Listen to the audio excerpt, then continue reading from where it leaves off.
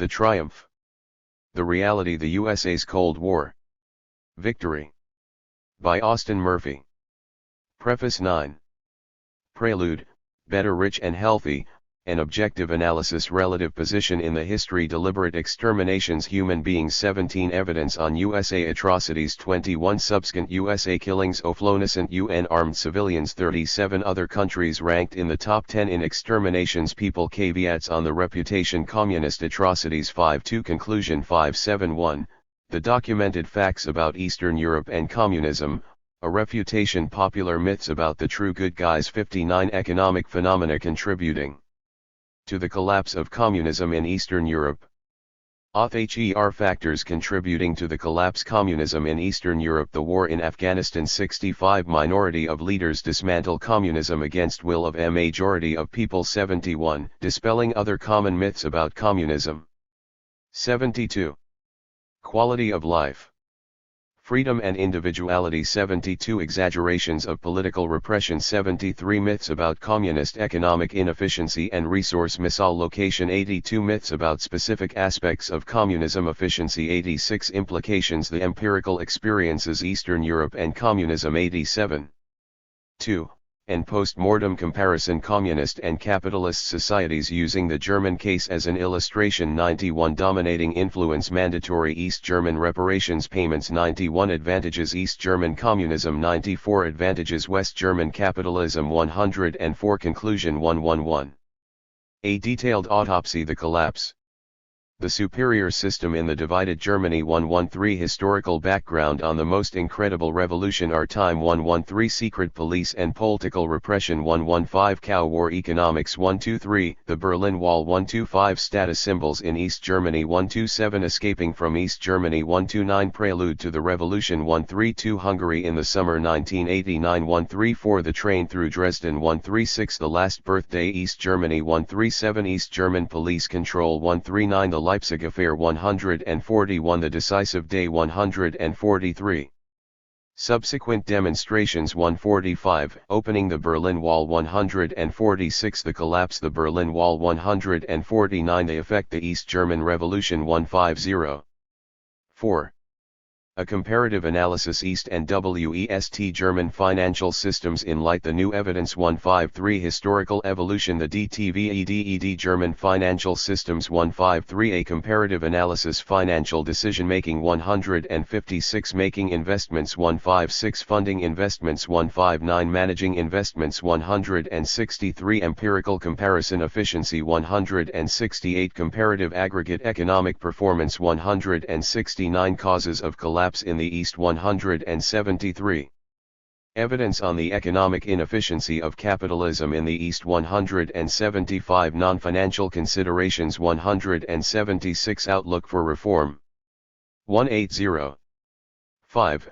An applied investigation into a plan for easing the transition to economic competitiveness using East Germany as an example.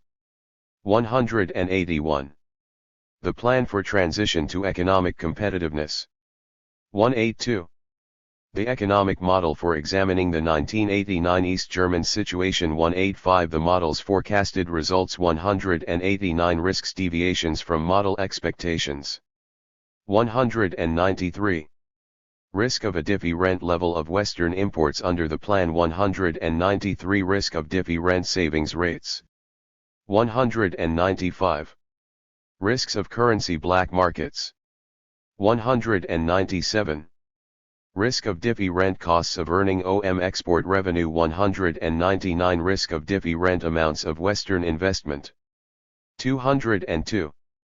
The risk of economic depression in Eastern Europe. 203 Restructuring costs. 204 The risk of inflation, emigration, and productivity problems. 205 Different spending on infrastructure and the environment. 207. Foreign aid and loan factors. 210. Conclusion. 210. 6. A detailed evaluation. Currency crises and balance payment problems in the New World Order. 215.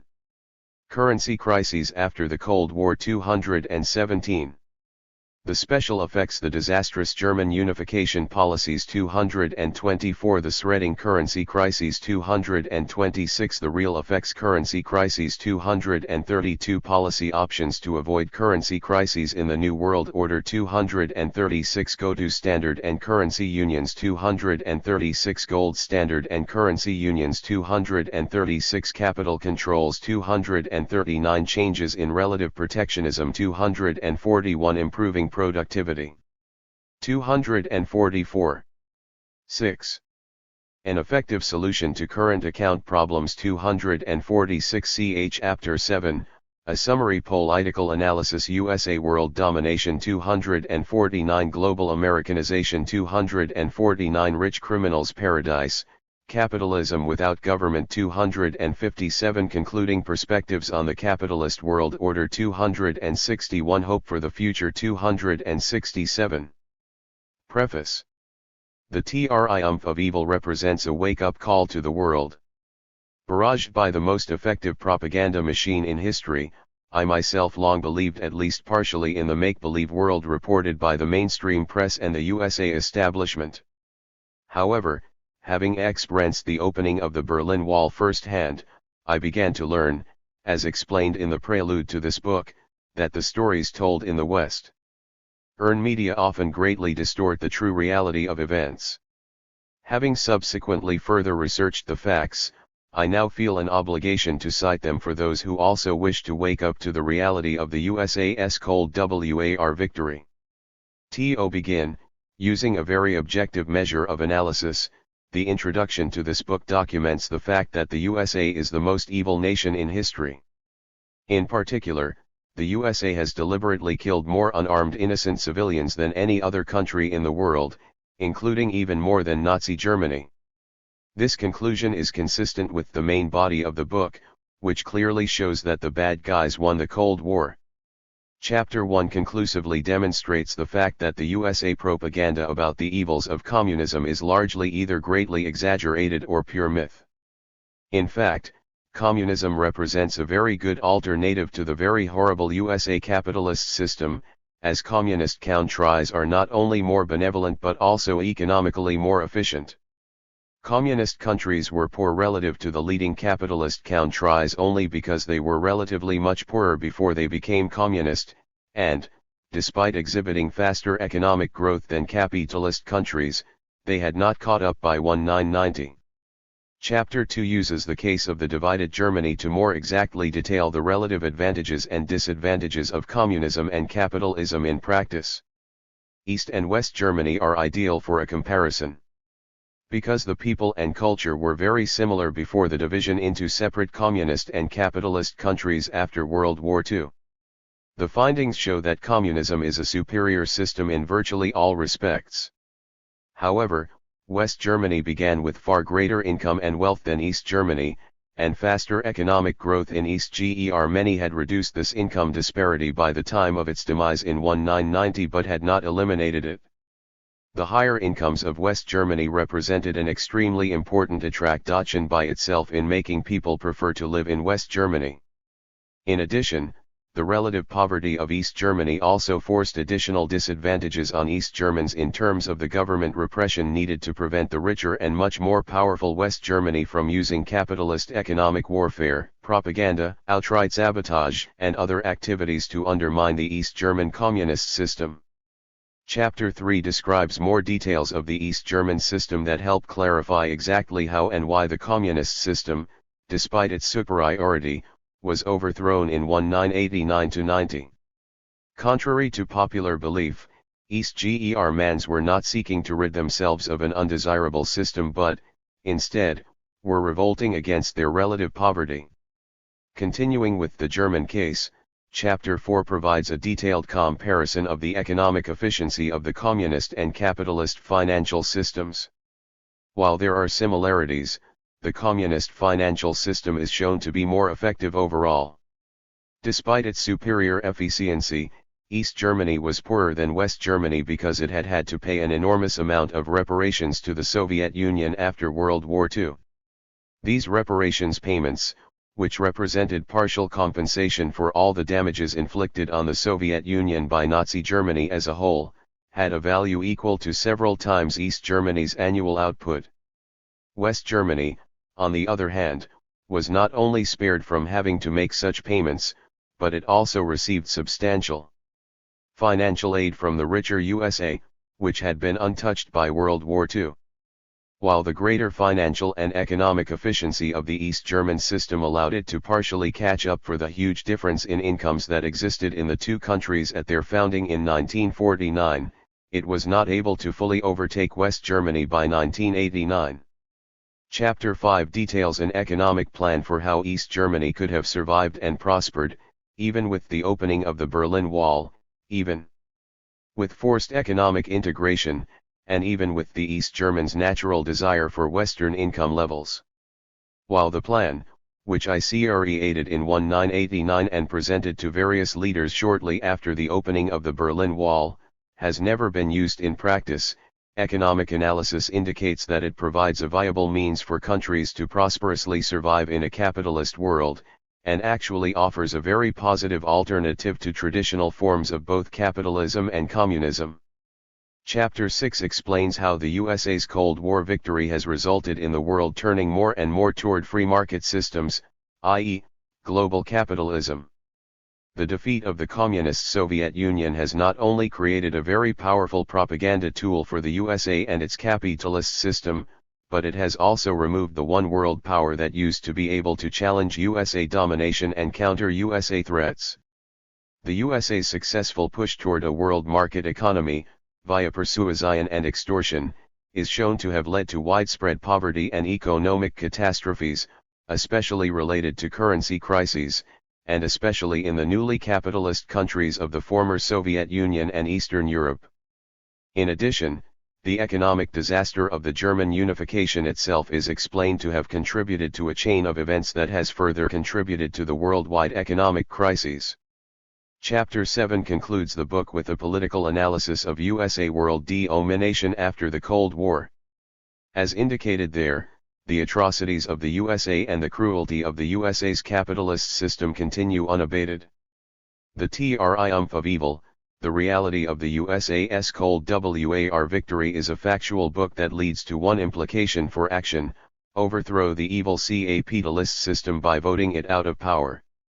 In the hands of the people, the facts will ensure that the Cold War victory for the USA and capitalism was only a temporary one, and that justice will eventually prevail via the ballot box. Previous to experiencing the revolutionary events surrounding the opening of the Berlin Wall in 1989-90, I must also admit to having largely believed in the great USA propaganda story about how wonderful capitalism is compared to communist societies. However, one of the first things I learned in my visits to East Germany was that it was different from the roboticized, repressed, cold, and stoical stereotyping of communist East Germany which I had been led to believe by Western media to be the truth. An early clue to the actual facts of the East German people and culture occurred during my first visit there on May 1, 1988. In particular, on that Easter holiday in East Berlin, I found a kiosk which sold an assortment of interesting items, including stickers with the printed statement Lieber Reich und Gesund als Arm und Krank, which translated to better rich and healthy than poor and sick. Astounded at such a sign that seemed to advocate striving for riches in the relatively poor, compared to the West, and reputedly repressive communist country, I asked the kiosk saleswoman if such statements were permitted in East Germany. After some discussion with her colleagues, she explained that the sticker had been designed as a counter to the Western slogan that one had to choose between being either rich and sick or poor and healthy. After all, why not have the best of all possible worlds, which was what East Germany was trying to develop. Little did I realize at the time that East Germans would soon be achieving access to Eastern riches far faster than they had ever believed possible, albeit at the price of having to endure the sickness of Western capitalism. To further illustrate my naivete at the time, I relate another episode from Berlin that occurred about 1 year later in July 1989, just before the revolution in East Germany broke out. The event is very trivial, but it does provide an indication of the biases that USA propaganda had put into my mind, as well as something about the actual situation in East Germany during the Cold War. As part of my attempt to experience various aspects of East German culture, and meet new and exciting people, in the early summer of 1989, I visited a local group of the Free German Youth in East Berlin that had advertised its disco party in an East German tour guide book. About 75% of all East German youth were members of the Free German Youth, but only those with some interest in or support of communist politics tended to be active in the events or disco parties of this East German government organization. After conversing with several East German teenagers at the disco for some time, during which they repeatedly emphasized that they didn't want war, although I had never brought up the subject, one teenager asked if I wanted to hear some good jokes. After I answered positively, I was asked if I knew the difference between neutron bombs and East German coffee. When I said I didn't know, he answered that he didn't know either, since both mercilessly kill people without damaging coffee cups or other objects. When I, being unaware of the poor quality of East German powder coffee, didn't laugh, the East German asked me another question. He wanted to know what the difference was between the East German government leaders and terrorists. When I said I didn't know, he answered that terrorists have supporters. Shocked by the anti-government overtone, in what I had been led by USA propaganda to believe was a police state, I didn't laugh because I again wasn't even sure if I understood the joke. When he explained that the East German leaders were not too popular, I asked whether it was permitted to make such jokes in East Germany. He laughingly said that everybody did it. Then he asked me of what crime an East German was convicted of for calling the East German leader an idiot. When I indicated that I didn't know, he told me it was for the crime of revealing a state secret. After he told me several more anti-government jokes but still failed to generate even a smile from me, he said I didn't have any sense of humor. When I asked where he had learned the jokes, he told me that he had heard it from friends and that everybody knew the jokes. When I asked whether it was East or West German Frens, he said that he had heard it from East Germans, but that some of the jokes had probably been invented by the West Germans and been exported to East Germany. When I continued to express shock at people being allowed to tell such jokes in East Germany, he assured me it was okay to say what one wanted in East Germany, as long as one wasn't trying to overthrow the government. Being on a research assignment in Berlin for the entire period from the summer of 1989 to the summer of 1990, I experienced firsthand, and participated in, what I believe to be one of the most incredible revolutions in history. During that time, I learned much about the Cold War, the USA, East Germany, communism and capitalism from direct observations, discussions, and actions. My actions also apparently led the East German secret police to create a file on me in their counterintelligence department, which investigated foreigners suspected of engaging in espionage and subversion in East Germany.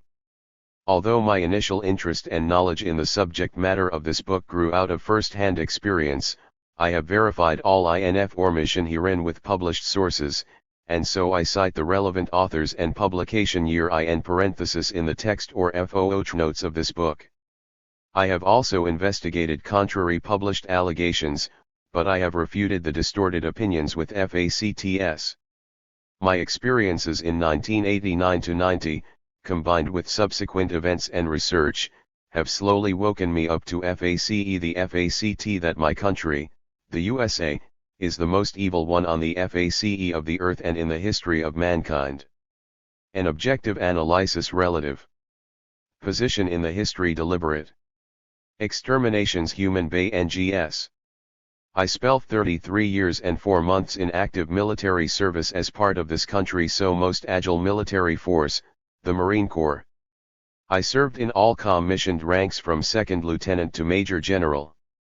And during that period I spent most of my time being a high class muscleman for big business, for Wall Street, for the bankers. In short, I was a racketeer. A gangster for capitalism. I helped make Mexico, Espali Tampico, save for American oil lists in /914. I helped make Haiti and Cuba a decent place for the National City Bank boys to collect revenues in. I helped in the raping of half a dozen Central America republics for the benefit of Wall Street. The record of racketeering is long. I helped purify Nicaragua for the International Banking House of Brown Brothers in /909-19/2. I brought light to the Dominican Republic for American sugar interests in /9/6/ and China. I helped to see that Standard Oil went its way unmolested. During those years I had, as the boys in the back room would say, a swell racket. Looking back on it, I could have given Al Capone a few hints. The best he could do was to operate his racket in 3 districts. We Marines operated on 3 continents. Maj. Gen. Smedley Butler, USMC, RET, November 1935. Most Americans learn in school, through the mainstream media, and from Hollywood that they are and have always been the good guys fighting evil villains. Schultz, 1982, as symbolized by John Wayne, or the recently deceased Roy Rogers in his old Western movies, Ricky, 1998. Most Americans are made to believe that their system stands for democracy, freedom, human rights, and honest hard work in the pursuit of happiness within a capitalist framework, and they are led to see anyone who opposes their model system, especially communists, as the bad guys. Zion, 1995. This attitude has resulted in the USA being internationally perceived by some to be the capital of global arrogance. Azad, 1998. Americans' attitudes, arrogant or otherwise, are heavily shaped by a press that has become increasingly concentrated under the control of just a few USA companies. Forstall, 2000. Jensen, 2000, has reported that 6 media firms now control most of the world's information: Time Warner, Viacom/CBS, Disney, Bertelsmann, General Electric, and the News Corp. Even these few companies work together closely with each other in many joint ventures. McChesney, 2000. As stated by Phillips, 2000, media is no longer a competitive industry but rather an oligopolic collective of like-minded rich, white, upper-class elites with shared agendas seeking to expand their power and influence globally. This concentrated media can easily manipulate, and censor, the information provided to the public to help it achieve its capitalist goals. For instance, in response to a question regarding the media's silence on a particular issue that would have portrayed corporate America in a negative light, one television station manager bluntly stated, "We paid $3 billion for these stations, and we have the right to make the news. The news is what we say it is." Clark, 2000. The 6 largest U.S. firms accounted for more than 90% of U.S. theater revenue, and half a dozen major chains rule the roost in the newspaper industry. McChesney, 2000. More and more places are becoming one-paper towns, and radio is now dominated by a few mega-companies, each of which own hundreds of stations. Jackson, 2000, while U.S. book publishing is now dominated by 7 firms, the music industry by 5, cable TV by 6, and nearly all of these are now parts of vast media conglomerates. McChesney, 2000. The ownership and control of news media by an increasingly small and select group of business owners is bound to restrict the kinds of stories that get widely reported. Lewis, 2000. One journalist put it more subtly, if you know that they really don't want certain stories at the top, you're not going to do those kinds of stories. Anderson, 2000. While there are small and alternative media organizations, Forstall, 2000, their credibility is often marginalized, such as by comparing them with fantasy magazines like the National Enquirer if their views vary substantially from those of the mainstream giants, which thereby set the standards. Some of the big media/entertainment conglomerates have a significant amount of non-media commercial holdings, including in the armaments industry, and, in the interest of their own corporate profit maximization, as well as that of their rich corporate advertising clients, they have a natural pro-USA capitalism, and even pro-war, bias. Forstall, 2000. Also contributing to the media's pro-USA capitalism prejudice is the fact that the media corporations and the sponsoring corporations, i.e., the large corporate advertisers which effectively use their advertising expenditures to buy the media, are themselves tightly interlocked. Jackson, 2000. The media's pro-USA bias is further reinforced by the heavy reliance of the press on USA government sources of information for their gathering and analysis of news, which can lead to extreme distortions in reporting to the public. Herman and Chomsky, 1988. In particular, with respect to international events, the mainstream media often just regurgitates stories created by deep CIA for propaganda purposes. Goff, 2000. Sayadaw, 2000, concludes, never before in history has there been such domination of people's minds by the mass media. How can we be free to choose if the media injects us day and night with false information? While tabloid or yellow journalism has long existed in the capitalist media to incite people to war and for other ends, such as to mobilize support for launching the War of 1898 against Spain, a form of capitalist journalism has developed in the USA and in Western countries that even more blatantly admits to being particularly biased and one-sided. Purikanik, 2000. This new journalism of attachment is designed to provide a type of psychological therapy reporting which attempts to make the journalists and their readers feel good about themselves and their country regardless of the facts. Independent Commission of Inquiry, 1999. It represents the philosophy of giving the people what they want irrespective of factual information, or lack thereof. Schlechter, 2000. Since the advertisers who pay for television and other media are looking for audiences with money to spend, the people the press feel obligated to satisfy are those with more money, whose very wealth naturally makes them right-wing anti-communists, and whom the media do not want to tum off with overly liberal reporting. Forstall, 2000. There is thus no market for anti-USA and anti-capitalist facts and reports, and so capitalism naturally censors such information. John Stone, 2000. Although the USA media often report some evil actions of the USA and its politicians, most of the attention is focused on relatively minor issues, such as sex scandals, which are said to represent exceptions that can be corrected with better human morals. Zion, 1995. The worst excesses are either ignored or distorted as a great triumph for the USA. Forstall, 2000. However, as a result of the criticism on minor issues, the USA press is widely perceived as being objective and perhaps even overly critical. Herman and Chomsky, 1988. In fact, the USA media covers politicians' personal lives and sexual behavior so extensively that attention is deflected from the terrible atrocities American political leaders have allowed the USA to commit. Forstall, 2000. The possibility exists that even the USA leaders have been brainwashed by the media propaganda, which itself is so powerful that it often convinces even the propagandists themselves. Smith, 2000. The result is a classic case of denial, whereby people do not want to hear, investigate, or believe facts contrary to the good image created. For instance, within the context of comments about a rediscovery of our values, the very popular President Ronald Reagan stated in January 1989, a few years before he himself was afflicted with Alzheimer's-related memory loss, "If we forget what we did, we won't know who we are." Green, 1999. This statement was either incredibly naive, demonstrating extraordinary ignorance of how terrible we Americans really have been as a people, extremely cynical, in terms of deliberately attempting to help dupe us Americans into a false sense of pride in the terrorism committed by the USA, or subconsciously factual, that we won't even realize that we represent a mass-murdering nation of zombies, unless we wake up to the historical facts and cure our nation's sickness.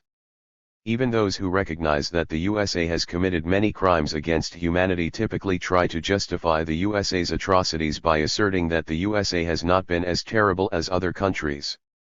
For instance, the USA media is often so successful in vilifying the USA's enemies, like the Serbs, that even many left-wing critics of the USA and its policies are fooled into supporting some atrocities such as the USA's deliberate bombings of civilian targets in Yugoslavia in 1999, Firstal 2000. Despite the propaganda barrage against the enemies of the USA, an investigation of the facts indicates that it is the USA which has been acting imperialistically and immorally, engaging in actions that are little different from the very evil policies employed by Adolf Hitler, who also vilified and slaughtered masses of innocent people, John Stone, 2000. In fact, a careful analysis of history and current affairs indicates that the USA has committed the worst atrocities in world history.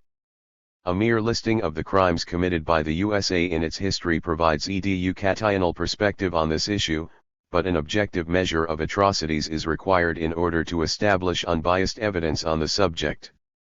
For this purpose, the estimated body count of unarmed innocent civilians deliberately killed by a country can be used to keep score. According to that numeric measure, the USA is indeed number one, although it may be only slightly ahead of Nazi Germany and Spain. Other countries in the top 10 are listed to provide perspective, as are a few other countries with a reputation for infamous atrocities. The USA has killed over LL million unarmed civilians in a long continuous history of engaging in massive extermination campaigns, terrorism, imperialism, and other atrocities.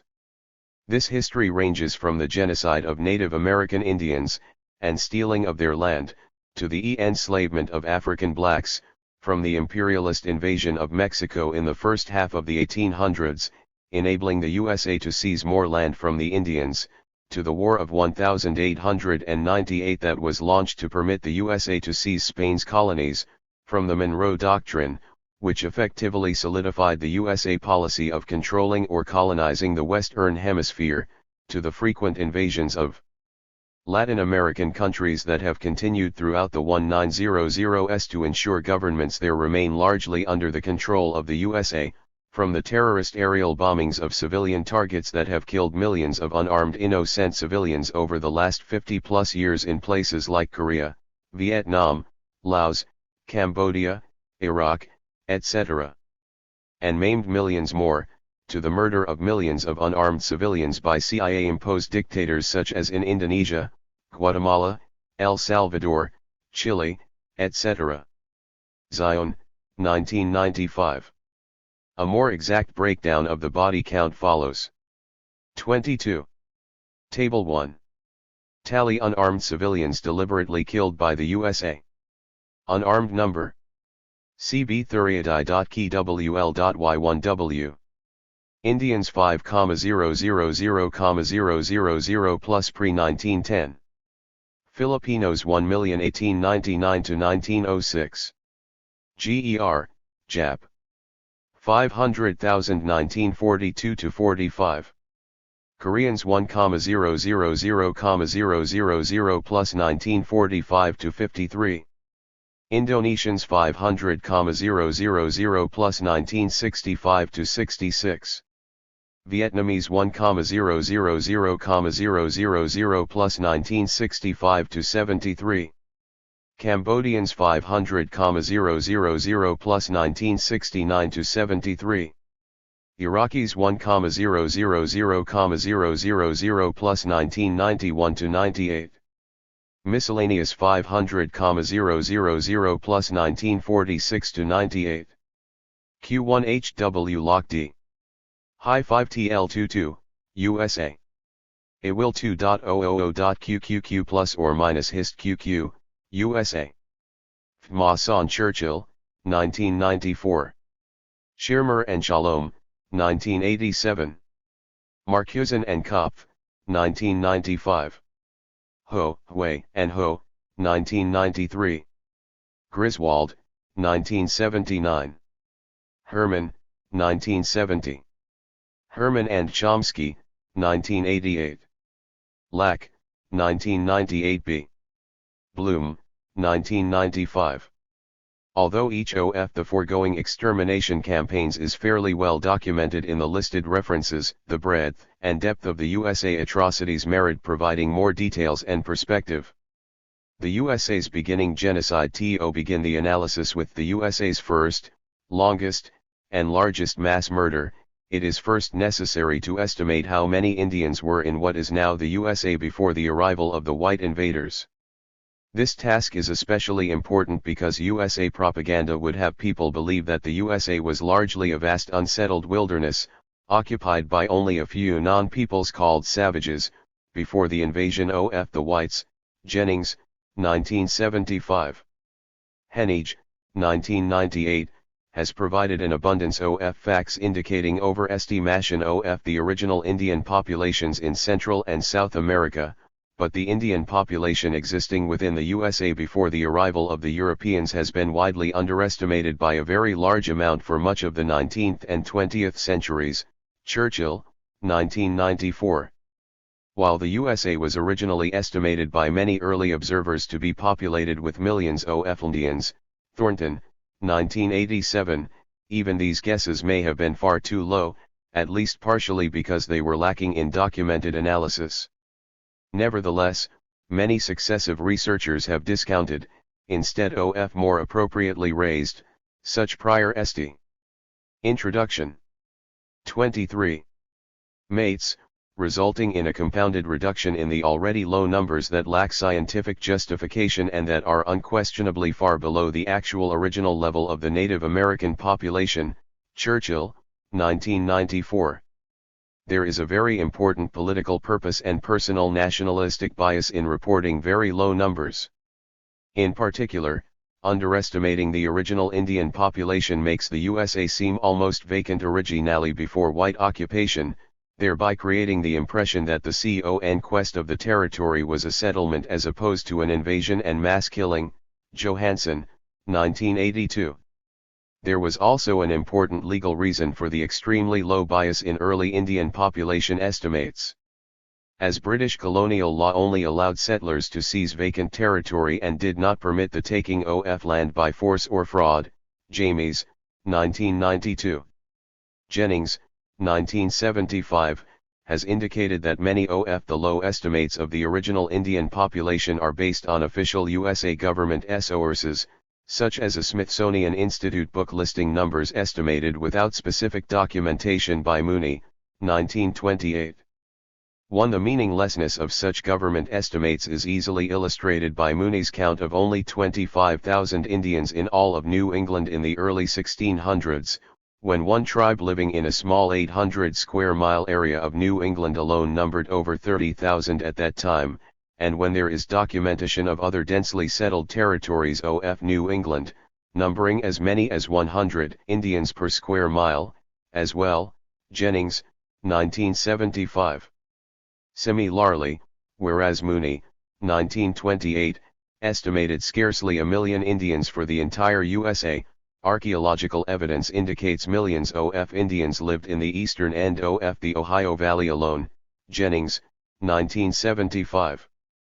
Nevertheless, modem authors, even those sympathetic to the Indians like Brown, 1970, often recite ridiculously low numbers based on the OFFICHAL USA count.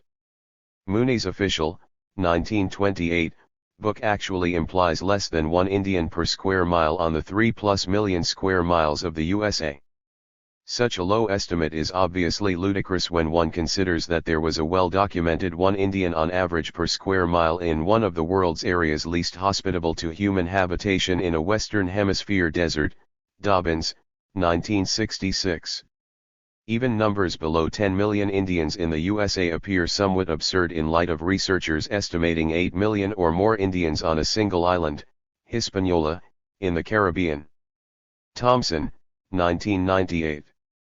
A much more plausible estimate of the original North American Indian population is provided by Domenech, 1860, an unbiased European, who traveled extensively among the Native Americans, studied many reports of other travelers and researchers, provided an analysis of many of the hundreds of Indian tribes in the USA, and stated the number of Indians north of Mexico to have been 16-17 million in the mid-17th century.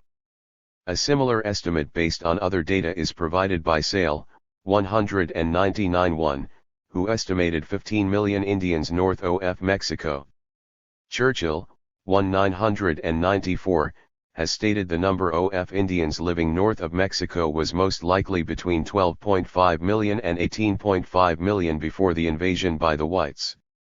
Because Canada was very sparsely settled by Indians, Thompson, 1966, originally with 5 or more times as many Indians in the USA as in Canada due to the existence of 4 or 5 times as much land suitable for agriculture, JF, 1992, most of the 12.5–18.5 million Indians north of Mexico lived in what is now the USA at the time of the white invasion. However, thousands fled subsequently to Canada. Brown, 1970, which developed a relatively benevolent relationship with the Indians. Daunton and Halper, 1999, to escape the USA's attacks. Jennings, 1993. Churchill's, 1994, range of estimates is partially derived from the typically observed 90–99% disappearance rates for native populations in various areas of the Western Hemisphere cited by Dobbins, 1966, who suggested assuming no more than a 98% elimination rate. With the low point for the number of Indians north of Mexico being 370,000, of which 250,000 were in the USA, at the end of the 19th century. Thornton, 1987, a division by 1 minus the maximum recommended disappearance rate of 0.98, i.e., a division by 0.02, indicates 18.5 million Indians. Using the 250,000 figure for the continuous 48 USA states alone in the calculation implies 12.5 million Indians there. However, it is virtually certain that far more than 12.5 million of the 18.5 million Indians were originally in the USA territory, since a large number of the Motum Indians in Canada were descendants of refugees from the USA's imperialist policies. Jennings, 1993, and since the USA's genocidal policies. Churchill, 1994, surely made the survival rate for Indians in the USA much lower than in Canada. In any event, such population estimates based on average disappearance rates in various places observed in the Americas are very likely on the low side. In particular, there is substantial evidence, some of which is reported subsequently in this introduction, that the USA had a deliberate extermination strategy that was far more effective and continuous than the Indian policies used by the other white invaders. Churchill, 1994.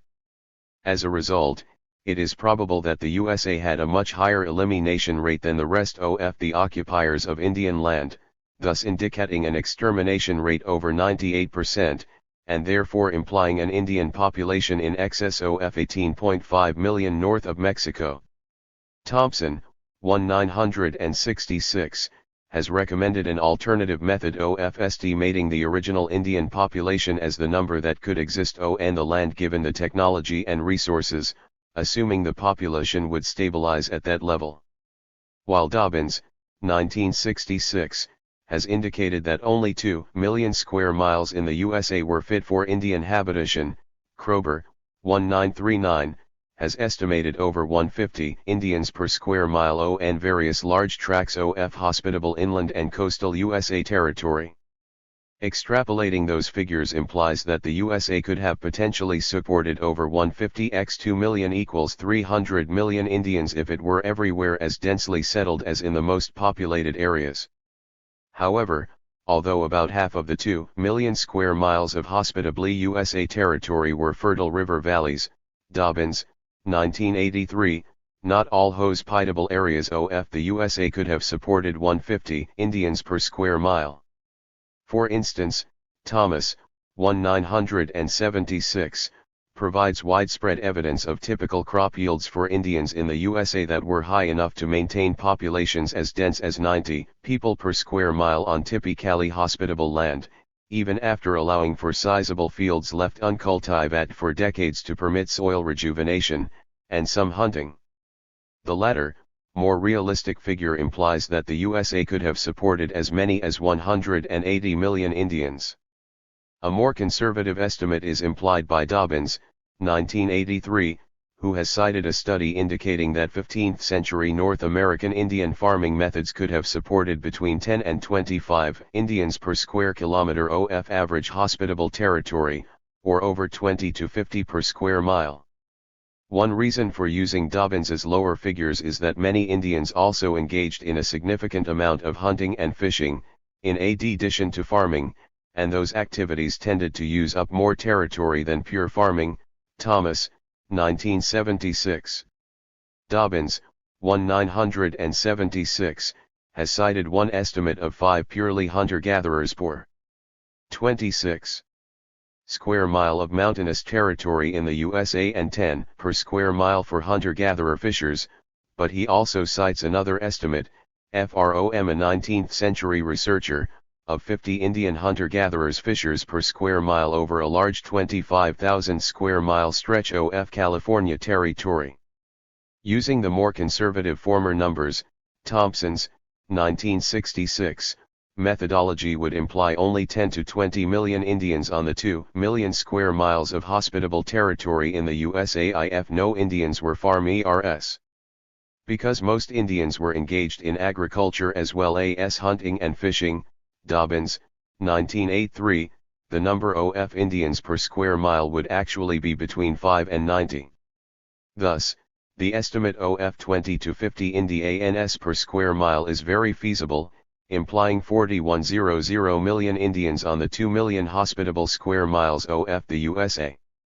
While even these lower figures may seem high compared to the ridiculously low estimates put out by the USA government, an Indian population density of 20 to 50 per square mile is comparable to that of less populated areas of Europe in the same era. In particular, the number of people per square mile, of combined hospitable or inhospitable land, in Europe ranged between 10 and 100 in different countries in the late 14th century, well before Columbus discovered America, even though the bubonic plague had just wiped out 1/3 of the European population at that time. H. Obhouse, 1989. Given that less efficient crops were planted in Europe than what the Indians historically planted in what is now the USA, Thomas, 1976, given that Europe had less fertile soil and a more inhospitable climate in many places than the hospitable areas of the USA, H. Obhouse, 1989, and given that people also engaged in an extensive amount of hunting in Europe, SAL, 1991, there is no reason to believe that Indian population densities should be substantially lower than the range of European ones. In fact, detailed empirical research provides widespread evidence that Indians in the USA could indeed subsist on similar acreage, and therefore with similar population density, as Europeans, and they could do so with less ground preparation and mechanization because of their heavy use of efficient crops like Thomas, 1976. Point 2. In addition, since Indian lifespans in many parts of the USA have been found to be similar to those in Europe at the time, Thornton, 1987, it is very likely that they could have grown to a similar population density. Moreover, it should also be mentioned that a population density of 20 to 50 Indians per square mile is far less than Introduction 27.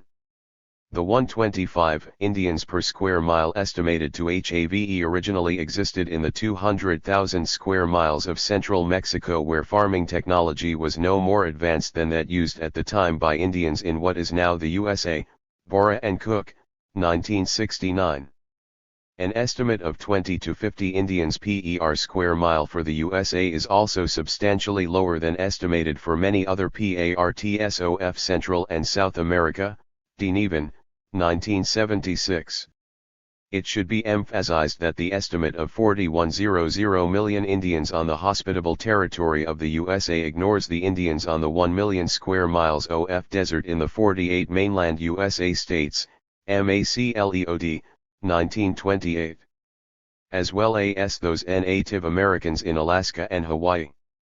Given that there were some Indians who lived in even the extremely arid USA deserts, Dominic H., 1860, and given at Hawaii was home to hundreds of thousands Aborigines, Larsen, 1994, 90% of whom were also exterminated by the USA invaders.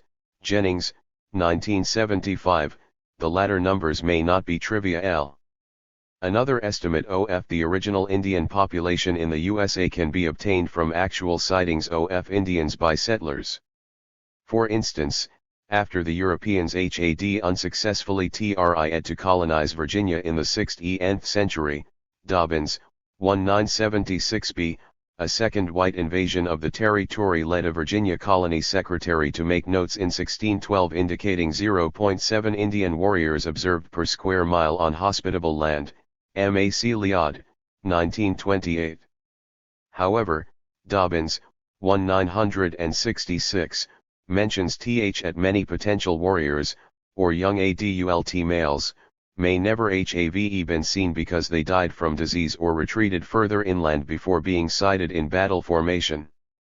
In addition, since many Indian warriors may have engaged in guerrilla warfare instead of deliberately forming into mass count able groups, it could be decimated by the white invaders' superior firepower.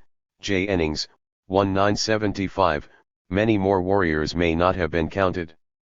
The number of unobserved young adult Indian males could have been especially large in Virginia, since Indians in the southeastern states of the USA were less likely to be organized into tribes that would send warriors out to face settlers and soldiers. H. Abbas, 1989. Even the large organized tribes of Virginia avoided out in the open battles, and de retraite was afoot and their only option for escaping from the deadly settlers. Sale, 1991. Moreover, even for Indian tribes that did fight, military service itself was voluntary, and so not all young Indian males were warriors. Novak, 1972. Assuming at 50 to 90% of the young. 28. Indian males may have died or retreated inland before being observed in massed battle formation. There would be between 1.4 to 7 young adult males per square mile. Assuming 4 Indians per young adult male as in some overly conservative prior research, Denevan, 1976, that implies 5.6 to 28 Indians per square. Given 2 million square miles of hospitable land in the USA, Dobbins, 1966, there would be between 1.2 million and 56 million Indians in what is now the USA.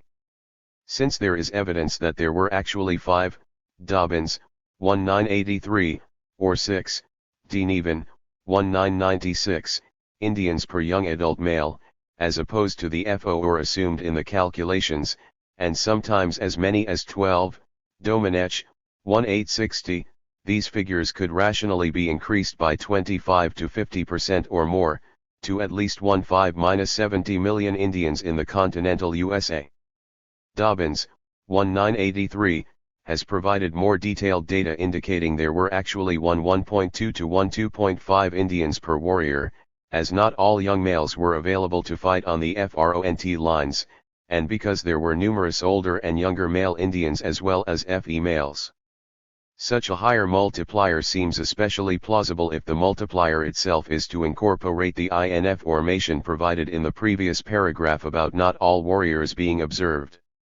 Using the lower end of the 1.2 to 2.5 range, the Virginia sightings of 0.7 warriors per square mile therefore imply 7.8 Indians per square mile, or 5.6 million Indians extrapolated to all 2 million hospitable square miles of the continental USA. This figure should be increased somewhat to allow for the Indians on inhospitable lands in the continental USA, as well as on land in Hawaii and Alaska. Moreover, given that Virginia, the basis for the extrapolated estimates, was probably less densely settled than other areas like New England, Hobhouse, 1989, it is certainly possible that the number of Indians in what is now the USA originally exceeded 16 million. Dobbins, 1983, actually cites estimates of over 10 Indians per square mile in Virginia and over 30 Indians per square mile in New England. These figures imply 20 to 60 million Indians in the USA if the other of the 2 million square miles of hospitable land in the USA were equally densely settled. while MacLeod, 1928, has estimated that only 1.5 million square miles of the USA were originally inhabited by the Indians, largely because of an assumption that the mountains and vast Midwestern prairie lands were not cultivated by them. This hypothesis appears to be in error. In particular, some of the mountains of the USA may 29 have been occupied with as many as 5 Indians per square mile, Dobbins, L976a, and archaeological evidence indicates that there were originally a large number of actual Indian towns on the Midwestern prairies, Mississippi Valley Historical Review, 1925, and that the Indians on those prairies were originally farmers who existed on diets heavy in Com, Larson, 1994. Regardless, even making the FALSE assumption that the prairies and mountains were totally vacant, the numbers still indicate at least 15-45 million Indians in the USA. Thus, it is pretty clear that there were originally far more than 10 million Indians in what is now the continental USA, as recent scholarly estimates indicate. White, 1995. By the mid-19th century, Domenech, 1860, an unbiased French observer, whose own travels as well as his study of other Indian voyagers led him to believe that the USA government estimates the Indian population to be only of the true total at the time, estimated the number of Indians in the USA to have fallen to between 1 and 2 million, as he reported that the greater part of the hundreds of Indian tribes had disappeared or were almost extinct by 1860.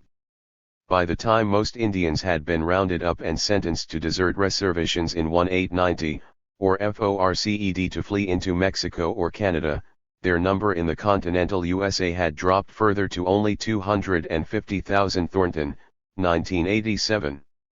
Even after having well over 95% of their population eliminated by the turn of the century, the Indians still had to endure several more decades in their desert concentration camps.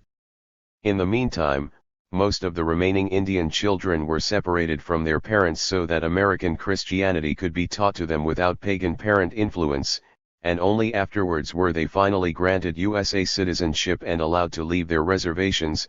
Churchill, 1994. Even after citizenship had been granted, the Indians remained poor, since the few resources on their desert reservations were often given to the non-Indians, who alone had sufficient capital to exploit them, and since, outside the reservations, those FEW Indians who do obtain employment paying a decent wage or salary are often expected to act like whites if they expect to be promoted or retained. Meister, 1976. The disappearance of the Native Americans in the USA cannot be attributable to assimilation into white society, as marriage and association with Indians was generally frowned upon religiously and socially until the 20th century, Jennings, 1993, and was even illegal in 30. Some areas of the USA, Waters, 1977. However, many of the remaining 250,000 Indians of the USA at the end of the 19th century were of mixed race. Dobbins, 1983, as temporary sexual relationships had frequently developed out of contacts with white traders. McCracken, 1959. While granting Indian citizenship in the 20th century has increased their assimilation into the overall USA society to the point where the number of people with some partial Indian ancestry has risen to about 10 million, or less than 5% of the USA population. The number of people in the USA with some partial Indian ancestry outside the residential reservations was only a few 100,000 in 1900, Johansson, 1982. The latter figure represents about 1% of the overall combined 76 million Indians and non-Indians living in the USA in 1900, World Almanac, 1998, and represents substantially less than 10% of the original Indian population before the invasion of the whites. These numbers stand in sharp contrast with those of neighboring Mexico, which immediately granted citizenship to Indians upon its founding, Jennings, 1993, and which today has a population that is 90% at least part Indian, compared to only 4% of the USA population having any Indian heritage, and that includes about 30 million pure Indians. U.S. News & World Report, 1993. While a significant portion of the Indians in the USA may have died out because of diseases spread by the invading whites, researchers such as Meister, 1976, have documented the fact that it wasn't the contact with the whites but the brutal practices of the white invaders, such as removing Indians from their land, food, and water sources, that led to the high Indian death rate from disease, and that led to the virtual extermination of the Indians in the USA. Domenech, 1860, has explained that Indians actually increased their population over time when allowed to live stationarily in peace in a fertile area, but that migrations forced upon them by the USA destroyed their morale, frequently drove them to alcohol, and weakened their ability to resist disease. Regardless, while a severe epidemic or widespread outbreak of disease might temporarily drop a population level by a third under normal conditions, Hobhouse, 1989, it took an invasion and outright genocidal policies to virtually exterminate the Indians, Thornton, 1997. In addition, although many Indians may have died in intertribal battles, Thornton, 1987, such fighting had been fairly minimal until the whites employed melee. 3-1. Terry forced to push Indians tribes ever farther westward into other Indian tribes territories, Jennings, 1975, 1993. Assuming at a minimum the lower end of the range of Churchill's, 1994, possibly very low estimates, i.e., 12.5 million, for the number of Indians originally being in what is now the USA, assuming one half of the Indians in the USA were killed by or intermarried with the Spanish and others who had occupied parts of what is now the USA for a time, such as in Florida and the Southwest, assuming an extremely high estimate of 500,000 Indian warriors were killed while engaged in battle with armed forces, Thornton, 1987, assuming 500,000 Indians in the USA fled to Canada or Mexico, and assuming normal population growth of 0%, due to the disease, hunger, and dislocation caused by the white invasion potentially reducing the Indian birth rate to the level of the normal death rate, one arrives at an extremely conservative estimate of 5 million Indian non-combatants killed by the USA.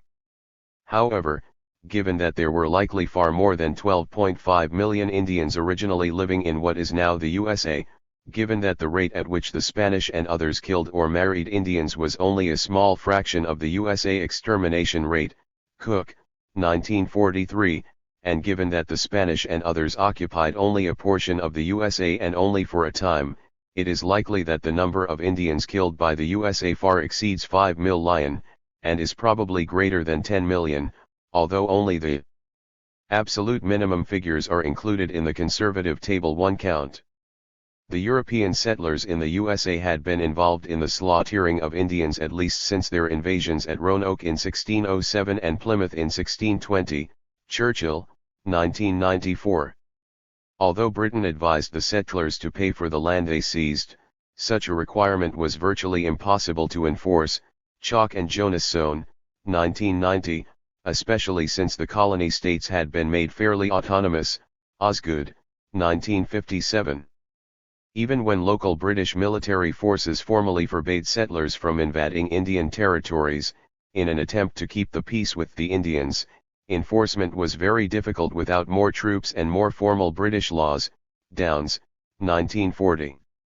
As a result, until 1763, the settlers were able to freely steal from the Indians and kill any of them who got in the way, and, even in instances of actual settler purchases of land from the Native Americans, fraud was normally involved, Chalk and Jonas Sohn, 1990.3. Within such an environment, fighting naturally broke out. Fre. 32. Quentley, Utley and Washburn, 1985. In an attempt to help protect both themselves and their land from the invading American settlers, many Indians allied themselves with the French in various wars, as well as politically with Britain in some of the continuous disputes over settlers stealing Indian property, Chalk and Jonas Sohn, 1990. Finally, Britain, which sought to exploit the Indians via trade as opposed to land theft, Jamies, 1992, established in 1763 a blanket proclamation that formally forbade American settlers from stealing more land from the Indians, setting a boundary at the Allegheny Mountains. Smith, 2000. While frontiersmen like George Washington saw the proclamation as a temporary expedient to quiet the minds of the Indians, and while there were numerous attempted breaches of this law, including an outright military invasion of Indian Territory by Virginia militia in 1774, the Indians, with some British encouragement in the complex political environment, had some success in enforcing the proclamation. Downes, 1940. In fact, the 1763 legal infringement on settlers' right to steal Indian lands was one of the primary motivating factors in the American settlers' revolution from British rule 12 years later. Novak, 1972, although important tax and trade issues were also involved in the conflict. Smith, 2000.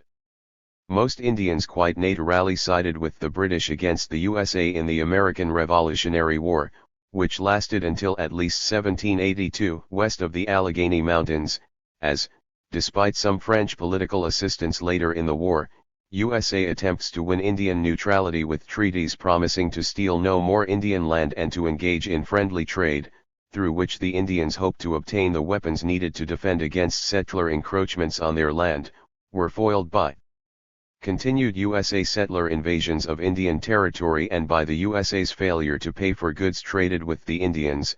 Downes, 1940. After the USA victory over Britain, the white American settlers were freed from British legislation prohibiting the theft of more land from the Native Americans. As a result, it became possible for more USA territories and states to be created out of further areas stolen from the Indians. The USA initially claimed all Indian territory as its own, arrogantly announced that the Indians as a whole had no rights whatsoever to their own land, and aired the Indian nations the choice of various small reservations under USA dominion or the destruction of their women and children. Downes, 1940. However, USA military invasions of Indian territory were initially defeated in the early 1790s, and so the USA resorted thereafter to using local military superiority to force individual Indian tribes/nations to enter into treaties to give up a portion of their land in return for the USA agreeing to stop its attacks. Jennings, 1993. Such treaties were similar to those entered into by the USA in the 1775-1782 war. Downes, 1940. Although this pacification strategy was not completely successful in holding all Indian military forces at bay in the American Revolutionary War or in subsequent conflicts such as in the War of 1812, Utley and Washburn, 1985. The USA pacification treaties with the Indians were substantially different from those typically entered into earlier by the European colonial powers. In particular, the European colonists had generally engaged in treaties with Indians merely in order to form alliances with them to promote trade, although it is true that allied Indians were often encouraged to fight other tribes who were cooperating with competing European powers. Jennings, 1975. In contrast, the USA's strategy was to use each successive treaty to keep the natives quiet on the frontier until the newest conquered possessions could be fully absorbed and resources could be mustered and organized to allow armed settlers and soldiers to invade other Indian territories that the USA had guaranteed by treaty not to seize.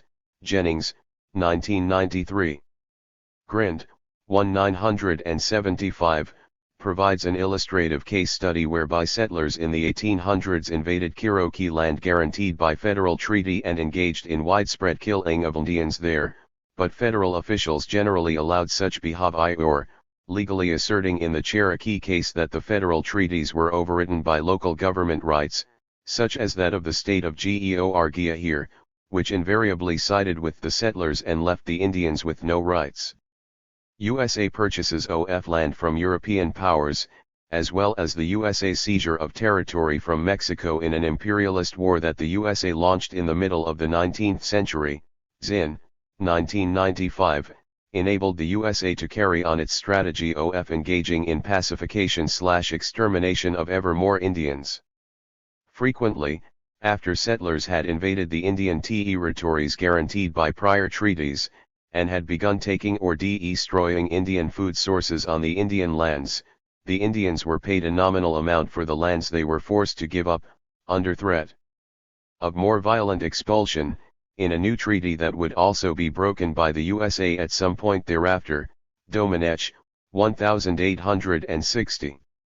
The USA eventually signed over 350 treaties with various Indian tribes or nations, and it broke each and every one of them.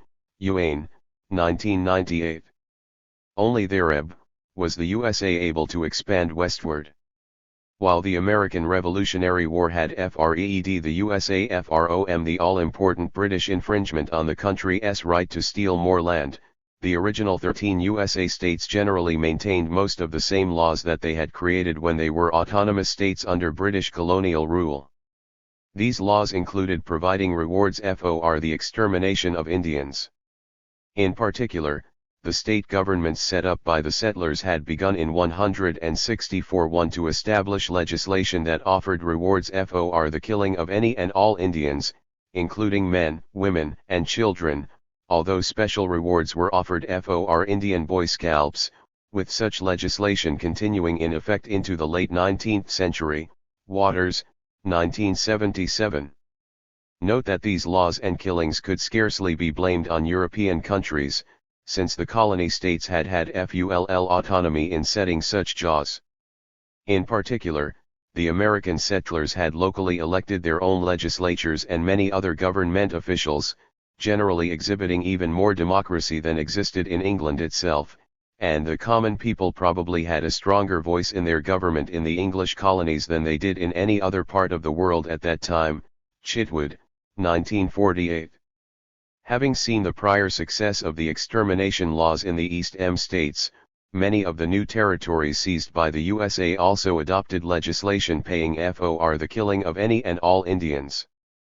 Over 10 territories and states with such extermination laws, including California, Colorado, Connecticut, Georgia, Indiana, Kentucky, Massachusetts, New York, North Dakota, Oregon, Pennsylvania, South Dakota, Texas, and Virginia, are listed just as examples by Waters, 1977, and Churchill, 1994.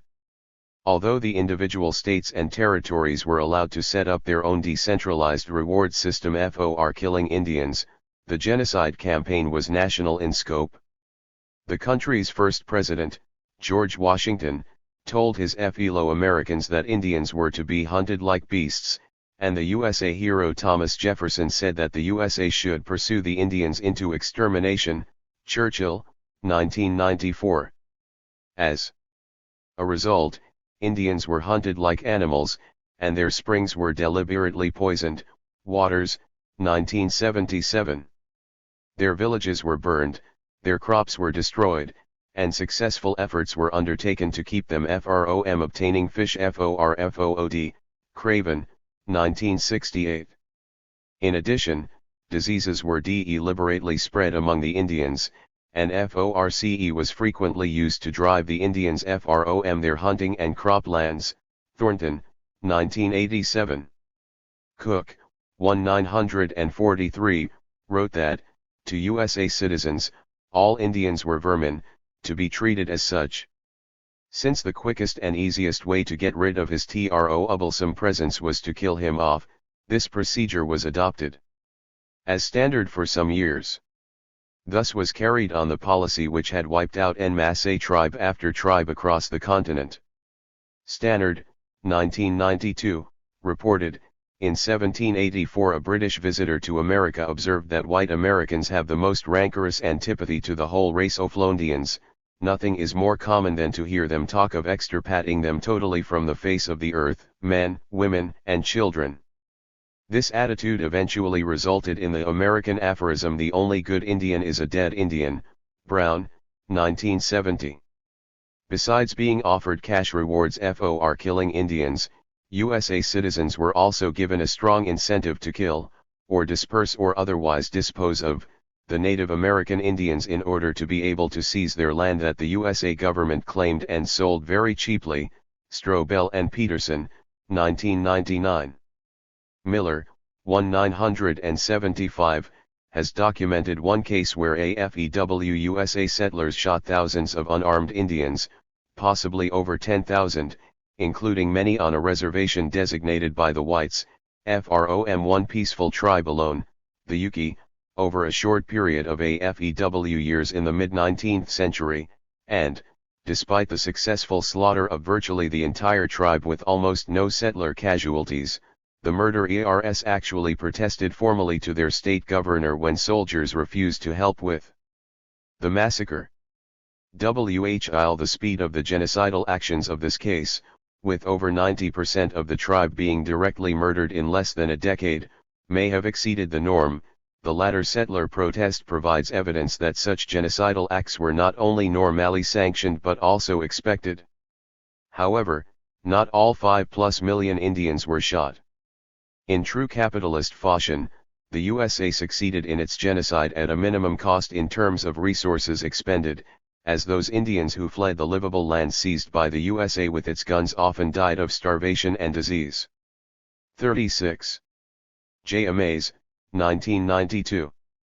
To further expedite the extermination process at minimal expense, dogs were often used to hunt down the Indians, to save the labor costs of hunting them, and, once caught, Indian children were sometimes killed by bashing their heads against trees to save gunpowder costs.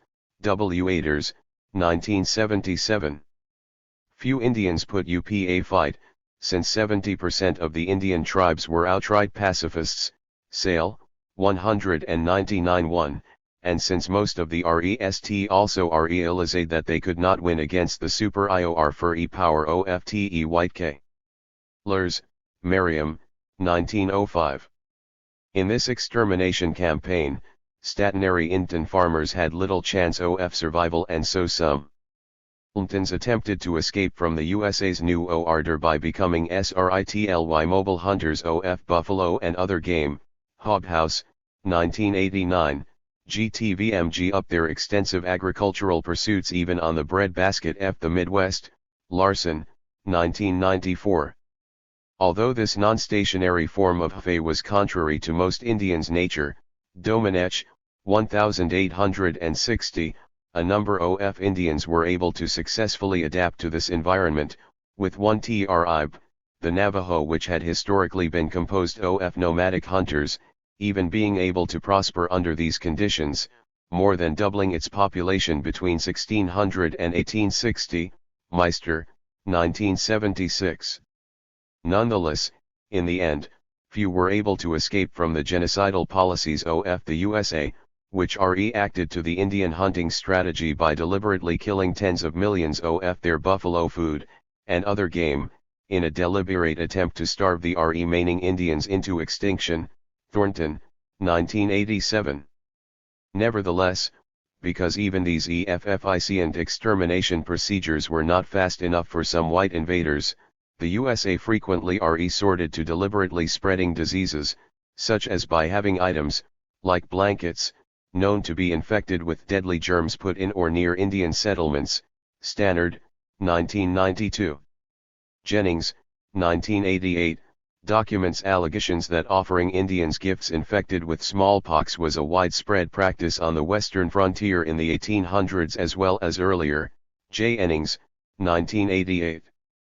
There were also very serious Indian accusations of the USA infecting Indian prisoners with smallpox prior to releasing them back into their tribes to cause epidemics. Mississippi Private Historical Review, 1925. Evidence exists that the deliberate spreading of disease by USA settlers began in the 1600s, Jamies, 1992, and continued into the late 1800s, Stern and Steam, 1945. Although such things were not likely to be advertised to the world by the perpetrators, Mississippi Valley Historical Review, 1925, concrete evidence has been uncovered for at least some of the terrible deeds. Jennings, 1988. In just one such campaign alone in the mid-19th century, the USA may have killed several 100,000 Indians by giving them blankets known to be infected with smallpox. J. Amaze, 1992. Perhaps, partly as a result, there were Indian religious movements that preached a refusal to accept any gifts, tradable goods, or other items that had been in contact with the white settlers. Downes, 1940. Although other European invaders, especially the Spanish, also deliberately slaughtered many Indians, Stannard, 1992, the USA was by far the most atrocious. Just for instance, according to Cook, 1943, the Indian population in California fell by only 33% between 1770 and 1848 during Spanish and Mexican RULE, but it fell by over 800/0 from this lower level during the first 32 years of USA RULE from 1848 1880.4. In addition, in contrast to the fact that a significant portion of the drop in Indian population under Spanish and Mexican RULE was due to Christian conversions and interracial marriages assimilating a number of the Indians into the civilized society, virtually all of the decline in Indian population under USA RULE was caused by extermination policies that did not allow interracial marriages and assimilation until much later. In the USA, not just the military but virtually all who came into contact with the Indians were involved in the genocide, as the various local governments themselves had not only legalized the slaughter, but they also paid rewards for the killings. Waters, 1977. While the exact number of Indians slaughtered by the USA is not known, the evidence is too overwhelming to seriously question the deliberate and extensive nature of the genocide. The evidence also provides substantial support for a hypothesis that the number of unarmed innocent Indians deliberately killed by the USA far exceeds the very conservative 5 million estimated here. Subsequent USA killings of innocent unarmed civilians scarcely had the USA's virtual extermination of the Indians been accomplished, and the USA sought out more lands to steal and people to slaughter. After attacking and defeating Spain in the War of 1898, the USA proceeded to seize some of Spain's former colonies such as the Philippines, see Opaland, 2000. Although the people in many of the new lands now claimed by the USA did not conduct any major 3/8 rebellion against their new rulers, a large Filipino resistance army had seized almost the entire Philippines from the Spanish before USA troops arrived, and the USA invaders had to wage an outright war against the Filipino people until 1902, and fight sporadic Filipino resistance until 1915, in order to subdue the native population. Agoncillo, 1969. In retaliation for the resistance to the USA's colonial conquest, the USA directly massacred hundreds of thousands of Filipino civilians, while hundreds of thousands more died of starvation and disease. To escape the massacre, over 600,000 were killed on the Luzon Island alone by early 191 according to the commanding USA general there, Franklin Bell, and that was before numerous subsequent massacres, in one of which over 100,000 more Filipinos on Luzon were killed according to statistics compiled by USA government officials. Schermer and Shalom, 1987. A USA congressman who observed the pacification of the Philippines stated that the USA Army simply swept the country, and wherever and whenever they could get hold of a Filipino they killed him. Camo, 1989. The USA first began its newest form of terrorism through aerial bombardments of civilian targets in a war against enemies almost as atrocious, Nazi Germany and Fascist Japan. Although the Germans and Japans also committed terrible extermination campaigns in World War II, there is little moral difference between the German and Japanese killings of unarmed civilians perceived to be enemies and the USA's slaughter of unarmed innocent German and Japanese civilians in its deliberate terrorist bombardments of civilian targets, especially given the many USA aerial attacks that were deliberately aimed at civilian living quarters. M. Arcusin and Kopf, 1995. It should also be mentioned that Churchill, 1994, has uncovered documents indicating the Nazis were merely following the USA's role model with respect to exterminating unwanted people. while figures provided by Marcuson and Kopf, 1995, indicate only 500,000 civilians killed by USA bombings in World War II. W. Eebster S., 1992, reports well over 1000,000 German and Japanese civilian deaths in World War II. Since the USA dominated the aerial terror bombing campaign, with the only other major player, Britain, engaging in much smaller operations, most of those civilians must have been killed by the USA, M. Marcuson and Kopf, 1995. As for more modem atrocities through USA aerial terrorist bombings, the slaughter of over 250,000 unarmed Laotian civilians during the period 1965 to 73 and of over 500,000 innocent unarmed Cambodian civilians during the 1969 to 73 interval, as estimated by the Finnish Inquiry Commission, is indicative. H. Ehrman and Chomsky, 1988. These exterminations occurred at a time when there were no Cambodians or Laotians fighting Americans in any form. Given the fanatical anti-communism of many brainwashed Americans who do not perceive communists as people worthy of life, it should also be mentioned that few if any of the Cambodians and Laotians were even communists initially. Although in Vietnam there were indeed armed communist guerrillas fighting Americans, they were actually only struggling for the right to the free elections that the French bad promised upon their departure from the colony. Bloom, 1995. Slaughtering possibly as many as 10 innocent civilians with terrorist aerial bombings for every one enemy soldier killed, successfully exterminating an estimated 1 million civilians by 1970, seems to represent deliberate murder, especially if these actions are considered in the light of the various extermination statements made by American leaders at the time. H.E.R. Emin, 1970. To try and justify such actions as being part of normal warfare is tantamount to trying to justify Hitler's mass murder of the Jews because a small fraction might have taken up arms against him. Marcuson and Kopf, 1995.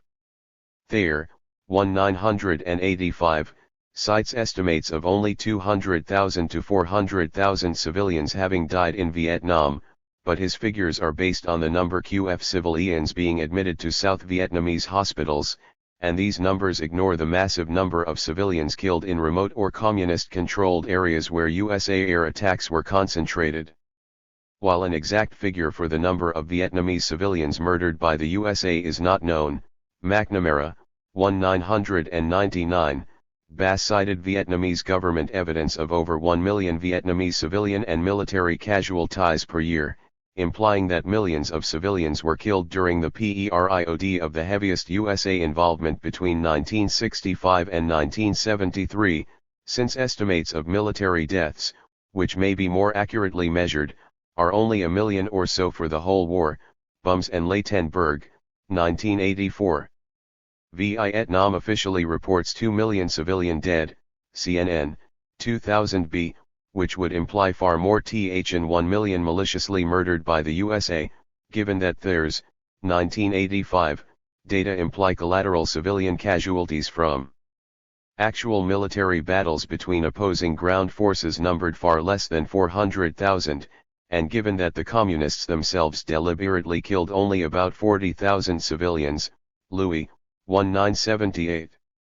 Herman and Chomsky, 1988, report the total number of Vietnamese killed in the USA's war against Vietnam to be about 3 million, but all these figures may underestimate the true total, especially if one considers not only the direct murdering of civilians via USA aerial bombings IATR additional executions, by USA and puppet South Vietnamese ground forces, but also those killed indirectly as a result of the USA's deliberate attempts to murder millions by starvation through the destruction of food supplies.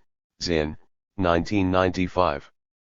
Even in Iraq, where the USA might have seemed justified in fighting the Iraqis who had seized Kuwait in an almost bloodless invasion, it should be mentioned that Kuwait was an artificially created monarchy, Salinger and Laron, 1991, which continues to maintain a repressive rule of that area of the world even after its liberation from Iraqi rule.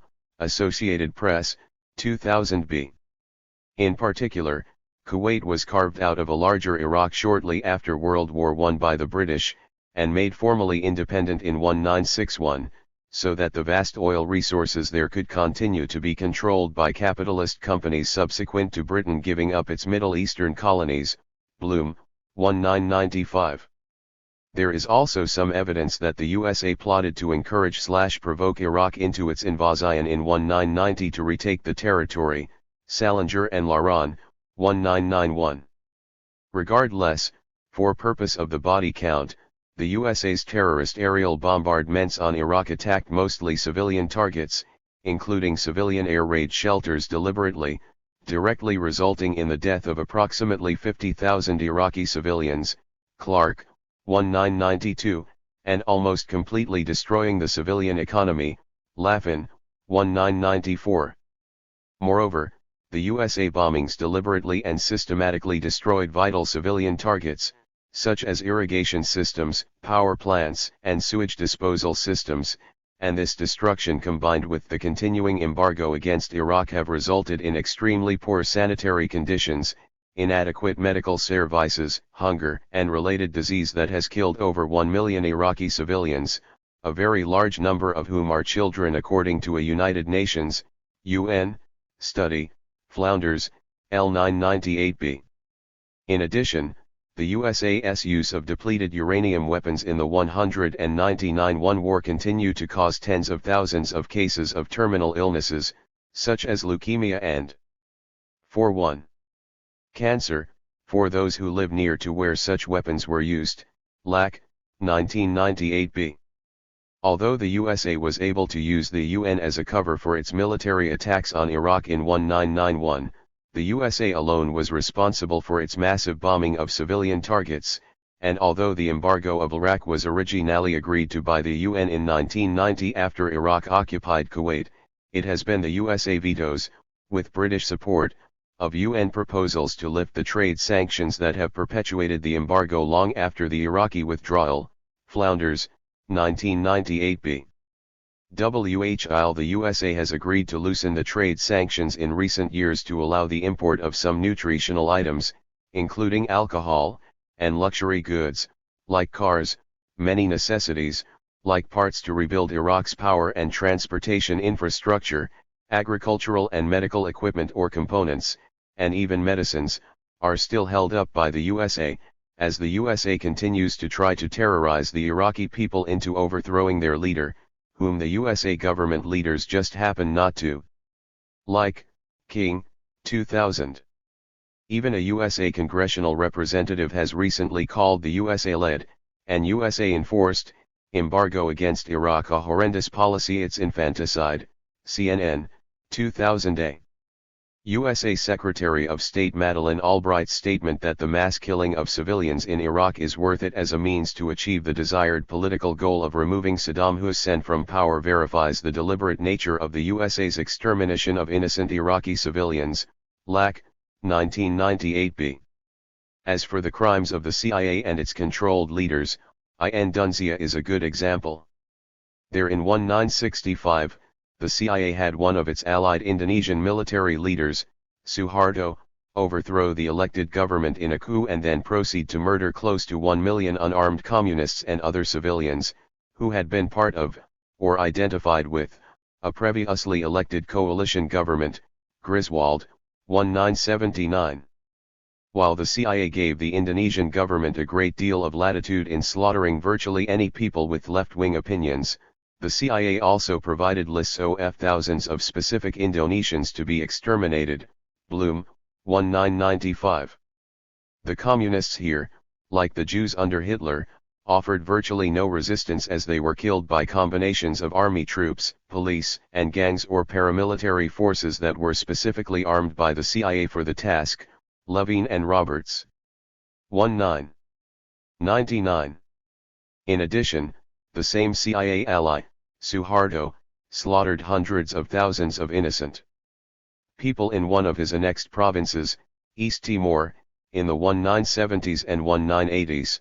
Bloom, 1995. While some of the estimates of the number killed exceed 1 million in the 1965-66 bloodbath alone, Levine and Roberts, 1999, Amnesty International estimates between 500,000 and 100,000 were murdered in the 1965-66 extermination campaign, while a further 200,000 have been killed in East Timor, Bloom, 1995. Although some might not blame the USA in cases like this indirect mass murder, to exonerate the USA here would be equivalent to excusing Hitler for most of his murders, because he had foreign followers and protectorate governments in Croatia, Ukraine, Lithuania, Poland, Romania, Austria and other countries carry out much of his slaughter, and because most of his victims, including most Jews, were foreigners in terms of never having resided in Germany, Marcuson and Kopf, 1995. The largest extermination campaign not yet mentioned occurred in Korea. In particular, the South Korean military dictatorship that was put into power by the USA after World War II was busy killing unarmed civilians with left-wing opinions in South Korea even before the Korean War broke out in 1950. Ho, Wei, and Ho, 1993, estimate that about 100,000 unarmed South Korean civilians were executed by the South Korean government before 1950, while SCEF 1999, cites a South Korean Army veterans estimate of several hundred thousand. The Korean War itself, provoked by frequent South Korean military invasions of North Korea, gave the South Korean government the ability to greatly increase the number of executions without attracting too much international notice, Bloom, 1995. In addition, early in the war, the U.S. military officially ordered all civilian refugees to be shot, WORK ERSWORLD 2000b. Ho, Wei, and Ho, 1993, estimate that 1 million South Korean civilians were murdered by USA and South Korean forces during the 1950-53 war, while several hundred thousand North Korean civilians were slaughtered during the short time of occupation by USA and South Korean forces, often via gruesome procedures such as by burying masses of people alive, burning large groups of civilians alive in locked buildings, and even pouring gasoline down the throats of babies screaming for milk. Until recently, any South Korean who talked about these crimes, including victims or relatives of victims, said a prison sentence in their country. Griswold, 2000. Halliday, 1981, indicates the extent of such USA atrocities in Korea to be probably true, and he reports specific evidence such as a USA diplomat admitting to the killing of over 100,000 South Korean civilians after the USA reoccupation of South Korea, and the sending of thugs and dispossessed landlords to North Korea during the temporary USA occupation of that country in 1950. Besides these mass murders, the USA slaughtered many more North Korean civilians in its terror bombings of North Korea that destroyed virtually all civilian buildings there during the Korean War, Smith et al., 1996. As a result, demographics indicate that the North Korean male, female, population fell from 4,782,000 in 1949 to 3,982,000 in 1953, while the female population fell from 4,840,000 to 4,509,000 over the same time interval. Halliday, 1981. These numbers, which are consistent with those estimated by McCormick and Selden, 1978, indicate over a million North Koreans lost even assuming the birth rate actually fell to the normal peacetime death rate during the stress fuel period. The 33,1000 drop in the North Korean female population imply that a large portion of those killed were indeed innocent civilians. A plausible estimate is that 12 to 15% of the North Korean people, or 12 to 14 million people, alone were killed during the Korean War, Smith et al., 1996, not to mention the million or so South Korean civilians killed by the USA and its puppets, for a total of about 2 million civilians, Illing, 2000. A general source of details on the crimes of USA since World War II is Bloom, 1995. The list of mass murders committed by USA bombings or CIA puppets includes dozens of additional countries, among the most infamous of which were the slaughtering of over 150,000 Guatemalans in what Amnesty International has called a program of political murder. Harberry, 1994, at least 75,000 El Salvadorian civilians. Bloom, 1995, at least 40,000 Colombians. McInerney, 1998, and at least 10,000 Chileans. Sandford, 1976, 5. Not to mention the thousands of civilians who have been killed by USA actions in many other countries such as Iran, Nicaragua, and Angola. Bloom, 1995. 6. The body count in Table 1 does not incorporate any USA crimes which may have been committed but for which there is currently little or no evidence. For instance, Keeler, 1989, reports that the CIA had an Operation Peak that was designed to affect the mental attitudes and behavior of employees at nuclear power plants in communist Eastern Europe, implying some intent to cause a nuclear meltdown/Holocaust. 44. Given the very bizarre and otherwise virtually inexplicable behavior of the employees who caused the nuclear disaster at Chernobyl in the Soviet Union in 1986, Medvedev, 1991, it is possible that the USA's Operation Peak may have had something to do with it, and therefore may be responsible for the thousands of deaths which resulted but which are not counted here. In addition, because the focus is on the deliberate murder of unarmed civilians, Table 1 does not count the many unarmed Japanese POWs who were slaughtered by the USA, Dower, 1986. Nor are all the people killed by USA embargoes counted in Table 1, as only the million Iraqi civilians clearly and deliberately killed by the USA through a combination of blockade and terror bombing of civilian targets are included in the 1+ million figure. 7 Nor does this analysis count the effect of the USA's use of modern US biological weapons, some of which may have been deliberately launched against countries like Cuba, Franklin, 1992, and North Korea, Ho, Hue, and Ho, 1993, and others may have just escaped the laboratory, Horowitz, 1997. This analysis also does not incorporate some of the other atrocities deliberately committed by the USA, in which there may have been a substantial amount of harm and torture inflicted but few dead bodies.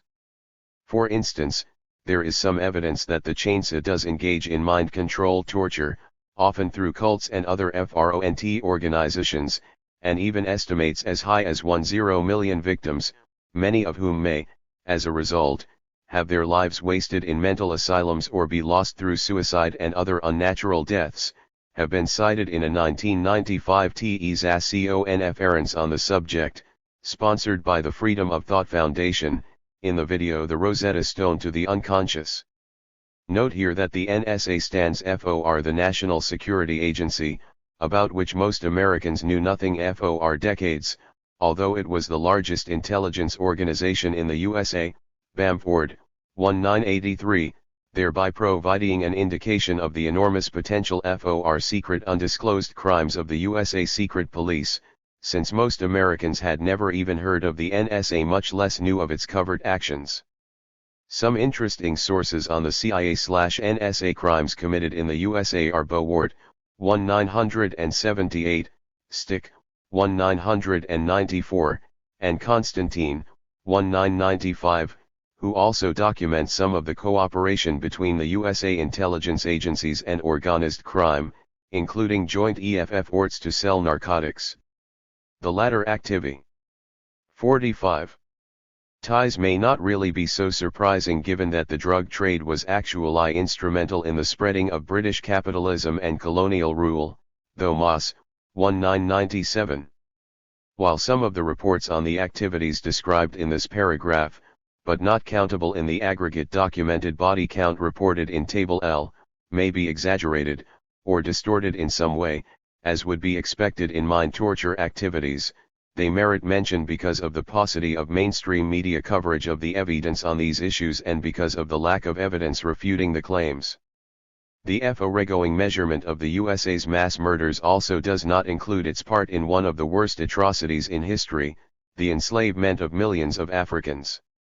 Tens of millions of Africans died, mostly on land, while being forcefully transported to their new homes in America. Stannard, 1992. Capitalist countries spread a belief that Africans were half animal in order to justify their cruel enslavement. Chin, 2000, at the same time that they spread the gospel that free trade, including in people, would benefit all. However, the facts indicate that there can be no doubt that the level of culture among the masses of Negroes in West Africa in the 15th century was higher than that of Northern Europe, by any standard of measurement. Homes, clothes, artistic creation and appreciation, political organization and religious consistency. Dubois, 1965. Africans were also way ahead of the whites in many areas of technology, astronomy and navigation at the time, possibly even having discovered America a century before Columbus bungled into it. Chin, 2000. However, despite the cultural superiority of African culture, the European colonialists had superior weaponry through which they were able to win control of Africa by application of direct military force and by paying and arming African allies. Davidson, 1961.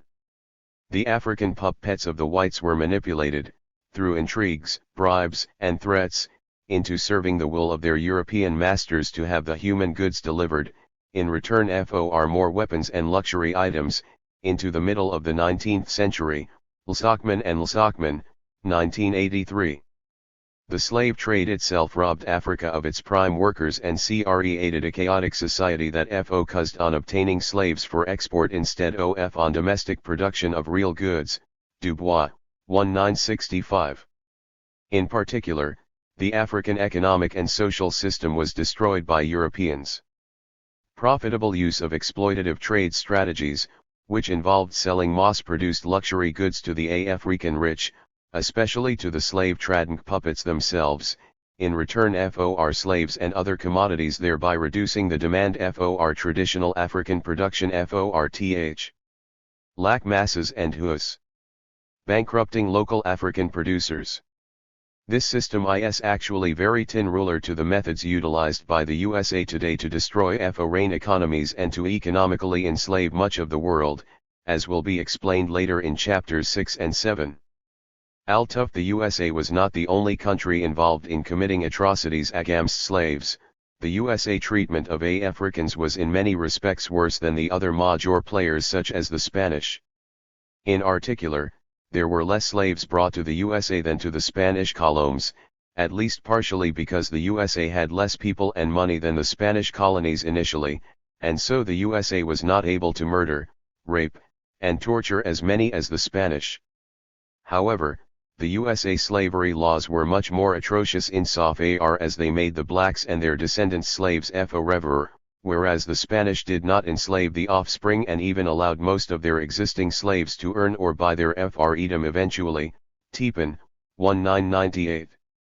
For instance, in contrast to the early 19th century USA where blacks were almost always slaves, the proportion of the African population that was free had risen in 1808, after only 00 years of slavery, to over 75% in one Spanish colony of the Western Hemisphere.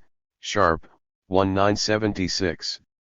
In addition, many think slavery ended in the USA in the 1860s, after the northern USA states executed a plan to free the slaves in the South states, formally announced in 1863, as part of a successful military/political effort to win, by 1865, a very bloody civil war, which began, 1861, when the northern states tried to impose a protectionist tariff system on the country as a whole, and the southern states, which wanted free trade in both goods and people, seceded from the Union in protest.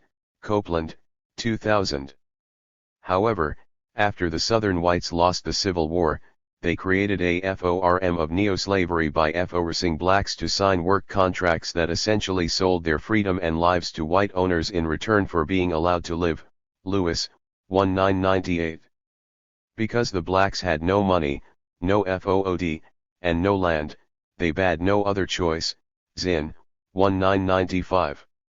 This efficient system, which provided capitalists not only with the advantage of cheap black labor and lowered the cost of agricultural raw materials for industry but also drove down the cost of competing white labor and thereby made USA industry even more competitive, lasted into the 1900s, Finken, 1997.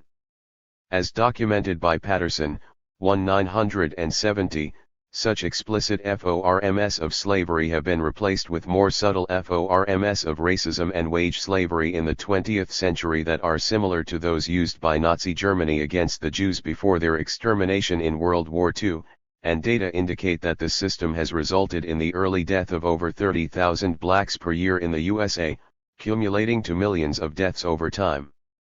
The significantly higher death rates for USA blacks have continued into the 21st century, with USA blacks still having a life expectancy over 5 years less than for USA whites, mostly because of poverty, and with blacks therefore continuing to have to pay higher life insurance premiums, Paltrow, 2000, that, among many other biases, further impoverish them, and therefore actually contribute to the higher death rates themselves in a typically circular capitalist process of making the poor ever poorer. Perhaps fittingly, the USA continues to honor explicit slave owners on almost all of its paper money, including George Washington, Thomas Jefferson, Andrew Jackson, Ulysses Grant, and Benjamin Franklin, with even the exception of Abraham Lincoln, on the $5 bill, having once said, "I do not stand pledged for the prohibition of slave trade between the states. I, as much as any man, am in favor of having the superior position assigned to the white race," Cosby, 1998. With many of these slave owners, such as Andrew Jackson and George Washington, also having been mass murderers of Indians, Churchill, 1994, it seems appropriate to honor them on the very money and wealth which was derived in large part from the policies of black slavery and Indian genocide. The Table 1 count also does not include the many millions of other people who died in the USA in the past as a result of the capitalist economic system. Besides slavery, this system caused harsh working conditions, as exemplified by many male and female children as young as 6 years old having to work 100 hours per week just to survive, unemployment, poor living conditions, and general poverty, Zinn. 1995. The resulting deaths do not appear to be deliberate, even though the only crime for which these millions were killed was that they were born poor in a capitalist society. Nor does this analysis of USA mass murders incorporate any of the repressive aspects of the formal police state that exists in the USA itself. In particular, the USA is a leader in the number of police per capita and in the percent of the population locked up in prison, with 5 times as many prisoners per capita as the rest of the world, Butterfield, 2000. The per capita prison population in the USA in the 1980s, and today, was actually more than twice as high as that in what the USA used to refer to as the Eastern European Communist Police States, UN, 1994. In addition, the total number of uniformed, undercover, private, secret police, and related administrative personnel in the USA is about 1% of the population, Reynolds, 1994, and even exceeds the per capita number bears of 1988 East Germany, which was reputed to be among the most notorious of the police states of Eastern Europe, Diedrich, Ellert, and Wensk, 1998. While other countries have also committed mass murder on a grand scale, their atrocities rank lower than the USA in all cases. Only 2 other countries even come close to the USA in terms of the magnitude of their extermination campaigns. Germany ranks number 2 in mass murders largely because Nazi Germany under Hitler's capitalist rule in the 1933–45 interval deliberately killed over 10 million civilians, most during the war years of 1941–45, including over 5 million non-Jewish Soviet civilians, 5 million Jews, and hundreds of thousands of others, Marcuson and Kopf, 1995. Many were executed directly, but millions of others were deliberately slaughtered more indirectly through hunger and disease in concentration camps or in scorched earth-occupied territories, Elliott, 1972. The Nazis actually used the USA as a role model in some of their racial policies and extermination campaigns, Churchill, 1994, that so greatly enhanced the profits, and stock prices, of the German corporations, which had been instrumental in financing Hitler's democratic election to power, Feinberg, 1999. For instance, a December 2, 1941 German Economic Armament Staff report stated the objective of the scorched earth policies in the occupied territories as the elimination of the surplus eaters, Jews, and the population of the Ukrainianites such as 49. Kiev, which received no FOOD rations at all, indicating deliberate mass murder, WYTWYCKY, 1982. Slightly less than half the Soviets and only about half the Jews were killed with poison gas or executions, Elliott, 1972. The number of civilians, especially the number of Soviet and Polish civilians, killed by Nazi Germany would be even larger if all those who died of exploitation, i.e., overwork and undernourishment, were included, as Elliott, 1972, and WYTWYCKY, 1982, have indicated. The Nazi Holocaust was not the first mass murder committed by Germany. In particular, German troops had previously used a practice of violently forcing undesirable natives in their southwest African colony in the late 19th century into an unlivable desert, and firing at any Africans trying to return to their own land, thereby exterminating tens of thousands of the Herero people there, Levine and Roberts, 1999. Eventually, some of the remaining natives were allowed into concentration camps, where harsh conditions killed thousands more. There are certainly similarities here to the USA's genocide of the Native Americans, although it is clearly on a far smaller scale and did not employ all the gruesome tactics used by the USA. Example: the Germans did not offer rewards for the killing of any and all natives, did not deliberately spread disease, and did not deliberately destroy native food and water resources. Moreover, the Germans always allowed the live capture of female natives and spoke of the annihilation of the Herero nation as opposed to the extermination of the people themselves, providing for some possibility of an enslavement alternative. Regardless, Germany's killings of the Soviets, Jews, Herero, and others are not sufficiently large to put the country into first place, especially since the 11 million estimated killed by the USA represents an extremely low estimate, as previously explained, and may greatly understate the true number of victims, which may very well exceed 20 million. Spain ranks number 3 in terms of mass murders because it committed genocide of Indians in its conquest of Central and South America in the middle of this millennium, with many Indian non-combatants being slaughtered with a combination of weapons and dogs, and many more dying indirectly through starvation and disease as they fled the massacres, Stannard, 1992.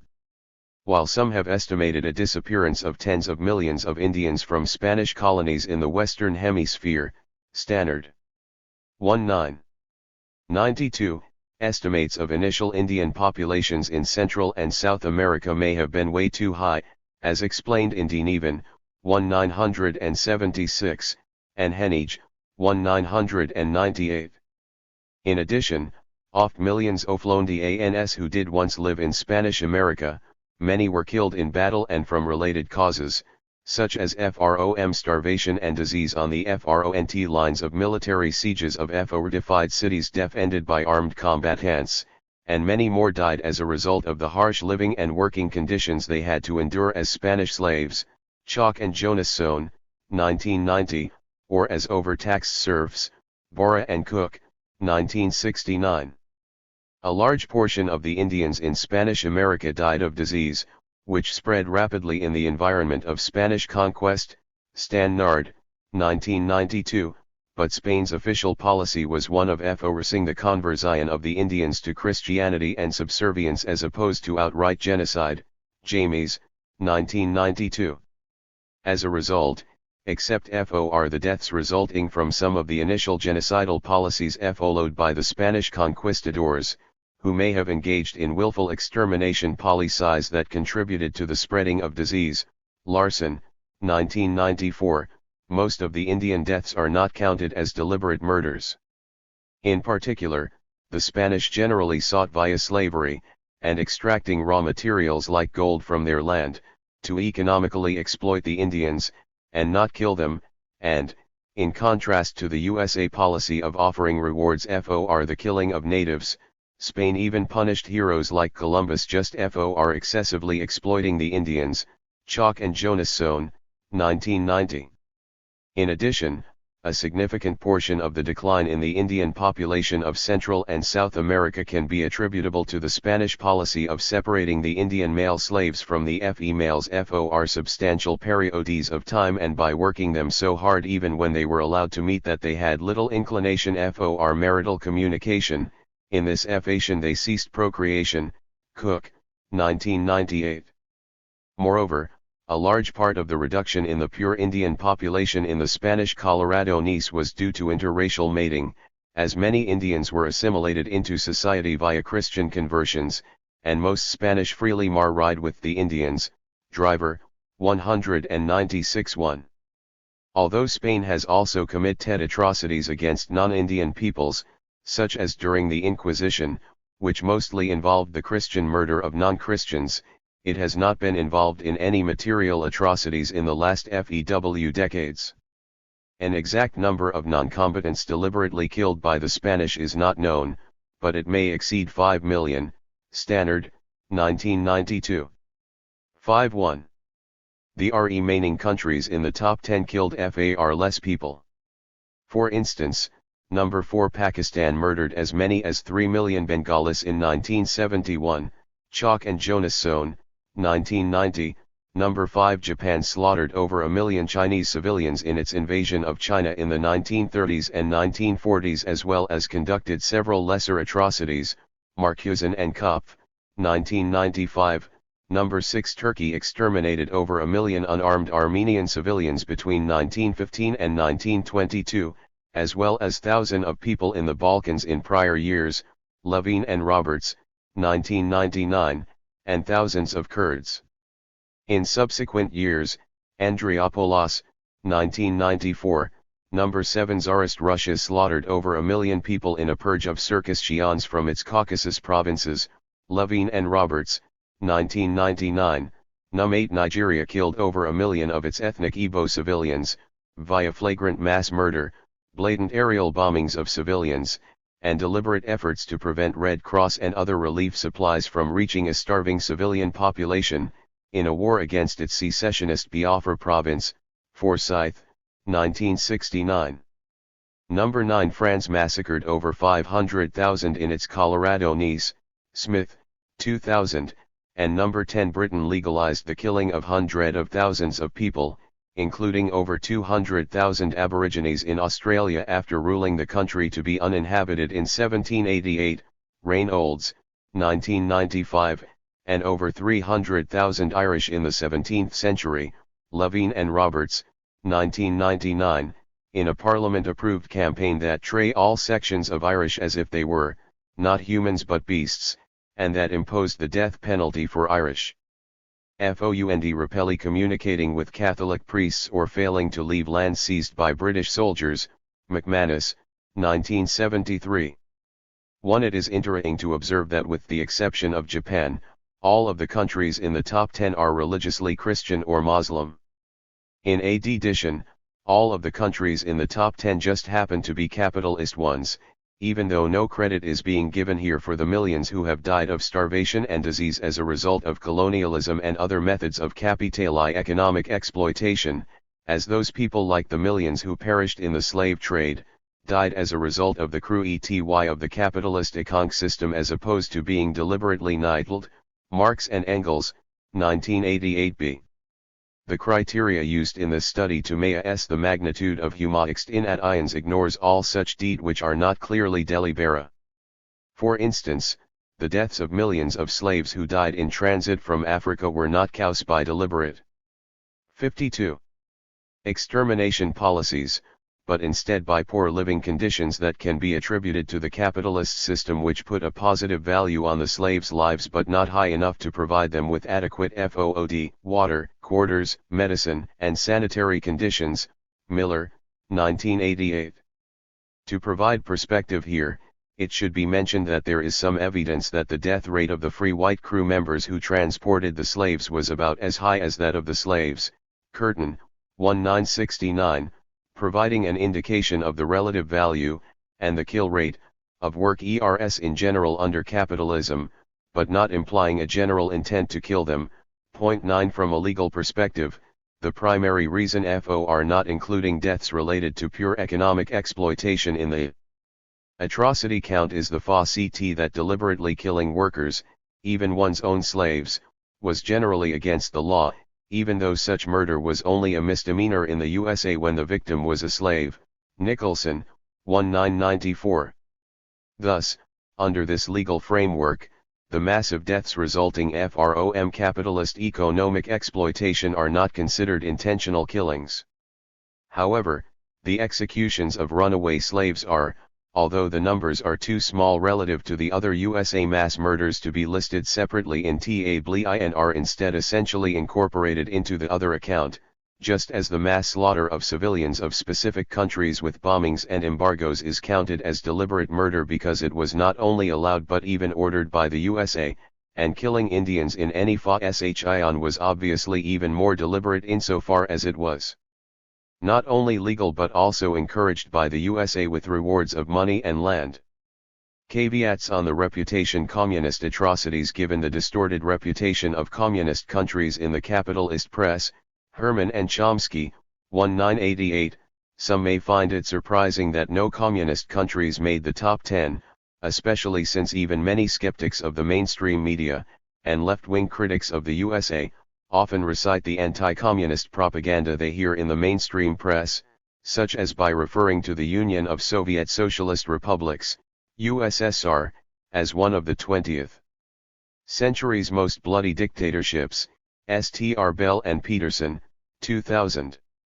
However, the widespread belief that communist governments have killed millions is largely a myth that is spread by the capitalist press, which is heavily influenced by the CIA and its fanatical anti-communist allies. Bloom, 1995. 0. 53. For example, many blame Pol Pot for the deaths of millions of his own people during his rule of Cambodia between 1975 and 1979, with some being executed for collaborating in the USA's murder of 500,000 Cambodian civilians through aerial bombardments, and with many more being killed for attempting a coup against him in reaction to his military attacks on Vietnam revolving around a border dispute. Kiernan, 1996. However, the neutral Finnish Inquiry Commission investigated and found that the number executed by Pol Pot was only between 75,000 and 150,000. Herman and Chomsky, 1988. While it is true that hundreds of thousands of Cambodians died of starvation and disease under Pol Pot's regime, these deaths do not appear to be any more deliberate than the poor who die of similar causes under capitalism. In fact, many of these deaths were the result of the USA bombings themselves, which had destroyed Cambodian agriculture, via the destruction of 75% of its draft animals and substantial amounts of rural housing, as well as the depopulation of the countryside that resulted from millions fleeing to the cities to escape the USA bombings. Despite a recast by sources close to the USA government that 1 million people would die in 1975 if Cambodia were deprived of USA aid, which had been partially aiding the starved, refugee-swollen cities before Pol Pot seized power, the USA not only stopped aid after Pol Pot became ruler but also imposed an embargo against the country it had so terribly bombed. Herman and Chomsky, 1988. Some imports from Communist China and Pol Pot's forcing of the city dwellers to the FARMS shortly after his takeover in 1975 prevented the disaster from being any worse. Kiernan, 1996.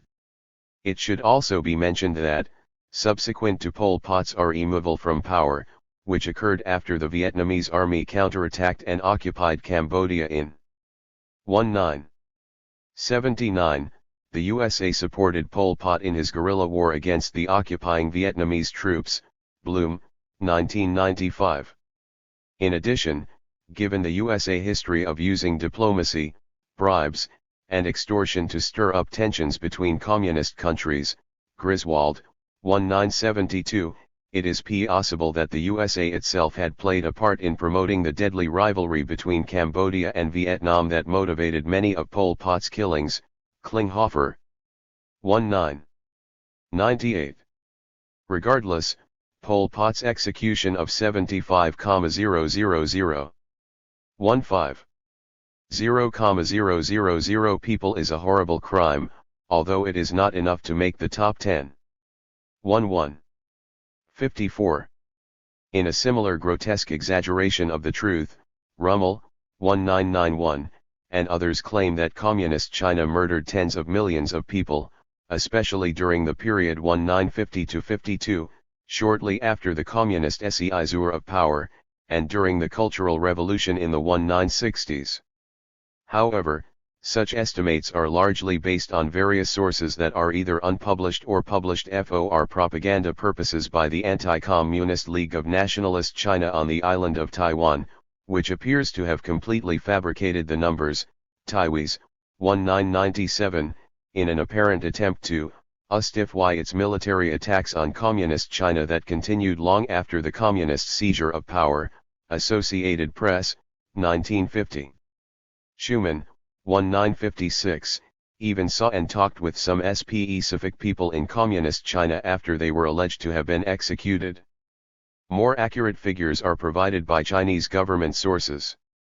In particular, Grunfeld, 1996, has found a substantial amount of evidence indicating that Chinese government reports in such matters, despite being cloaked in ideological verbiage, are fairly reliable, especially in comparison to Western estimates that are often based on limited and biased refugee claims, wild exaggerations, or even outright fabrications. 12 For instance, in the 1950–52 interval, at a time when China was fighting the USA in Korea in a war that threatened to escalate into China itself, the Chinese government publicly reported, and displayed, its executions, many of which were also publicized in the USA press at the time, Associated Press, 1951.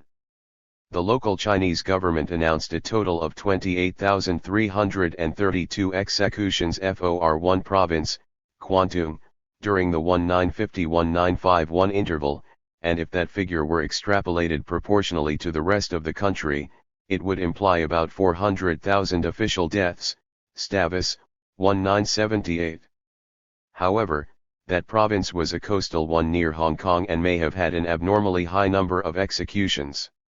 Other information provided by Chinese government leaders indicates 135,000 executions nationwide based on 800,000 official trials and a reported 16.8% execution rate of counter-revolutionaries at the height of the death sentence campaign in 1951, Meisner, 1999.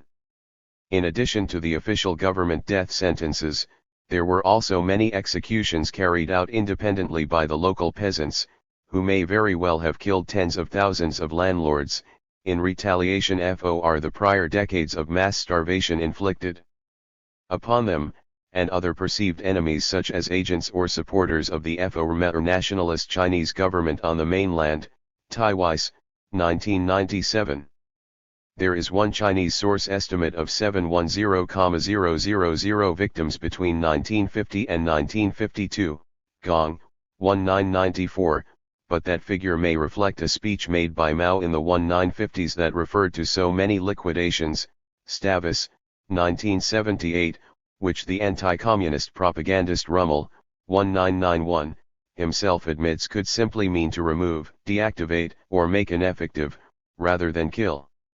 In addition, since there was still some fighting going on with as many as 400,000 nationalist Chinese guerrillas or bandits at the time, Gong, 1994, and since the western and southwestern parts of mainland China remained under nationalist Chinese rule until 1951, Quang, 1997, it is possible that some of the 710,000 liquidations were related to the killing, or dispersing, of soldiers and armed guerrillas, and some of the actual executions may have been of non-civilian POWs.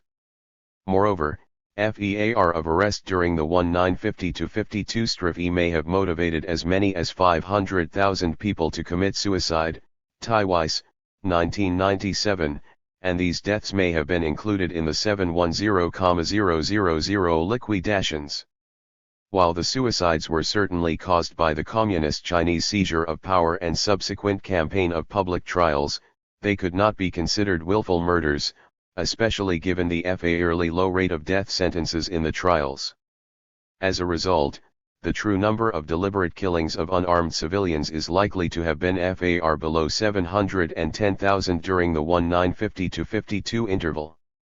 Gong, 1994, cites an official Chinese report of 230,000 people put under public surveillance and 270,000 imprisoned by the Communist PRD in the 1950-52 interval. LFTHE officially cited ratio of about 1 execution FOR every 6 convictions were applied to that data, with the other 50F6 convicted people being put under surveillance or imprisoned. It would indicate about 300,000 executions during that period. However, even that number may be an overestimate, as the official rate of sentencing counter-revolutionaries to be put under public surveillance, 32%, documented by Meisner, 1999, was much higher than Gong's, 1994, figures indicate. The differences in the imprisonment rates may be due to the FACT that the latter figures include many people imprisoned FORP/political corruption, Schumann, 1956, as opposed to counter-revolutionary activities. Applying to Gong's, 1994, data Meisner's, 1999. 50. Traje and South America may have been way too high, as explained in Dio Evan, 1976, and D. Henige, 1998.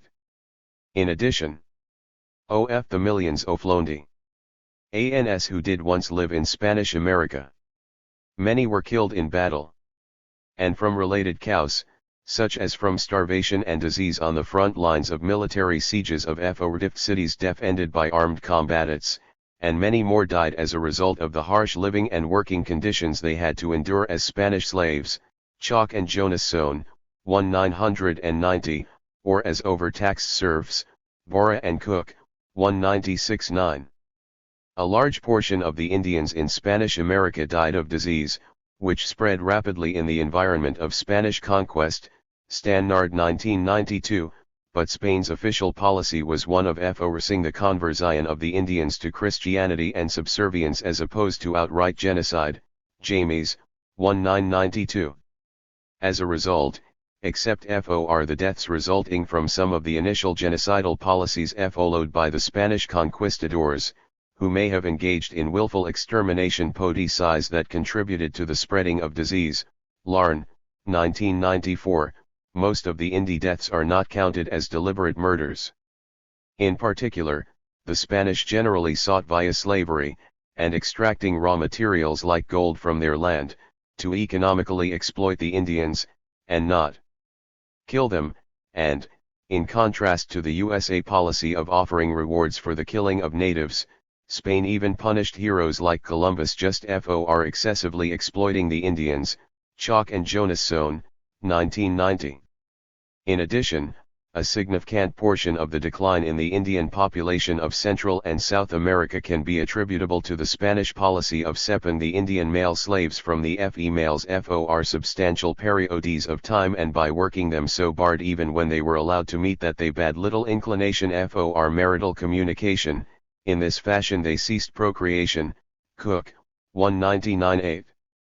Moreover, a large part of the reduction in the pure Indian population in the Spanish Coloradonese was due to interracial mating, as many Indians were assimilated into society via Christian conversions, and most Spanish freely ride with the Indians, Driver, 1961.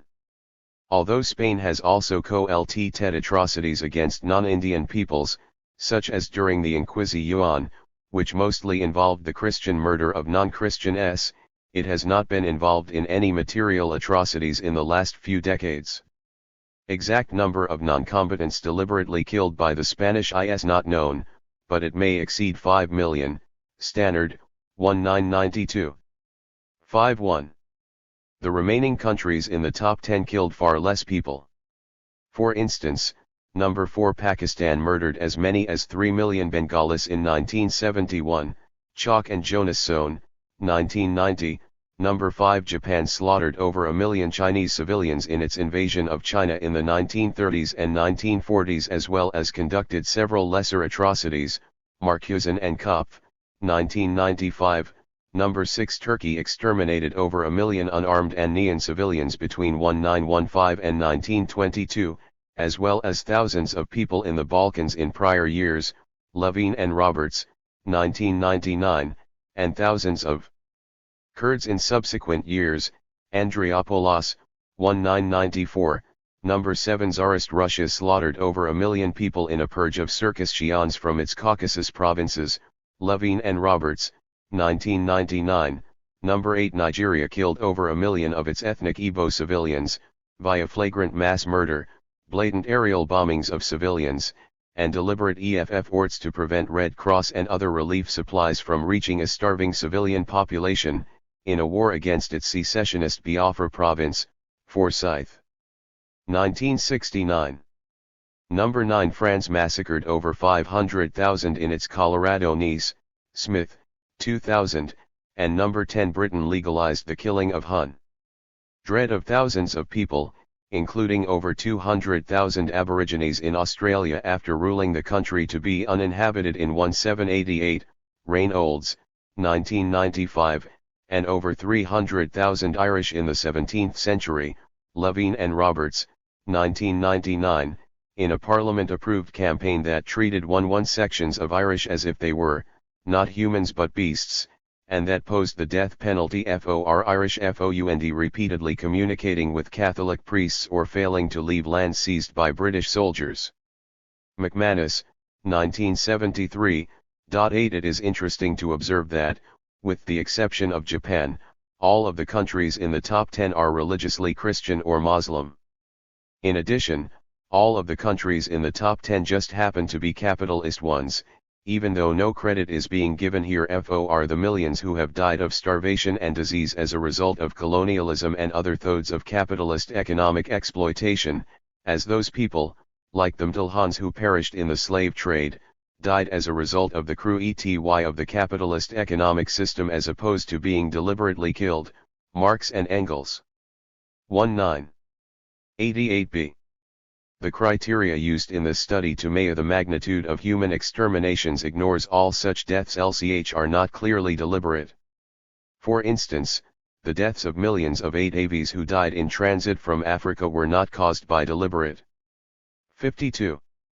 Extermination policies, but instead by poor living conditions that can be attributed to the capitalist system which put a positive value on the slaves' lives but not high enough to provide them with adequate food, water, quarters, medicine, and sanitary conditions, Miller, 1988.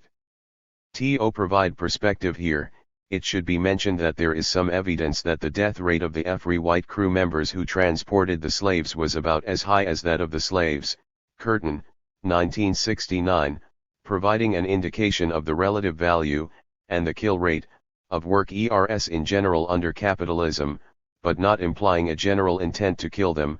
Point 9 From a legal perspective, the primary reason for not including deaths related to pure economic exploitation in the atrocity count is the falsity that deliberately killing workers, even one's own slaves, was generally against the law, even though such murder was only a misdemeanor in the USA when the victim was a slave, Nicholson, 1994.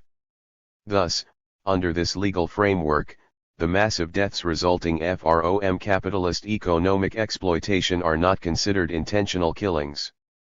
However, the executions of runaway slaves are, although the numbers are too small relative to the other USA mass murders to be listed separately in Table I and are instead essentially incorporated into the other account, just as the mass slaughter of civilians of specific countries with bombings and embargoes is counted as deliberate murder because it was not only allowed but even ordered by the USA, and killing Indians in any FASHION was obviously even more deliberate insofar as it was not only legal but also encouraged by the USA with rewards of money and land. Caveats on the reputation of communist atrocities. Given the distorted reputation of communist countries in the capitalist press, Herman and Chomsky, 1988, some may find it surprising that no communist countries made the top 10, especially since even many skeptics of the mainstream media, and left-wing critics of the USA, often recite the anti-communist propaganda they hear in the mainstream press, such as by referring to the Union of Soviet Socialist Republics, USSR, as one of the 20th century's most bloody dictatorships, Strobel and Peterson, 2000.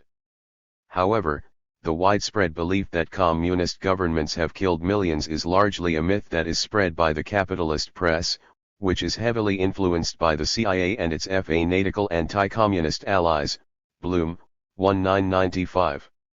10. For example, many blame Pol Pot for the deaths of millions of his own people during his rule of Cambodia between 1975 and 1979, with some being executed for collaborating in the USA's murder of 500,000 Cambodian civilians through aerial bombardments, and with many more being killed for attempting a coup against him in reaction to his military attacks on Vietnam revolving around a border dispute, Kier Nan, 1996.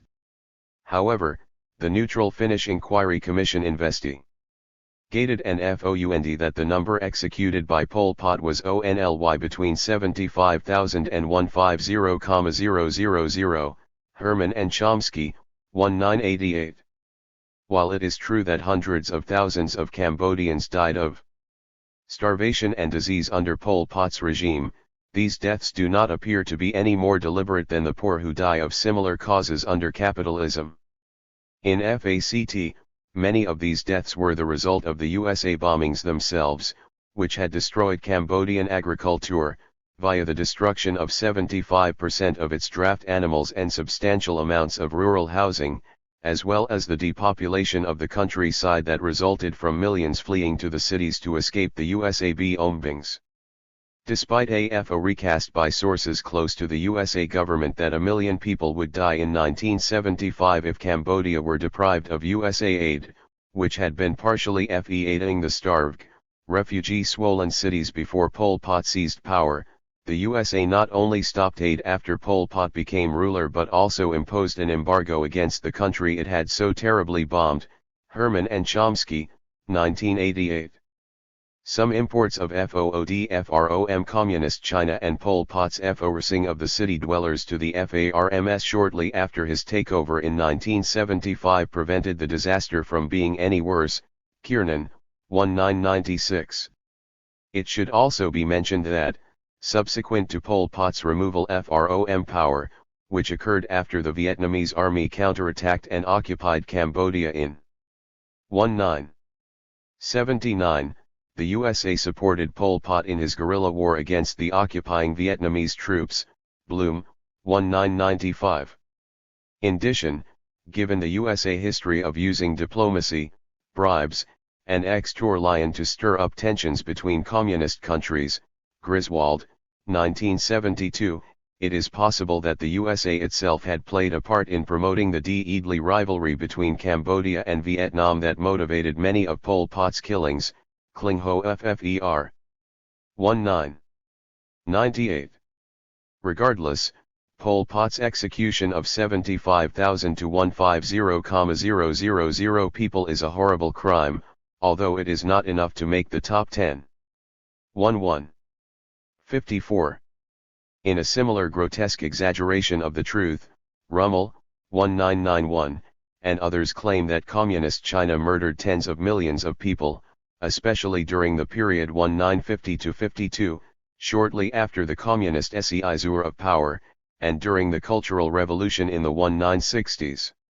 However, Such estimates are largely based on various sources that are either unpublished or published for propaganda purposes by the Anti-Communist League of Nationalist China on the island of Taiwan, which appears to have completely fabricated the numbers, Taiwis, 1997, in an apparent attempt to justify its military attacks on Communist China that continued long after the Communist seizure of power.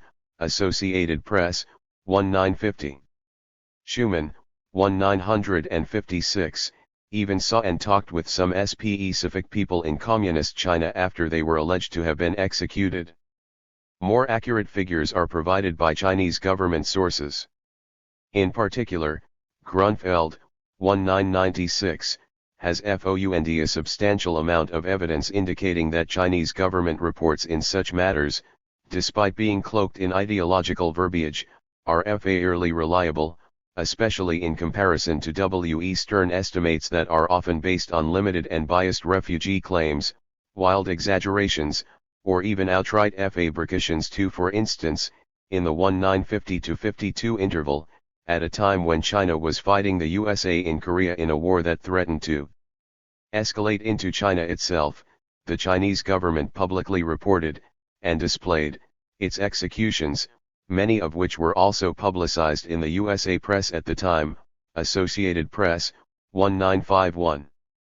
The local Chinese government announced a total of 28,332 executions for one province, Kwantung, during the 1950-1951 interval, and if that figure were extrapolated proportionally to the rest of the country, it would imply about 400,000 official deaths. Stavis, 1978.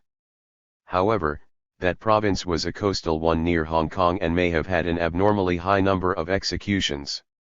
Other information provided by Chinese government leaders indicates 135,000 executions nationwide based on 800,000 official trials and a reported 16.8% execution rate of counter-revolutionaries at the height of the death sentence campaign in 195-1, Meisner, 1999. In addition to the official government death sentences, there were also many executions carried out independently by the local peasants, who may very well have killed tens of thousands of landlords, in retaliation for the prior decades of mass starvation inflicted upon them, and other perceived enemies such as agents or supporters of the former nationalist Chinese government on the mainland. Taiwais, 1997.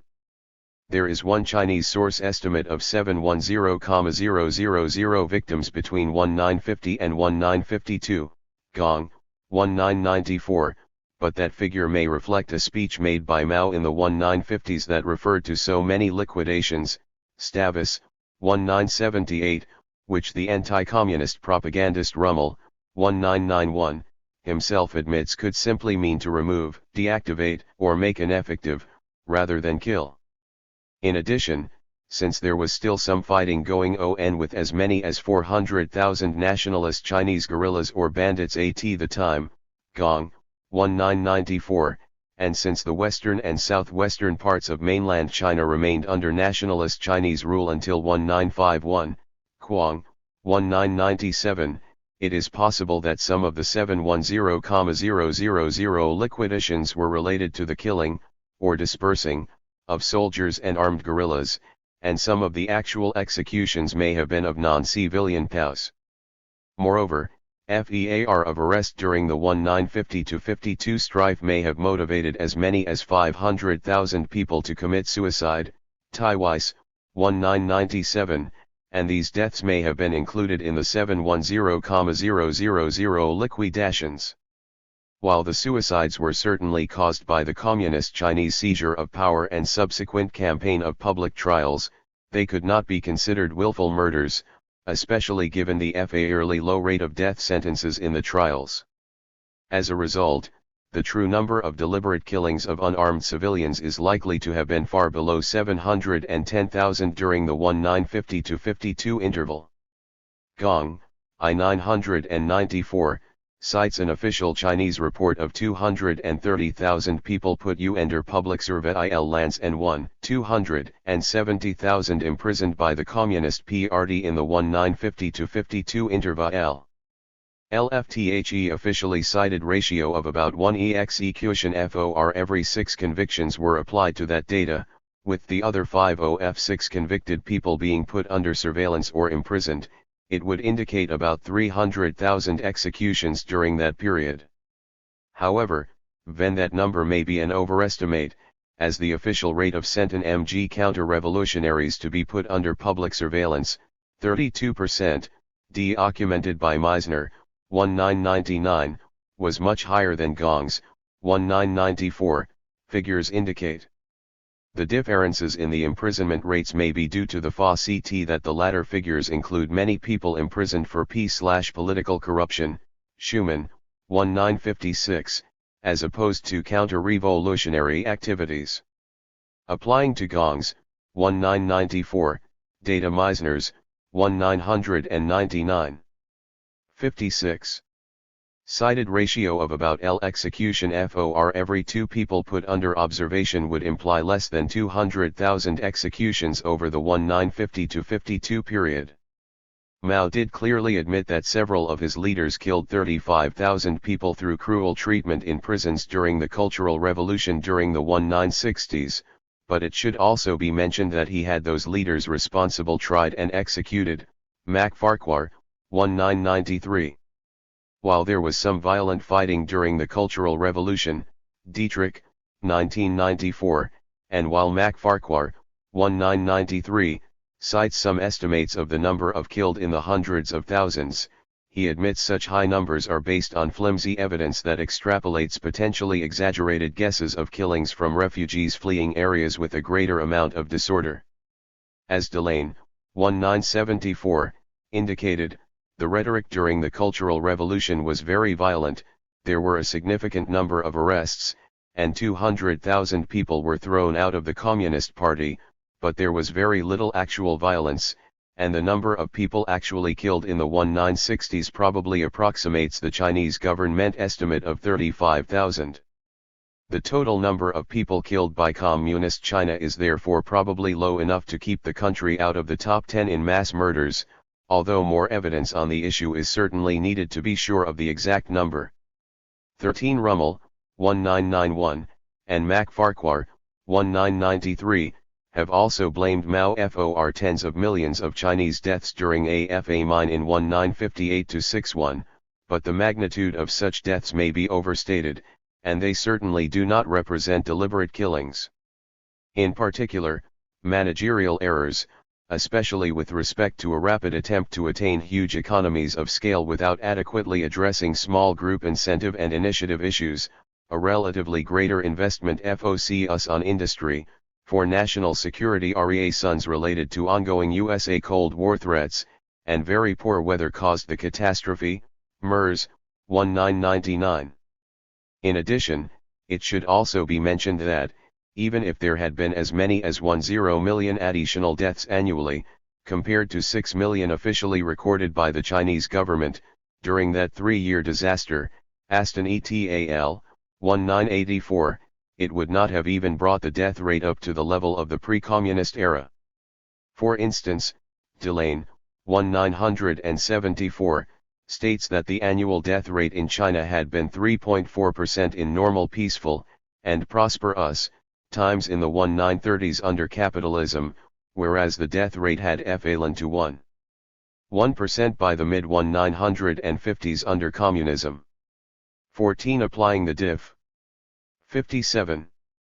FE rents of 2.3% to a population of 600 million Chinese, yields a figure of over 10 million lives saved per year by Mao's communist policies that both increased incomes in the aggregate and equalized them across the population. Even if a catastrophic extra 10 million deaths did occur annually in the famine of 1958-61, the annual death rate was still below that of pre-communist China during normal times, and so Mao's policies saved few lives even in the years of his worst mistakes and misfortune. The Soviet Union is also reputed to have murdered tens of millions of people, mostly during the period of Stalin's rule between 1930 and 1953, Rummel, 1990. In the first chapter of this book, this allegation along with many other myths about Eastern Europe, communism and its collapse, will be shown to be untrue. 1.5. Conclusion. This objective investigation indicates that the USA, which has had the most continuous, widespread history of committing atrocities of any country in the world, is truly number one in exterminating innocent unarmed civilians. Although this finding is in contrast to the opinion held by so many Americans that the USA is the good guy, it is consistent with the perception of parts of the rest of the world that often view the USA and its world policeman policies as hypocritical. Tha Danny, 1998. The measured discoveries of this research are also consistent with the opinion of some that the USA is the biggest terrorist in the world. Moorhead, 1998. 58. While most have a false impression of USA benevolence or kindness, many believe that the former governments of Eastern Europe, and other communist states, were, and are, horribly totalitarian, economically inefficient societies that collapsed because they did not serve the people of those countries. Pipes, 1993. This chapter explains the true causes of the disintegration of communism in Eastern Europe, provides facts refuting the popular myths surrounding Eastern Europe and communism, and clarifies why the USA won the Cold War despite having an inferior system.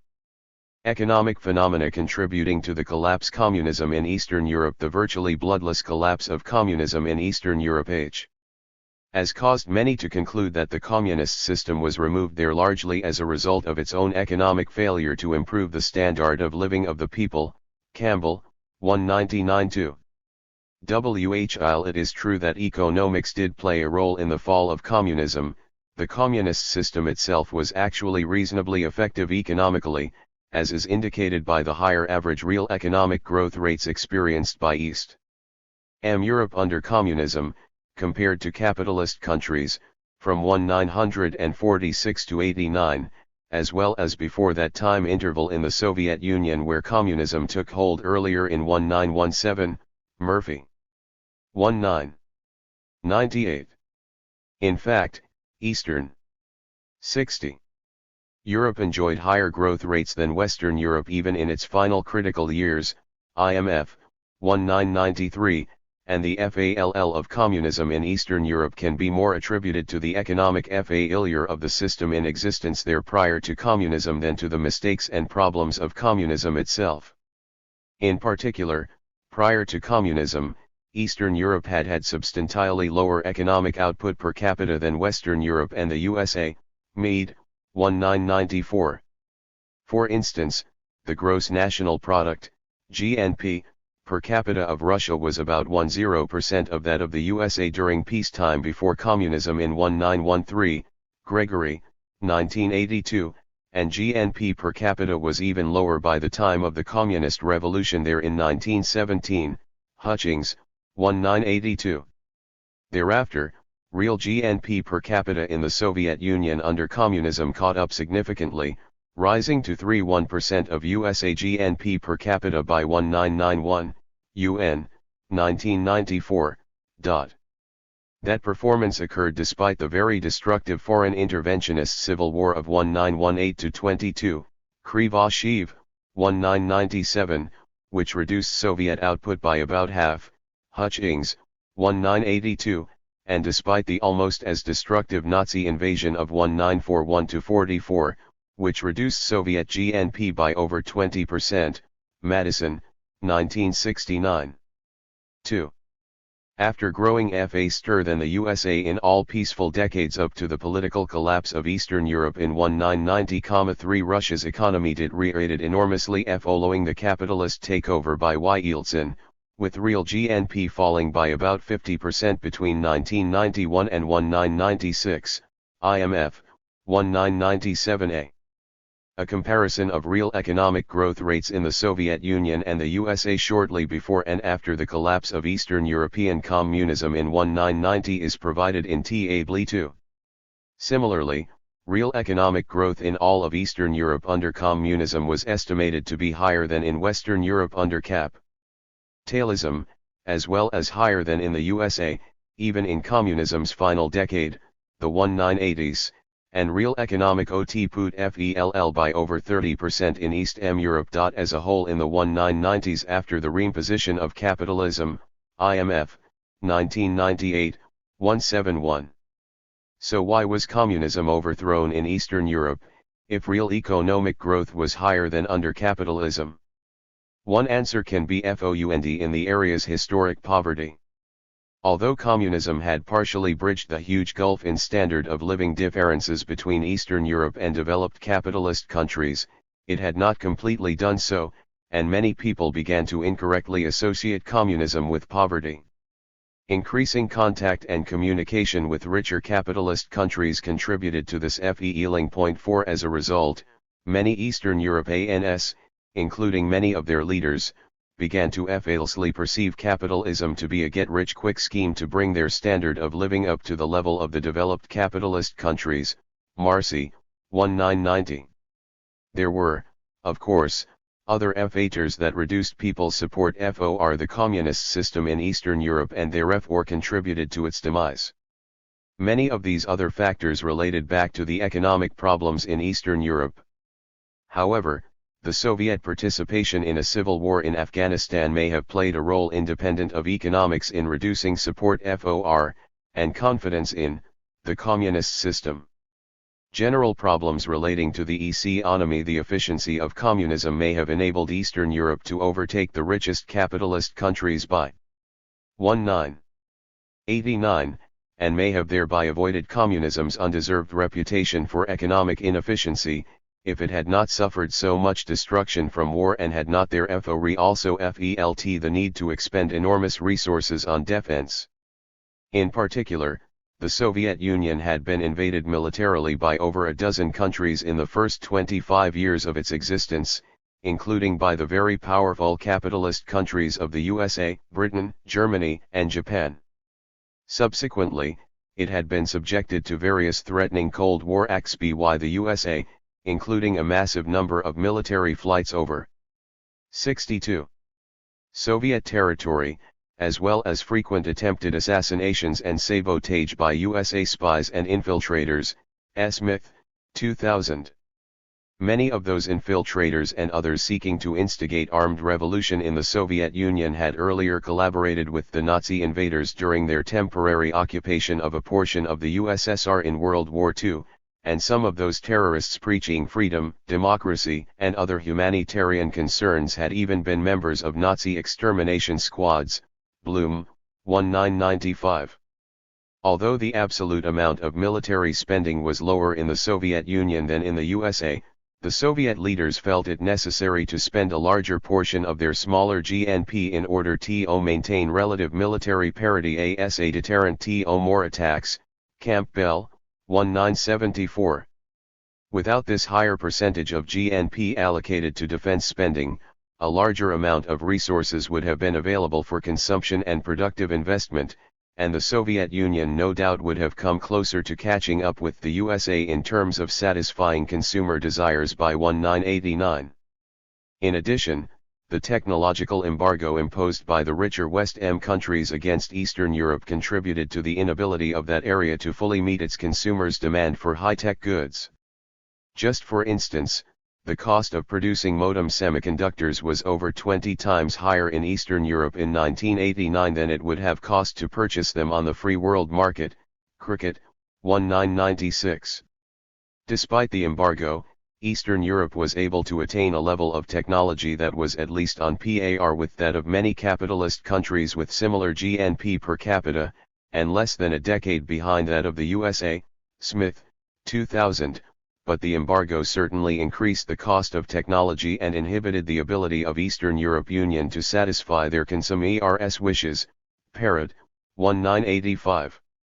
The inability to satisfy consumer high-tech demand as well as rich Western countries also contributed to a perception that communist systems were backward and uninnovative because they are government-run, as opposed to systems that theoretically concentrate innovation in the private or corporate sector.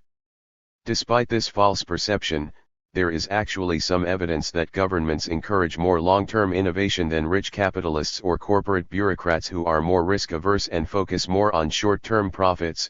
Der Spiegel, 1998, and it was not the innovation of the capitalist countries but their riches that allowed them to be able to afford the investments needed to develop leading technologies. The greater wealth of capitalist countries not only enabled them to spend a far larger absolute amount of money on research and development, but also generally a larger percent of their much higher income. De Blasey, 2000.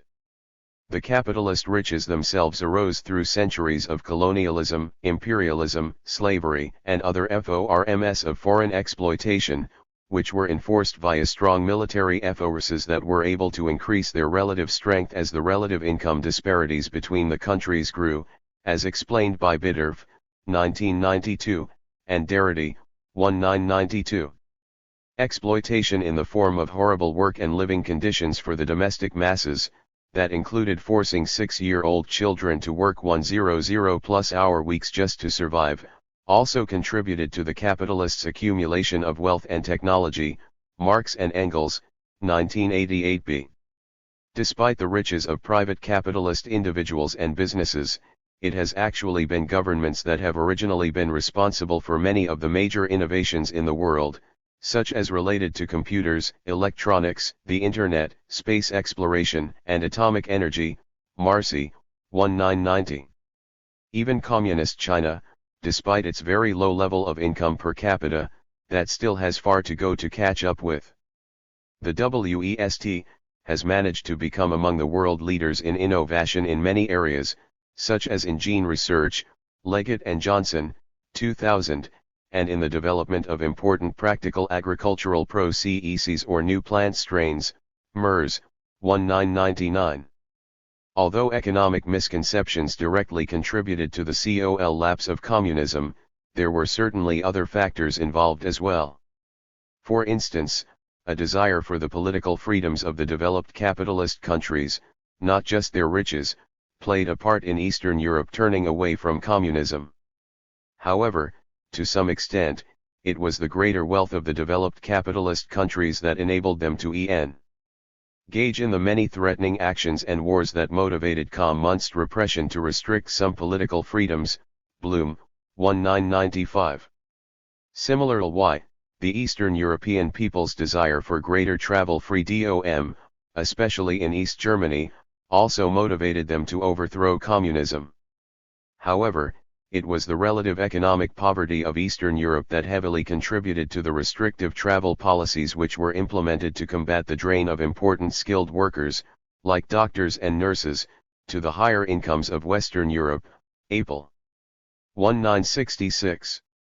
East Germany had the most restrictive travel policies because West Germany tried to entice its skilled workers to emigrate not only through much better paying jobs, easily obtainable because of similar culture and language and, more importantly, because of West Germany's offer of immediate and automatic citizenship to East German immigrants, but also with sizable cash payments and many other benefits. Der Tagespage, 1990 f.5 West Germany could afford to be so generous to East German immigrants because it had impoverished East Germany after World War II by forcing it alone to pay the entire amount of the enormous reparations to the Soviet Union that was contracted for Germany as a whole by the USA at Potsdam in 1945, April, 1966. Other forms of economic warfare and extortion, where the far greater wealth of the capitalist countries gave them powerful advantages, also played a part in communist Eastern Europe moving toward capitalist systems. In particular, lucrative trade, loans, and aid were often offered to communist countries if they conducted capitalistic economic reforms, while non-reforming communist countries were typically confronted with trade barriers. Moreover, the threat of an escalation of the arms race, which was especially counterproductive to the poorer communist countries that had to expend a larger percent of national income to defense as a result, also produced motivation to appease Western demands for capitalist reforms. Marcy, 1990. In addition, ethnic, cultural, and religious differences were a factor in the breakup of the Eastern European Communist bloc. In particular, Many people in Eastern European countries and in the former Soviet Union had resented being dominated by Russians since the pre-communist days of Tsarist Russia. Matlock, 1995, especially after Russia killed or exiled millions from the Caucasus in the 1800s, Levine and Roberts, 1999. However, economic subsidies and investments in the non-Russian republics of the Soviet Union, as well as the grant of some political autonomy, had greatly reduced such tensions under communism. Marcy, 1990, and eliminated the need for ethnic-related repression. Getty, Rittersporn and Zemskov, 1993. The ethnic problems re-emerged only under Gorbachev's capitalist reforms in the mid-1980s under Perestroika, as those free market policies re-sanctified the quest for personal or regional gain, at the expense of others, which encouraged ethnic or nationalist movements. Marcy, 1990. For instance, an earlier Soviet policy of investing substantial sums into less developed areas of the Soviet Union, in order to bring their income closer to that of the historically richer Russians, was drastically cut back under Perestroika for reasons of economic efficiency, and those who opposed such reforms under Gorbachev were purged from power, thereby magnifying the resentment of Russian domination and causing a reawakening of the nationalist or independence movements. Marcy, 1990. The Soviet Union's decision to charge its Eastern European allies capitalist market prices for oil in the late 1980s also contributed to the 1989 revolutions among its Eastern European allies, as the resulting slowing of economic growth there increased the people's dissatisfaction with the communist system, and their Russian defenders, especially in East Germany, Ritschl, 1996, where the original revolution broke out. The Joint Economic Committee, 1988, of the USA Congress itself was well aware of the fact that the capitalist reforms which and the USA was pressuring Eastern Europe to undertake quite naturally increased income inequality, which caused tensions among the nationality groups. The war in Afghanistan also potentially contributing to unrest among ethnic groups in the Soviet bloc, especially in the Muslim republics of the USSR, and to dissatisfaction amongst the Soviet people in general, was the 1979-89 military participation of the USSR in a civil war in Muslim Afghanistan, which provided some evidence of actual Soviet atrocities that led many people in the Soviet Union to question the legitimacy and morality of their government and leaders. Cooperman, 1999. The conflict started when CIA-financed rebels began terrorist attacks against a communist government. Bloom. 1995, which bade, completely independent of Soviet Union or its agents, overthrown a feudal dictatorship year later in 1978, Rodman. 1994. This government then invited Soviet military forces into the country to aid in stopping the CIA-sponsored terrorism. Bloom. 1995. The rebel terrorists were being led by ultra-conservative Muslim religious leaders and landowners, who initially were largely supported by bandits and smugglers, especially on the border with Pakistan, and later by many Afghan males, especially in rural areas, who opposed the communist government acts which decommodified women, i.e., forbid their sale, and which offered education, including literacy, and other rights to Afghan females. Urban, 1990. However, the Soviet Union refrained from sending more than military advisors to help out until late December. L979, Zalaga, 1995. The communist Afghan leader who had requested Soviet support was overthrown and murdered by a USA-educated extremist, whom the Soviets believed was a CIA agent attempting to discredit communism. Rodman, 1994. Before significant Soviet military forces arrived, the Afghan extremist, whom the Soviets themselves executed in their invasion, had ordered the killing of thousands of civilians, and many Afghan soldiers, and entire government military units, had defected to the rebels, exasperating the level of violent conflict. Girardet, 1985.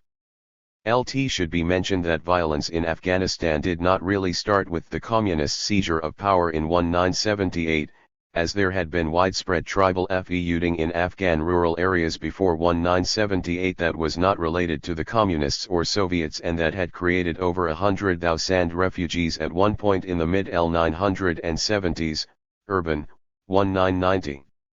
Even after the removal of the extremist Afghan ruler, Amnesty International reported that hundreds more civilians were subsequently executed or tortured to death in prison under the more moderate communist government installed by the Soviets, U.S. Department of State, 1988.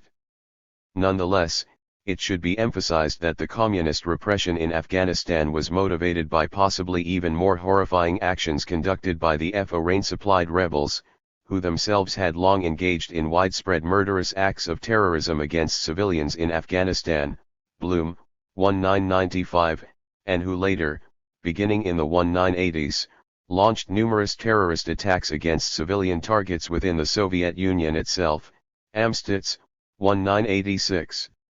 In reaction, the Communists made many successful attempts to infiltrate and disrupt rebel forces or peace fully bribe them into defection or ceasefires, Girardet, 1985, but they also conducted military raids and aerial attacks on rebel positions that killed tens of thousands of people, including many civilians, Amstutz, 1986. In addition, although Soviet soldiers were forbidden from even arresting civilians unless there was evidence of them having weapons or breaking laws, and although they even allowed many anti-communist civilians to keep weapons if they were thought to be needed to defend against rebel terrorist attacks, Soviet troops did fire back directly when fired upon, no doubt killing many civilians in the process, Tamarov, 1992. There is also some evidence that communist troops did deliberately shoot innocent Afghan civilians on numerous different occasions, murdering hundreds of them, U.S. Department of State, 1985. While not justifying such murders, it must be mentioned that motivation for some of the Soviet atrocities was related to the killing of Soviet soldiers by civilians, even communist civilians, to whom the CIA-financed rebels paid cash rewards for each Soviet soldier murdered, Tamarov, 1992. Also contributing to some Soviet atrocities was soldiers' frustration with civilians' refusal to provide information on the perpetrators of rebel crimes, Rees, 2000. Regardless, it must be emphasized that Soviet soldiers involved in committing atrocities were harshly disciplined, Urban, 1990, and there was never any systematic or premeditated effort to kill civilians. Moreover, although there is evidence that some Soviet soldiers engaged in robbing Afghan civilians, Soviet soldiers were also very frequently involved in stealing from their own military, largely to finance the purchase of narcotics that substituted for the normal vodka to which Soviet soldiers had better access in the USSR, and, in any event, any illegal freelance actions against civilians was punished severely, as admitted even by Soviet soldiers who had defected to the USA, Alexeyev. 1988. The Soviet Army behavior in Afghanistan actually compares favorably to that of the USA Army in its most recent major action, the 1991 Persian Gulf War, which is glorified in the USA despite war crimes such as ground troops committing mass murder of defenseless Iraqi POWs and civilians, even though USA troops were hardly ever threatened in the entire war and mostly only by friendly fire and never by civilians or POWs, and which created a promoted hero out of a general who deliberately slaughtered Iraqi troops while they were retreating exactly as they had agreed to do after an armistice had been entered. MTO, Hirsch, 2000. Specific evidence on the extent of civilian killings in Afghanistan 18 provided by the U.S. Department of State, 1987, which reported unidentified sources indicating as many as 15,000 civilians killed during the first 8 months of 1987, during which time it was stated that civil casualties were enormous as a result of Soviet counterinsurgency operations that were launched as reprisals for rebel raids into the Soviet Union itself. If 1987 which was a year of average Soviet military casualties but less accurate aerial bombings due to rebel acquisition of Stinger missiles. Zalaga, 1995, had been an average year for civilian deaths in the 1979-89 war. The total would be 225,000 civilians killed in the war. Since the USA reported civilian kill rate in 1987 was probably very biased upward, given that it no doubt includes civilian death tolls grossly exaggerated by the rebels for propaganda purposes, and since civilian casualties may have been abnormally high in 1987 due to decreased accuracy of Soviet aerial bombings that year, the number of civilian deaths was unquestionable far less than 225,000, but that figure can be used as an upward bound. Since the rebels did engage in widespread bombings of civilian targets that had destroyed over 1,000 schools and hospitals in rural areas covering 90% of the country in the first FEW years of the war, Bradshaw, 1983, since the rebels frequently conducted rocket attacks and bombings on residential areas of heavily populated cities, Bloom, 1995, since the rebels assassinate virtually every government official and Communist Party member they could, as well as most communist supporters and sympathizers, and frequently any unknown or uncooperative people, with one unit of 1200 rebels in one Afghan city assassinating 600 people in a 2-year period alone, Girardet, 1995, since the rebels even murdered Eastern journalists in order to be able to steal their cameras, Urban, 1990, since the rebels had such heavy weaponry that they could not even be labeled a traditional guerrilla force, Jalali and Grau, 1995, since the rebels had about as many soldiers, approximately 200,000, as the Soviet/Afghan communists, Girardet, 1985, and since the rebels often engaged in intergroup feuding that may have directly led to the deaths tens of thousands of people, Urban, 1990, it is likely that the rebels may have killed at least half of the civilians, leaving the communists with responsibility for less than 115,000 civilian deaths. Given survey evidence of Afghan refugees in Pakistan, indicating that aerial bombings of civilian targets caused the deaths of under 50% of the civilians killed by communist fire, U.S. State Department, 1987, and given that most of the remaining deaths were likely to have been unintentional battlefield casualties, i.e., the result of ground forces actually fighting armed rebels, it is probable that the communists deliberately killed less than half the civilians for whose deaths they were responsible. Because many of the reports of heavy communist bombings of civilian areas in Afghanistan had no truth to them, being clearly Fabrige 69. Kate by the rebels for propaganda purposes, Urban, 1990, and because many of the other stories of alleged communist atrocities were also invented by the rebels and their CIA supporters, Bloom, 1995, it is likely that the number of civilians deliberately killed by the communists in Afghanistan was only a very small fraction of 115,000 and definitely far less than 60,000. Further evidence on this issue is provided by the FACT that it wasn't until L984 that the Communist Air Force utilized any high-level strategic bombers such as Tu-16 aircraft, Girardet, 1985, which, like the USA B-52 bombers in Vietnam, result in more indiscriminate killings via saturation bombings. Communist air power in Afghanistan, which consist largely of about 1000 helicopters, MiG fighters, and Su-25 tactical bombers, McMichael, 1999, was generally used to support ground troops, Girardet, 1985. Even the Soviet strategic bombers were effectively used to assist combined ground/air offensives as opposed to engaging in mass killing/terrorizing of civilians, Urban, 1990. Some Eastern analysts were astounded that the Communists rarely even made pure aerial attacks on supply lines, which were vital to the rebels, Girardet, 1985, or on other targets far in the rear of enemy troops, Kuperman, 1999. The failure of the Communists to use air power alone to attack such important targets, which were so important to the Afghan rebels, and which the Soviets did instead block or ambush with airlifted ground forces at various times, Girardet, 1985, provides evidence of the inhibitions the Communists had about potentially attacking innocent civilians. Even in cases where pure aerial attacks were launched against rebel-controlled villages in reprisal for rebel atrocities, there is evidence, from anti-communist sources, that the Soviets had a standard policy of warning the civilians, by loudspeaker, to leave the villages beforehand, Alexeyev, 1988.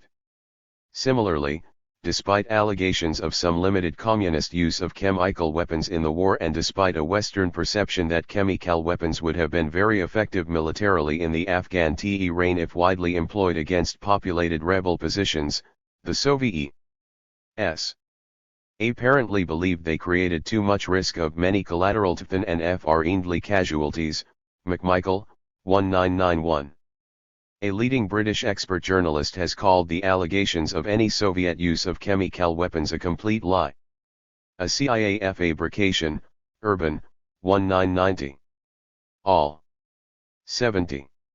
The evidence therefore seems to imply that communist air power was mostly directed against military targets, i.e., areas with armed rebels generally engaged in combat, and that most of the civilians killed by communist aircraft, as well as ground forces, represented true unintentional battlefield casualties.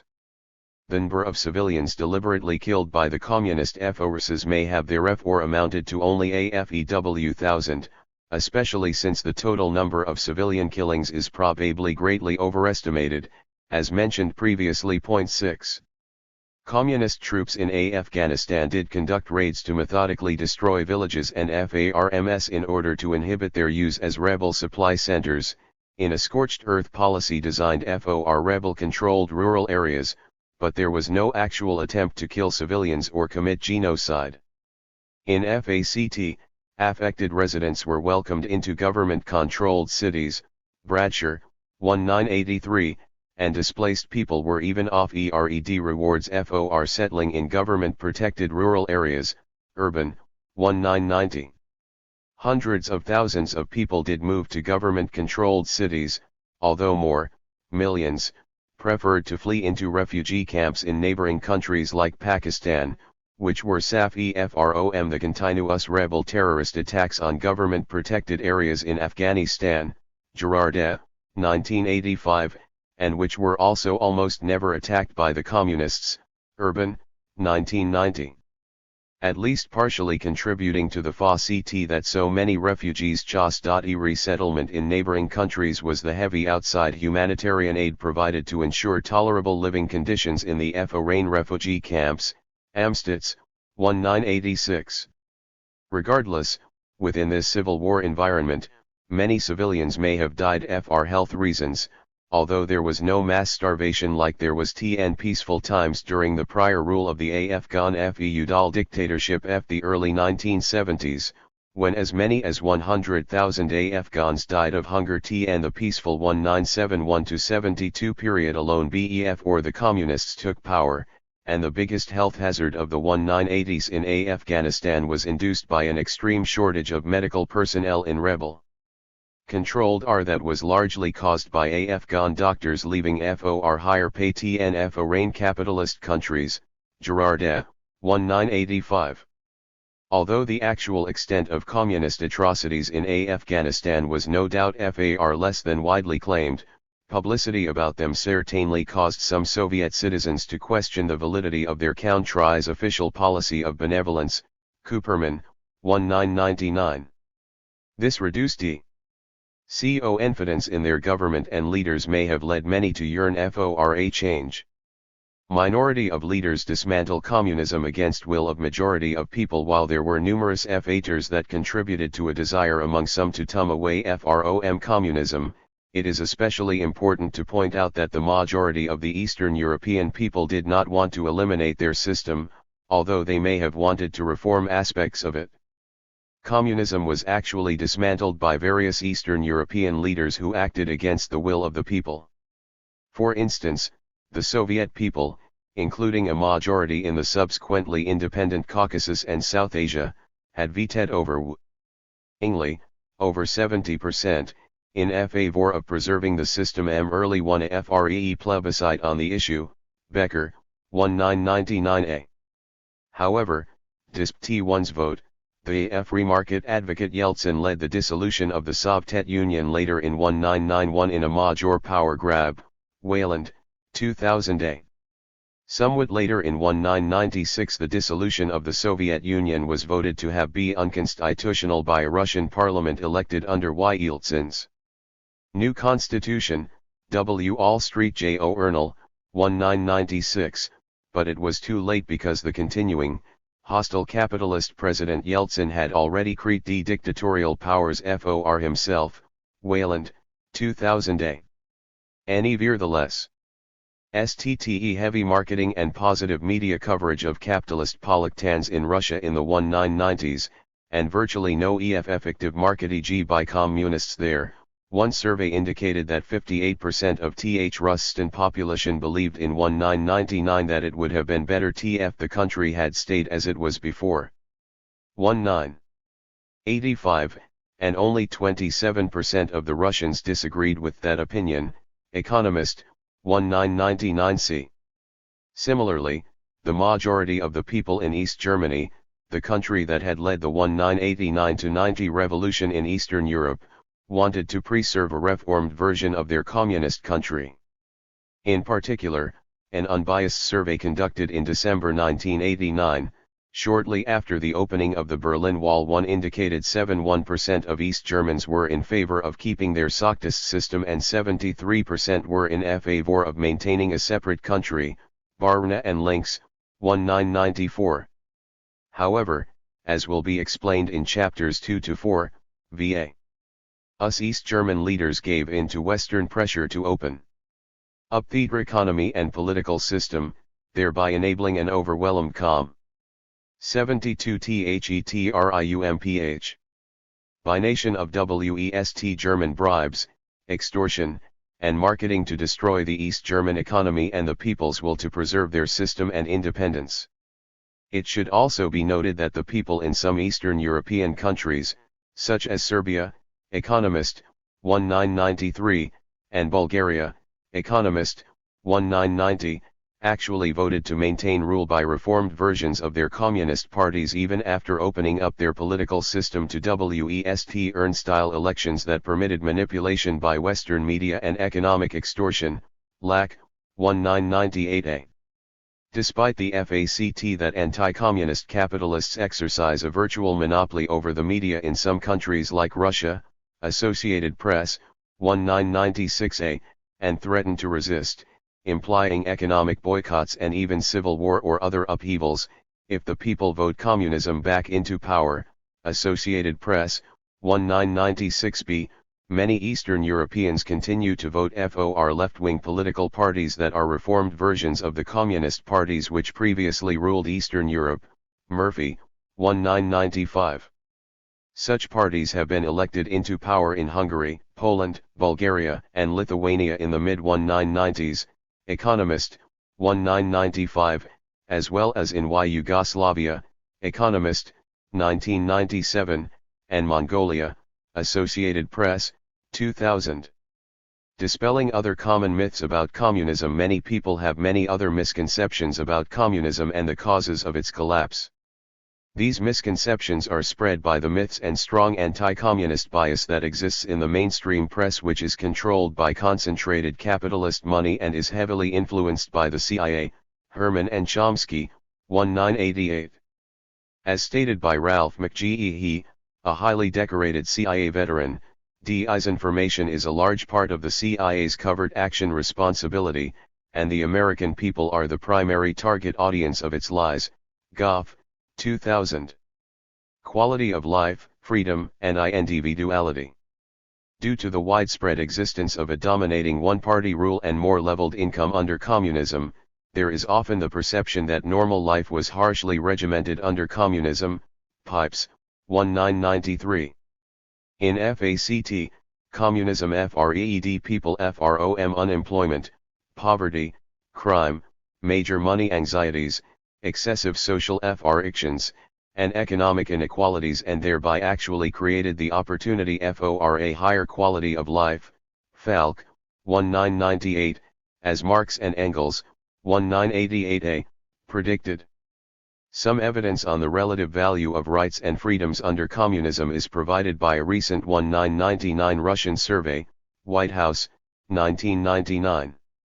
This survey found that 68% of the Russian people felt the right to free education, medical help, and financial support in old age to be among the most important human rights, and 53% indicated as important the right to a well-paid job in one's area of expertise, whereas only 14% and 8% mentioned freedom of speech and the right to elect one's leaders, respectively, as important. In addition, even though only 23% listed the right to private property to be important, a separate question found 40% wanting a Western-style capitalist/democratic system, perhaps because they still associated a higher standard of living with such systems, and incorrectly assumed, as so many do, that the capitalist system was the cause of Western wealth.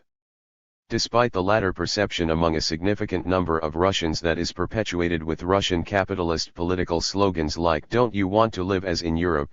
An even more recent survey indicated that 48% of the Russian people prefer state planning and distribution compared to only 35% of Russians favoring private property and the market, Economist, 1999. Further evidence on the value of the various benefits of communism is available from a very limited survey that I conducted of Germans who had emigrated from communist East Germany to capitalist West Germany before unification in 1990. The survey found that the emigrants would have been willing to give up 21.04% of their West German income to have the communist advantages of virtual elimination of unemployment, drugs, crime, uncertain prices, and life-sustaining money anxieties. The survey also indicated that these same Germans would have been willing to give up 6.69% of their income to avoid having the East German political system and secret police.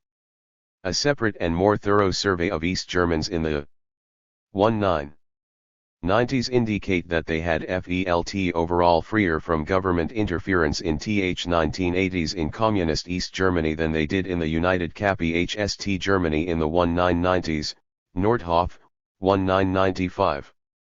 This latter finding is especially important for putting the relative value of communist freedoms and repression in an interesting perspective. Exaggerations of political repression.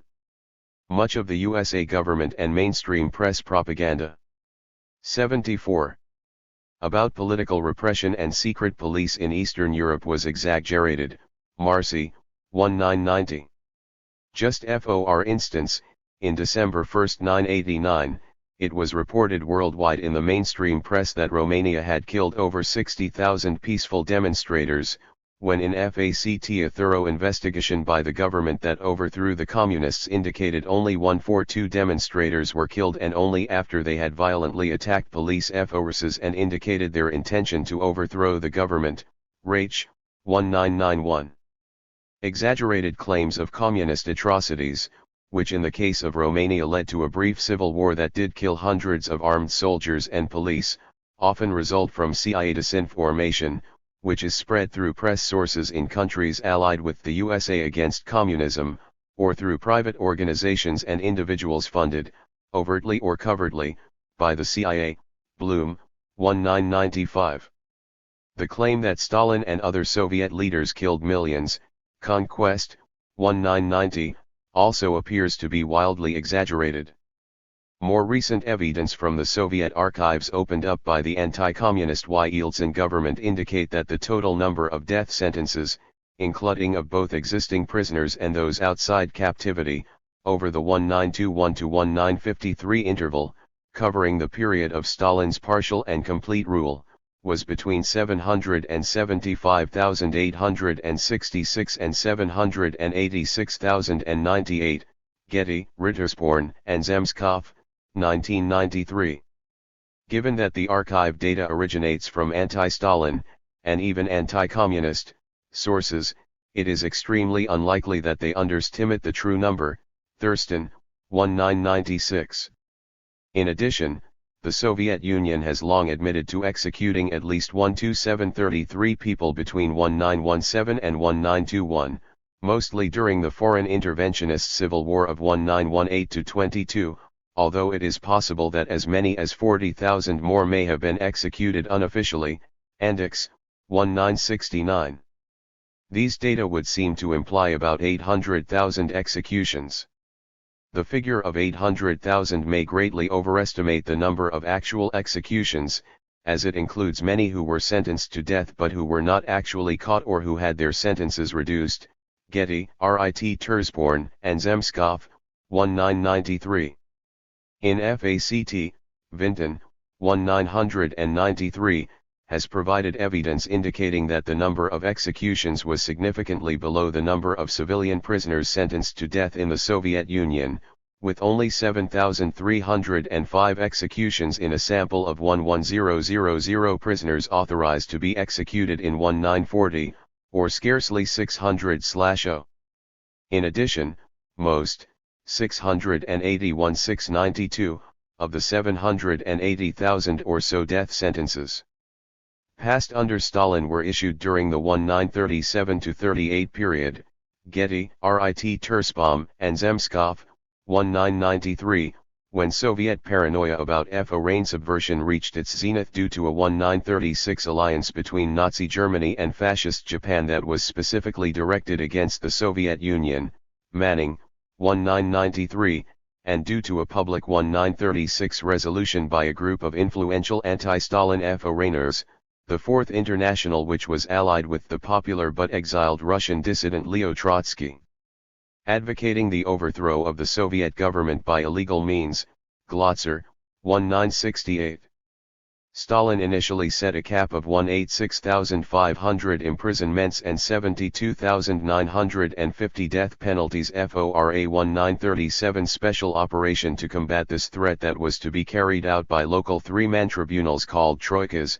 Getty, Rittersbaum and Zemskov, 1993. As the tribunals passed death sentences before the accused had even been arrested, local authorities requested increases in their own quotas. Knight, 1993, and there was an official request in 1938 for a doubling of the amount of prisoner transport that had been initially requisitioned to carry out the original campaign quotas of the tribunals. Getty, Rittersbaum and Zemskov, 1993. However, even if there had been twice as many actual executions as originally planned, the number would still be less than 150,000. Many of those sentenced by the tribunals may have escaped capture, and many more may have had their death sentence refused or revoked by higher authorities before arrest/execution could take place, especially since Stalin later realized that excesses had been committed in the 1937-38 period, had a number of convictions overturned, and had many of the responsible local leaders punished. Thurston, 1996. Soviet records indicate only about 300,000 actual arrests for anti-Soviet activities or political crimes during this 1937-38 interval. Davies, 1997. With a ratio of 1 execution for every 3 arrests as originally specified by Stalin, that figure would imply about 1,000,000 executions. Since some of the people sentenced to death may have already been in confinement, and since there is some evidence of a 50,000 increase in the total number of deaths in labor camps over the 1937-38 interval that was probably caused by such executions, Getty, Rittersbaum and Zemskov, 1993, the total number executed by the Troika campaign would probably be around 150,000. There were also 30,514 death sentences passed by military courts and 4,387 by regular courts during the 1937-38 in odd, but, even if all these death sentences were carried out, the total 76 number remains under 200,000. Such a low number seems especially likely given the fact that aggregate death rates, from all causes, throughout the Soviet Union were actually lower in 1937-38 than in prior years, Wheatcroft, 1993. Assuming the remaining I00,000 or so death sentences passed in the other years of Stalin's reign, i.e., 1921-36 and 1939-53, resulted in a 60% execution rate, as per the Vinton, 1993, sample. The total number executed by Stalin's Soviet Union would be about 250,000. Even with the thousands executed between 1917 and 1921, it is plausible that the number of unarmed civilians killed between 1917 to 1953 amounted to considerably less than 250,000, given that thousands of these victims may have been Soviet soldiers. Fries, 1997, given that some may have been armed bandits and guerrillas. Getty, 1985, and given that at least 14000 of the actual executions were of Foreign-POWs, Vinton, 1993. A USA Foreign attaché to the Soviet Union, George Kennan, has stated that the number executed was real ly only in the tens of thousands, Smith, 2000, and so it is very likely that the true number of unarmed civilians killed by the Soviet Union over its entire history, including the thousands killed in Afghanistan more recently, is too small for the country to make the top 10 in mass murders. There were no doubt many innocent victims during the 1937-38 Stalin purge, but it should also be mentioned that there is substantial evidence from the Soviet archives of Soviet citizens advocating treasonable offenses such as the violent overthrow of the Soviet government or foreign invasion of the Soviet Union. Davies, 1997. In addition, the Soviet Union felt itself so threatened by subversion and imminent military invasions by Japan and Germany, which occurred in full force in 1938 and 1941, respectively, that it perceived a need to undertake a nationwide campaign to eliminate potential internal enemies. Manning, 1993. Moreover, these external threats were further fueled by the fact that the Russian nobility and czarists, over 1 million of whom had emigrated after the Communist Revolution in 1917, had given financial aid to the German Nazis in the 1930s for the purpose of using them, once they had successfully taken power in Germany, to help them overthrow the Soviet government. Feinberg, 1999. 8 forged documents and misinformation spread by Nazi Germany to incriminate innocent and patriotic Soviets also contributed to Soviet paranoia. Andrew and Gordievsky. 1990. It must also be remembered that Soviet foreign-sponsored subversion in the 1930s existed within the context of guerrilla warfare. Fougheit against the Soviet Union by some of the same groups of people who had fougheit with the foreign invaders against the Soviet Union in the 1918-22 Foreign Interventionist Civil War, Conquest, 1986. While the 1937-38 purges were very repressive and tragic by almost any measure, they may have helped prevent the fascists from inciting a successful rebellion or coup in the Soviet Union. Thurston, 1996. Such a threat was a very real one given that the German Nazis did succeed in using political intrigues, threats, economic pressure, and offers of territorial gains to bring other Eastern European countries into their orbit, including Bulgaria, Romania, and Hungary, as well as Yugoslavia for a short period of time. Miller, 1975, given that the Soviet Union had been subjected to a brutal 1918-22 civil war which was launched by rebels who were supported by over 1 million foreign invading troops from over a dozen capitalist countries. Schultz, 1982, given that there was a large amount of sabotage committed by Soviet citizens in the 1930s, Conquest, 1986, and given that there were a significant number of Soviet dissidents who were in favor of overthrowing the Soviet government even if it required an invasion by Germany or some other foreign power. Davies, 1997. It is also possible that the Germans and Japanese had spread sufficient misinformation to lead many people to believe in the existence of an alliance between the exiled Trotsky and the fascist countries that offered Germany and Japan some Soviet territories in return for helping the Russian dissident take power in the remaining part of Russia. Glotzer, 1968. In addition, many people may have worked independently to sabotage the Soviet Union in the hope that they would thereby contribute to a foreign overthrow of the Soviet Union. Rittersbaum, 1992, especially since Nazi Germany did make extensive efforts to incite uprisings, cause subversive actions, and create ethnic conflicts in Eastern Europe and the Soviet Union. Schultz, 1982. Although the Soviet Union may have falsely blamed Trotsky for advocating cooperation with the fascists, even Trotsky admitted that some of the victims of Stalin's repression may have indeed been German or Japanese agents. Glotzer. 1968. Despite the Soviet Union's success in defeating the subsequent invasions by fascist Japan, in 1938, and Gr. Many, 1941-44, the danger posed by the Nazi spies and saboteurs in 78. Eastern Europe is illustrated by the fact that the CIA considered them so effective that it adopted virtually the entire Nazi network into its own system of terrorism in Eastern Europe after World War II. Von Schnitzler, 1992.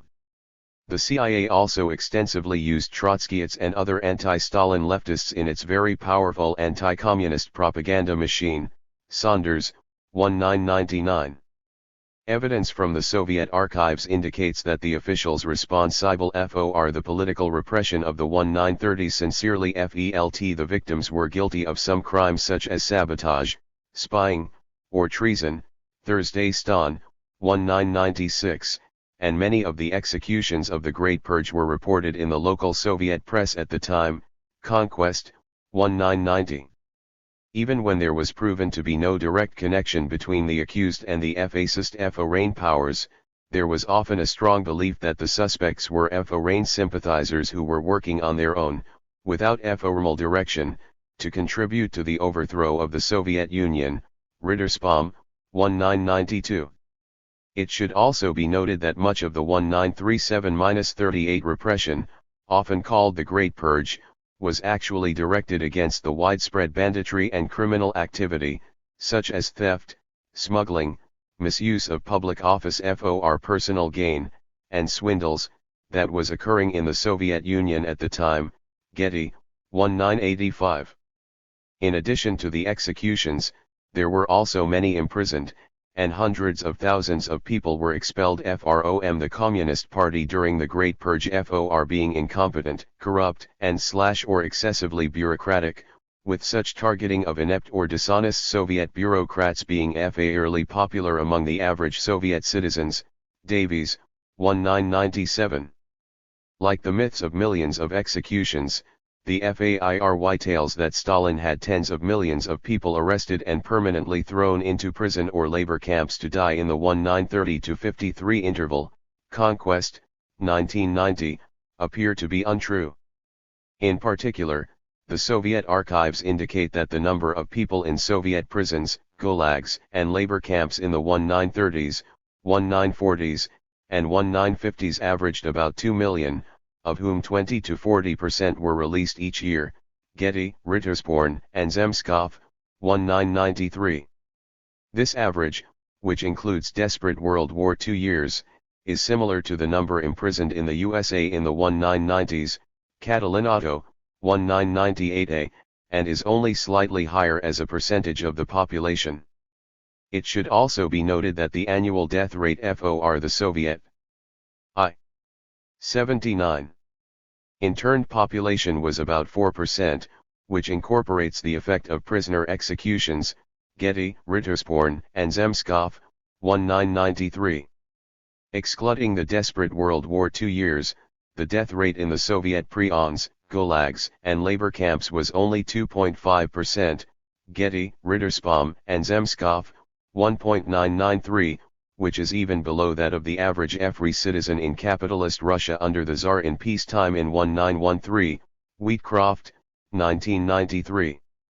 This finding is not very surprising, given that about one-third of the confined people were not even required to work, Bacon, 1994, and given that the maximum work week was 84 hours in even the harshest Soviet labor camps during the most desperate wartime years, Rummel, 1990.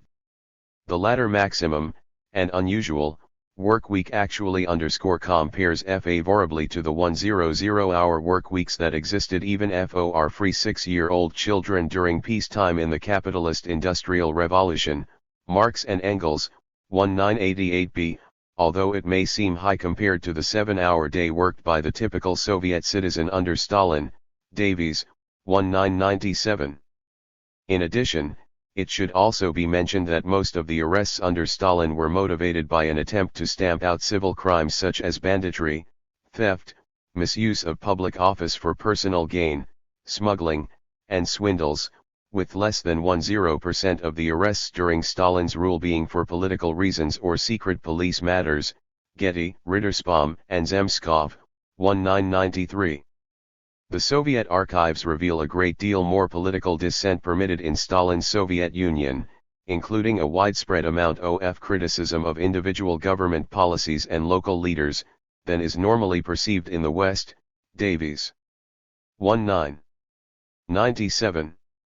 Given that the regular police, the political or secret police, prison guards, some National Guard troops, and firefighters, who were in the same ministry as the police, comprised scarcely 0.2% of the Soviet population under Stalin, Thursday Stan, 1996, severe repression would have been impossible even if the Soviet Union had wanted to exercise it.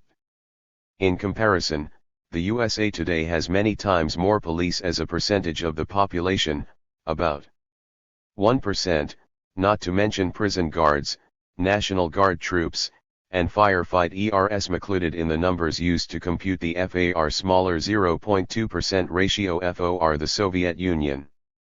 In any event, it is possible that the communist countries of Eastern EUPE would have become politically less repressive and more democratic, especially over time, if there hadn't been overt and covert efforts. 80. By capitalist powers to overthrow their governments, Bloom, 1995, including subversion conducted in the USSR as late as the 1980s that the USA government admitted to in the 1990s, Chasudovsky, 1997.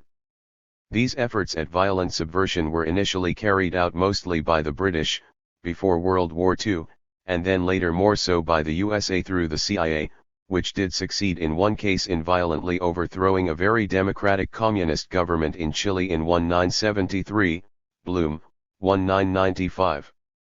If the communists had truly been as evil and dictatorial as they are portrayed to be in the capitalist press, the peaceful revolution of 1989 in Eastern Europe, with virtually no related deaths except in Romania, could never have occurred.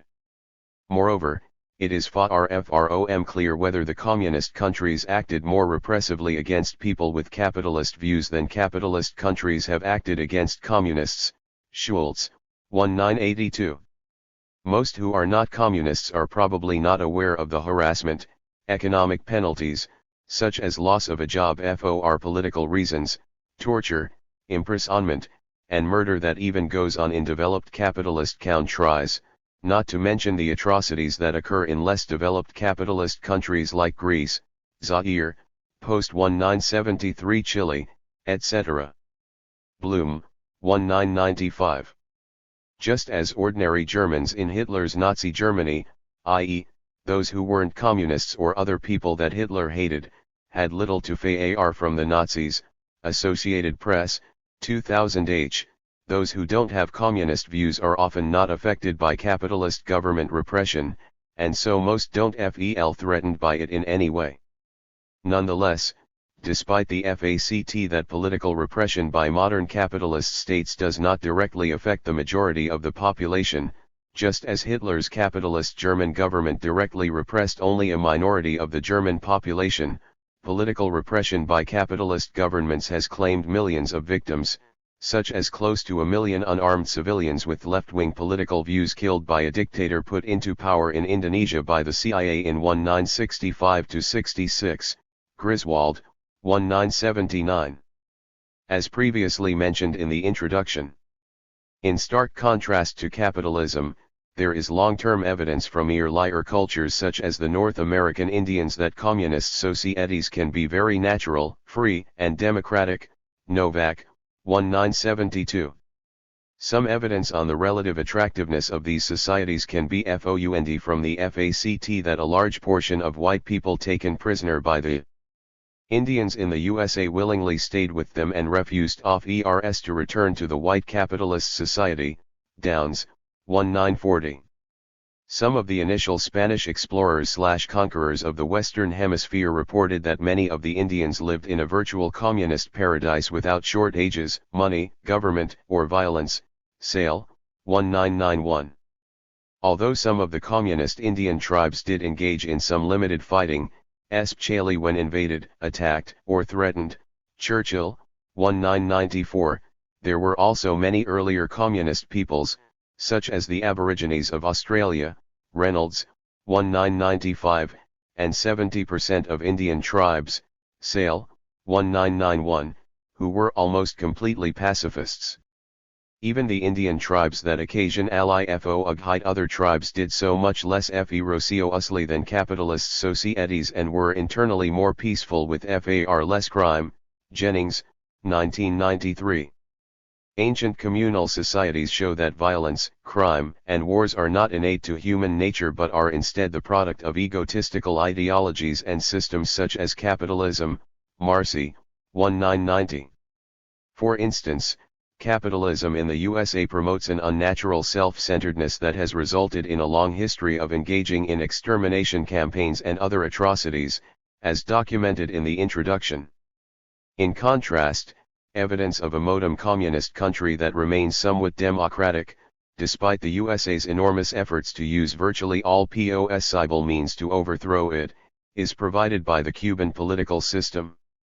Cuba not only allows free voting, but also has a procedure to allow the recall of elected officials, that is often used effectively in practice against unpopular politicians, has the Cuban people themselves make political nominations, instead of political parties or the CIA, and pro-HJTS candidates, or the CIA, from spending money on electoral campaigns, Sheffer, 1998. Some evidence that capitalist countries are also far more imperialistic, militaristic, intolerant, and evil than modern communist countries has been discussed in the introduction. A general analysis of these issues, especially with respect to the political repression of the capitalist superpower, the USA, is also provided by Schultz, 1982, who documents some of the terrorism carried out by the nearly 1 million CIA agents worldwide that engage in scores of covert action each year to ensure the widespread existence of capitalist governments friendly to the USA. Further evidence is provided by Bloom, 1995, who describes the events. 82 EVIL. Around dozens of the over 400 military invasions and bombings conducted by the USA just since World War II, Wilson, 1999a, that have often led to severe political repression. That these imperialist actions are nothing new is documented by the World Almanac, 1998, itself, which lists 23 separate USA military actions or interventions, mostly periodic Latin American invasions, that occurred in the 1900s before World War II, and that excludes the World War I related actions. Even before 1900, the USA had engaged in over 100 invasions to ensure USA control of, or influence over, many countries, Zion, 1995. In contrast to the widespread imperialism of the capitalist USA alone, there have been a mere 0 communist invasions of other countries. In addition, the USA's imperialist actions themselves at least partially justify of the invasions by communist countries, with the only exceptions being Cambodia's invasion of Vietnam in the late 1970s, which was described earlier in the introduction, and the Soviet Union's invasion of 5 Baltic countries in the 1939-40 period as part of a deal with capitalist Germany for the USSR to reclaim land, and a defensive perimeter, lost in the 1918-22 Foreign Interventionist Civil War. Bullock, 1992. For instance, the Soviet invasions of Hungary in 1956 and Czechoslovakia in 1968 were motivated by paranoia surrounding the CIA's attempts to instigate revolts in those countries. Bloom, 1995, while North Korea's invasion of South Korea in 1950 represented merely an escalation of the open border warfare that had been initiated by the South Korean dictatorship created by the USA, Ho Hui, and Ho, 1993. In addition, as previously mentioned, the Soviet invasion of Afghanistan in 1979 was conducted only after a terrorist war was launched against the established communist government by CIA-financed rebels, who were bought by the USA with billions of dollars in cash, additional drug trading profits, and a promise of a return to a Nazi Kali religious feudal tyranny in order to deliberately provoke Soviet intervention. Feinberg, 1998. Longer-term evidence that capitalism in general has been causing an ever-increasing number of people to die in wars, even as a percent of the population, is provided by Erlanes, 1971. Myths about communist economic inefficiency and resource malsahakation. Besides falsely believing that communist countries violently kill far more people than capitalist countries, a large number of people, include 83. Many academics, also believe that communism has caused poverty and resource misallocation, which are responsible for massive numbers of deaths are relating to starvation and disease. Macfarquhar, 1993. In FA-CT, the RE versus FA are closer to the truth. In particular, communism has saved hundreds of millions of lives through not only real income growth but also greater income equality. For example, not only did communist Eastern Europe grow more rapidly than capitalist countries, at the same time it had less income inequalities than capitalist countries. 9. But communist China has grown faster economically than any country in the world for some time. In particular, the average annual rate of growth in China was 1.1% for the period 1992-1996 and 7.3% for 1975-91. Compared with an average of about 3% for capitalist countries, JMF, 1997b, 0.10. In addition, despite real income per capita still being only 1/17 that of the USA in 1991, less than 10% of the Chinese population lives in poverty, UN, 1994, compared to about 20% of the population in the much richer USA according to the UN, Associated Press, 1997. As a result of such successes, the annual death rate in China actually fell to about 1% of the population shortly after the Communist Revolution in China in 1949, which was far less than the 3% annual death rate that had previously existed in peaceful and mine-free times under capitalism. Delane, 1974.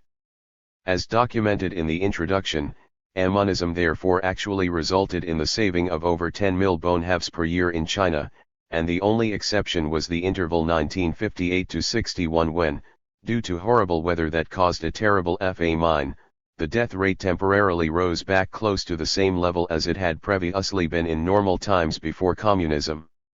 It should be mentioned that Chinese death rates during the 1958-61 catastrophe remained far below those reported by Ho, 1959, for China during capitalist famines.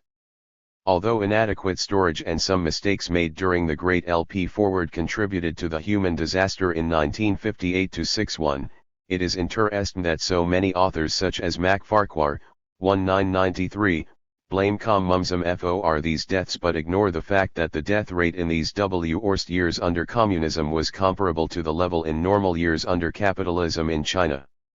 Such biased authors also tend to ignore the RAC_T that 35 million people die of hunger each year in the current capitalist world order. Flounders, 1998b.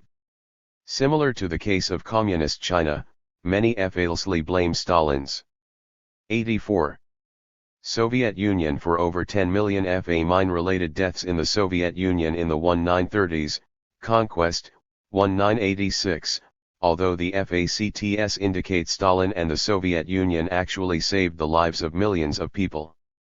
The 1930s in the Soviet Union represented a time of severe civil strife, widespread banditry, and even guerrilla warfare.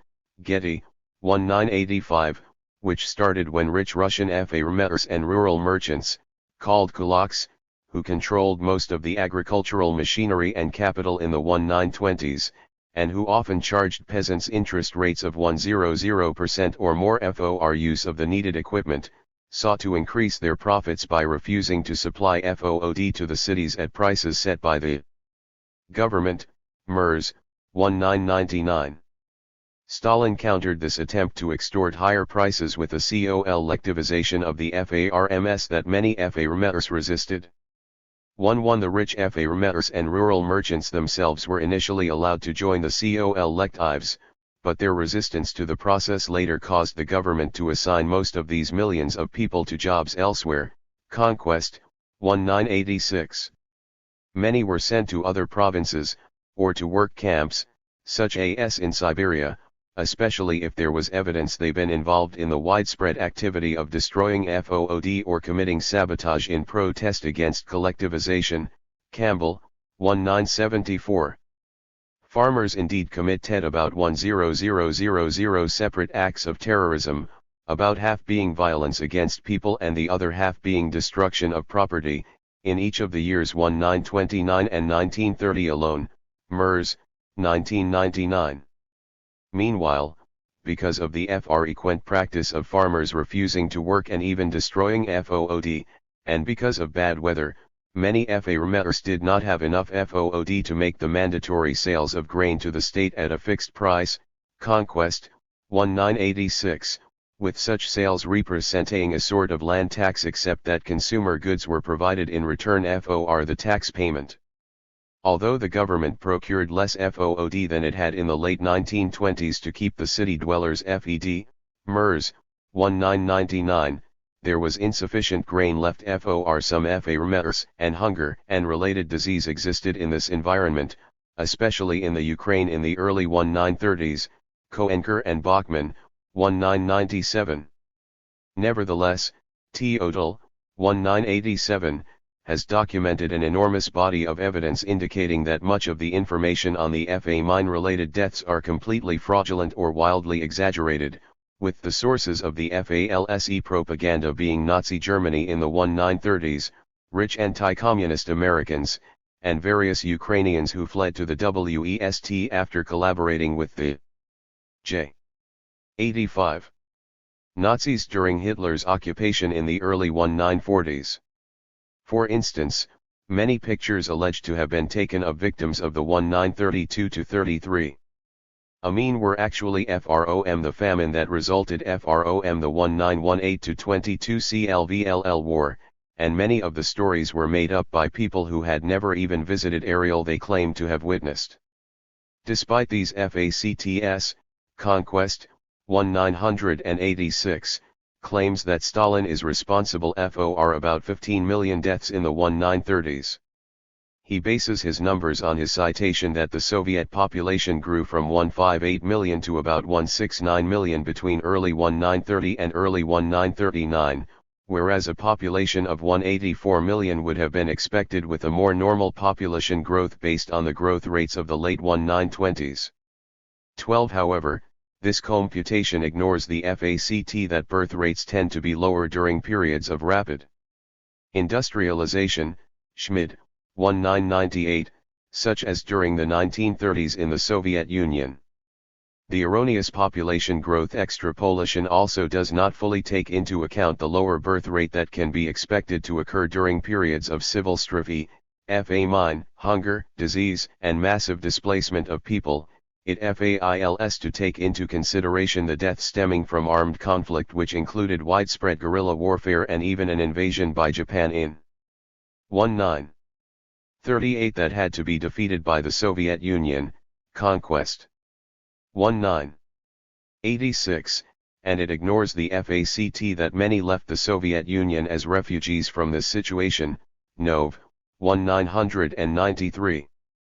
Wheatcroft, 1993, provides concrete INF information on newborns in the Soviet Union, indicating that birth rates were about 1.5% lower in the 1932-36 interval than in the 1920s and were about 0.5% lower during the other years of the 1930s. These lower birth rates alone explain all of the lower growth in the population during the 1930s. 13 with the exception of 1933, documented death rates in the Soviet Union averaged less than 2% per year in the 1930s and were even lower than the approximate 2% average death rate reported for the late 1920s, which was a time of relative tranquility, and the death rate of 3.7% reported for the catastrophic year of 1933 was very close to the annual death rate, also over 3%, in Russia under capitalism in 1913, Wheatcroft, 1993, which had been a year of peace and an abnormally abundant harvest there. 14 Thus, it appears that, despite the tragic executions and famine, Stalin and communism actually saved millions of lives. 86. Myths about specific aspects of communist efficiency. Besides the widespread false impressions that exist about the general efficiency of communist countries like China and the Soviet Union, there seems to be a popular misconception about specific aspects of the economic efficiency of communism. 15. In particular, many people mistakenly believe that the communist economies must be inefficient based on an assumption that they do not allow for decentralized decision-making and result in long waiting lines and shortages. Waiting lines, shortages, and waste did often exist in communist countries because the government purposely set the prices of many goods too low to clear, and also because richer capitalist countries placed embargoes on the export of the high-technology goods to communist countries. However, the low fixed prices, and the right to a job with income, did ensure that everyone in communist countries had the right to essentials like food, housing, medicine, and clothes. AUS Ersteierhand, 1987, unlike in capitalist countries where a large portion of the population do not have access to such essentials. Chasudovsky, 1997, even in far richer capitalist countries such as the USA, Strobel and Peterson, 1999. Also, the centralized fixing of prices greatly reduced the amount of time spent on wasteful tasks performed in capitalist countries of price shopping, price negotiation, and attempts to avoid marketing manipulation and fraud. Furlow and Stryk-Werda, 1999. The relative efficiency of centralized government administration can be seen by comparing government and private systems in the USA itself. For instance, in the insurance industry, expenses, administrative, marketing and other costs, as a percent of collected insurance premiums are only I% for centralized government social security, whereas they amount to 50% for private insurance companies. Smith, 1994. The fact that private capitalist systems are actually outright counterproductive is easily illustrated with examples like chemical/pharmaceutical firms making money on treatments for cancers they themselves cause by failing to remove carcinogens from their chemical products. Phillips, 2000. Note that these inefficiencies and counterproductive activities enhance the reported income levels of the capitalist countries, since the extra insurance costs, sale of carcinogens, and cancer treatments all go into GOP income statistics, just as do the costs of the higher crime rates in capitalist countries that amount to about 10% of GDP in the USA. US News and WORLD Report, 1994. J87. The overall relative inefficiency of capitalism was especially well demonstrated by Gorbachev's own capitalist reforms of the Soviet Union in the late 1980s under his perestroika policies, which resulted in an increase in the number of administrators, greater white-collar crime, as well as greater crime in general. 16 and lower economic growth, Marcy, 1990.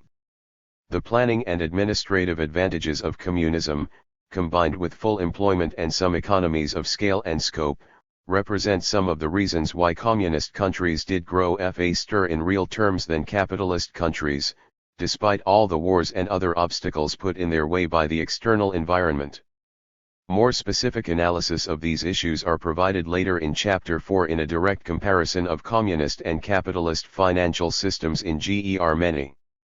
Implications: the empirical experiences. Eastern Europe and communism. Overall, the FACTS indicate that communist systems serve their people far better than most give them credit. Despite their accomplishments, the communists lost the Cold War essentially because they started out so much poorer than their rich capitalist adversaries, and AFEW people took power who effectively surrendered. Although there are only AFEW communist countries left in the world, the empirical experiences of Eastern Europe and other communist countries can be useful for providing some perspective on what might happen if a communist government were elected in a rich country such as the SA. In particular, given the prior accomplishments under Communism, one might expect higher real income growth and less poverty. In addition, over 95% of the people would be better off if the transitory FONN of communism that existed in communist Eastern Europe were applied.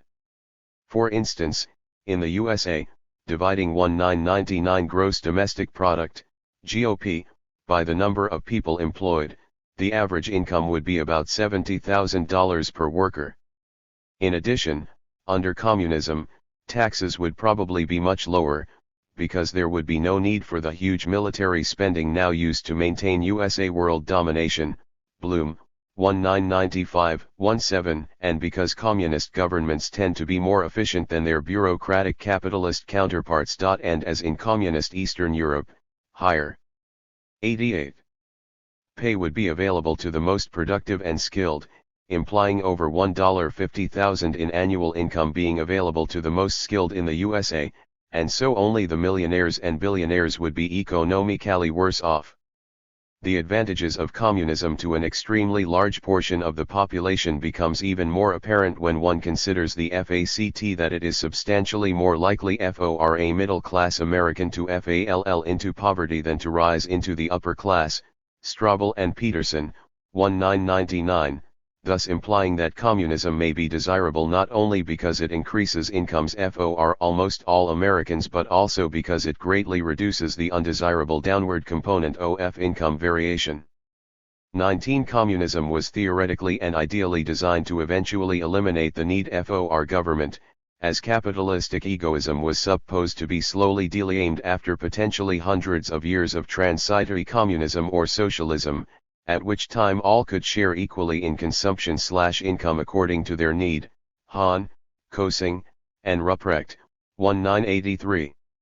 If such a purer form of communism were applied that distributed GNP equally among all USA residents, not just the employed, each person would be entitled to about $35,000 per year, or about $140,000 annually for a family of four.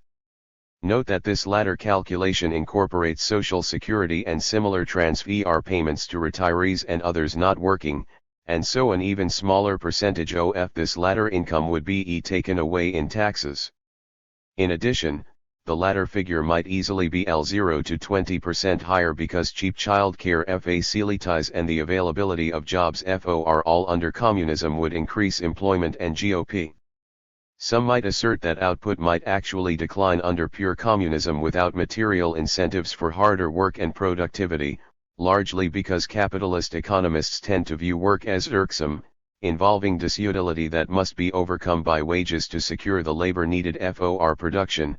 But, in contrast, anthropologists, recognizing past cultures such as the Aborigines and Indians to have thrived without such incentives, perceive work as the fundamental condition of human existence, through which the individual is able to define himself as a full and valued member of society. Strobel and Peterson, 1999. One can observe from youth engaged in sport activities how natural it is to exhibit extreme exertion and enthusiasm without monetary rewards, so that it is certainly possible that Sev. 189 era 100 years of communist society in transition would allow us adults to learn what is natural to youth, and past societies. Regardless, through a great reduction in unemployment, poverty, crime, money anxieties, and social frictions, communism can permit a higher quality of life, more freedom, and greater individuality, just as it did in earlier communist societies. Zion, 1995. A detailed, documented analysis of the advantages of communism, in transition, in the modem world, and a comparison with capitalism, is provided in the next chapter using the German case as an empirical example. 90. EVLI. CHAPTER 2. And post-mortem comparison. Communist and capitalist societies. Using the German case as an illustration. Many believe the collapse of East Germany represented evidence that the country's communist society was inferior to the West German capitalist one, insofar as the East German people did vote to replace their own system with the West German one in 1990. However, the voting was heavily biased by the greater riches offered by West Germany, and, contrary to popular myth, Christ, 1991, and related propaganda, Summer, 1994, these superior riches were not derived from the capitalist system itself but from the post-war treatment of Germany. This chapter uses the most recent data and information to show that, despite its very serious disadvantage of starting with much less wealth, the communist East German society was superior in many respects. Dominating influence: mandatory East German reparations payments. Real income per capita started at a far lower level in East Germany because of reparations payments it had to make shortly after World War II, and, despite faster real economic growth in East Germany, it had not yet caught up with West German levels by 1989. In particular, in the 15 years after World War II, the Soviet Union extracted over 50 billion marks in reparations for East Germany than West Germany. Pat. April, 1966. More recent West German government estimates of total East German reparations and other payments to the Soviet Union indicate a figure over 100 billion marks. Merkel and Wall, 1991, which represented several times tiny East Germany's national income or annual output at the time of the payments, most of which occurred between 1945 and 1953. While West Germany also made some post-war payments related to Nazi Germany's atrocities and war defeat, including compensation to war victims, they were largely offset by Marshall 11 Plan aid given to West Germany by the USA shortly after WORLDWAR 11 April, 1966.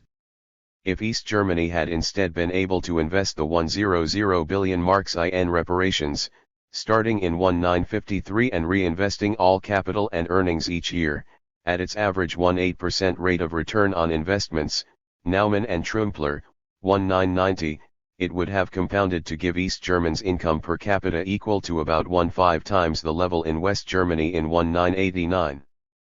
Instead, however, the enormous reparations caused East German income per capita to be only about 2/5 that of West Germany in the 1950s, Merkel and WAHL, 1991, although it had risen to 2/3 of the West German level by 1989, Gregory and Stewart, 1995. It was the discrepancy in personal income arising from differences in reparations that had caused East Germany to build the Berlin Wall in 1961 in order to prevent its skilled workers, such as essential doctors and nurses, from being bought by the richer West Germany. Ape 1, 1966. In FA-CT, before the Berlin Wall was erected, several million East Germans, especially skilled workers like doctors and engineers, moved to West Ger. Many for the higher incomes available there, and this migration resulted in a large loss to the East German economy.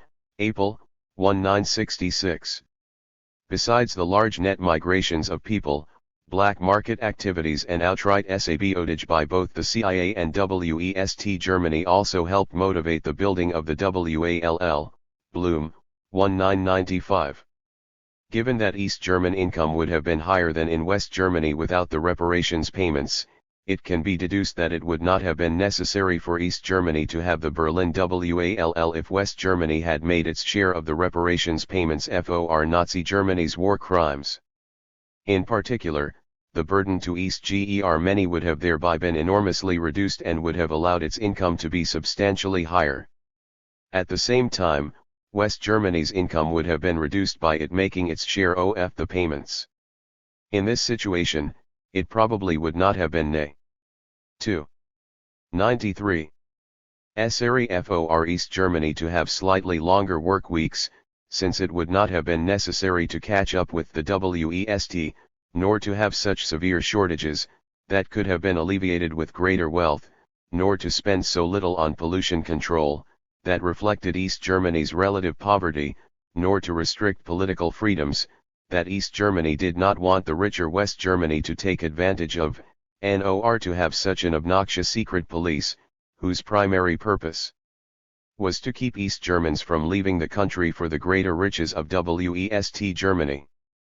All the relative disadvantages of communism in East Germany may therefore derive, at least partially, from its post-war reparations, and not from communism. Thus, it is possible to conclude that communism in East Germany was superior to capitalism in West Germany in all respects, except of course for the super-rich, who would become less wealthy and powerful under communism. A list of the relative advantages of each system is provided in Table 3, followed by a more general discussion. Table 3a listing the relative advantages communism and capitalism in Germany adengo FCOMMUN ist SOCIEDI. No unemployment 2. No inflation 3. No life-sustaining anxieties. 4 more rights for women and children. 5 equal educational opportunities. 6 socially more just. 7 more natural. 8 much less crime. 9 less overall police control I0. Not harassed by Western secret police II. Not as manipulated by the Western press. 12 not manipulated by Western marketing. 13 no need to shop around for the best price. 14 simpler tax system is. Faster economic growth. West NADYAN2N. I. Shorter work hours. 2 fewer shortages. 3 lower pollution. 4 political freedom aid. 5 more travel freedom. 6 less transparent police.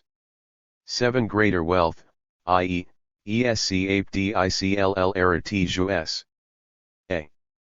Note that all of the advantages of capitalism in Germany stem at least in part from, or were made possible by, the greater beginning wealth of West Germany.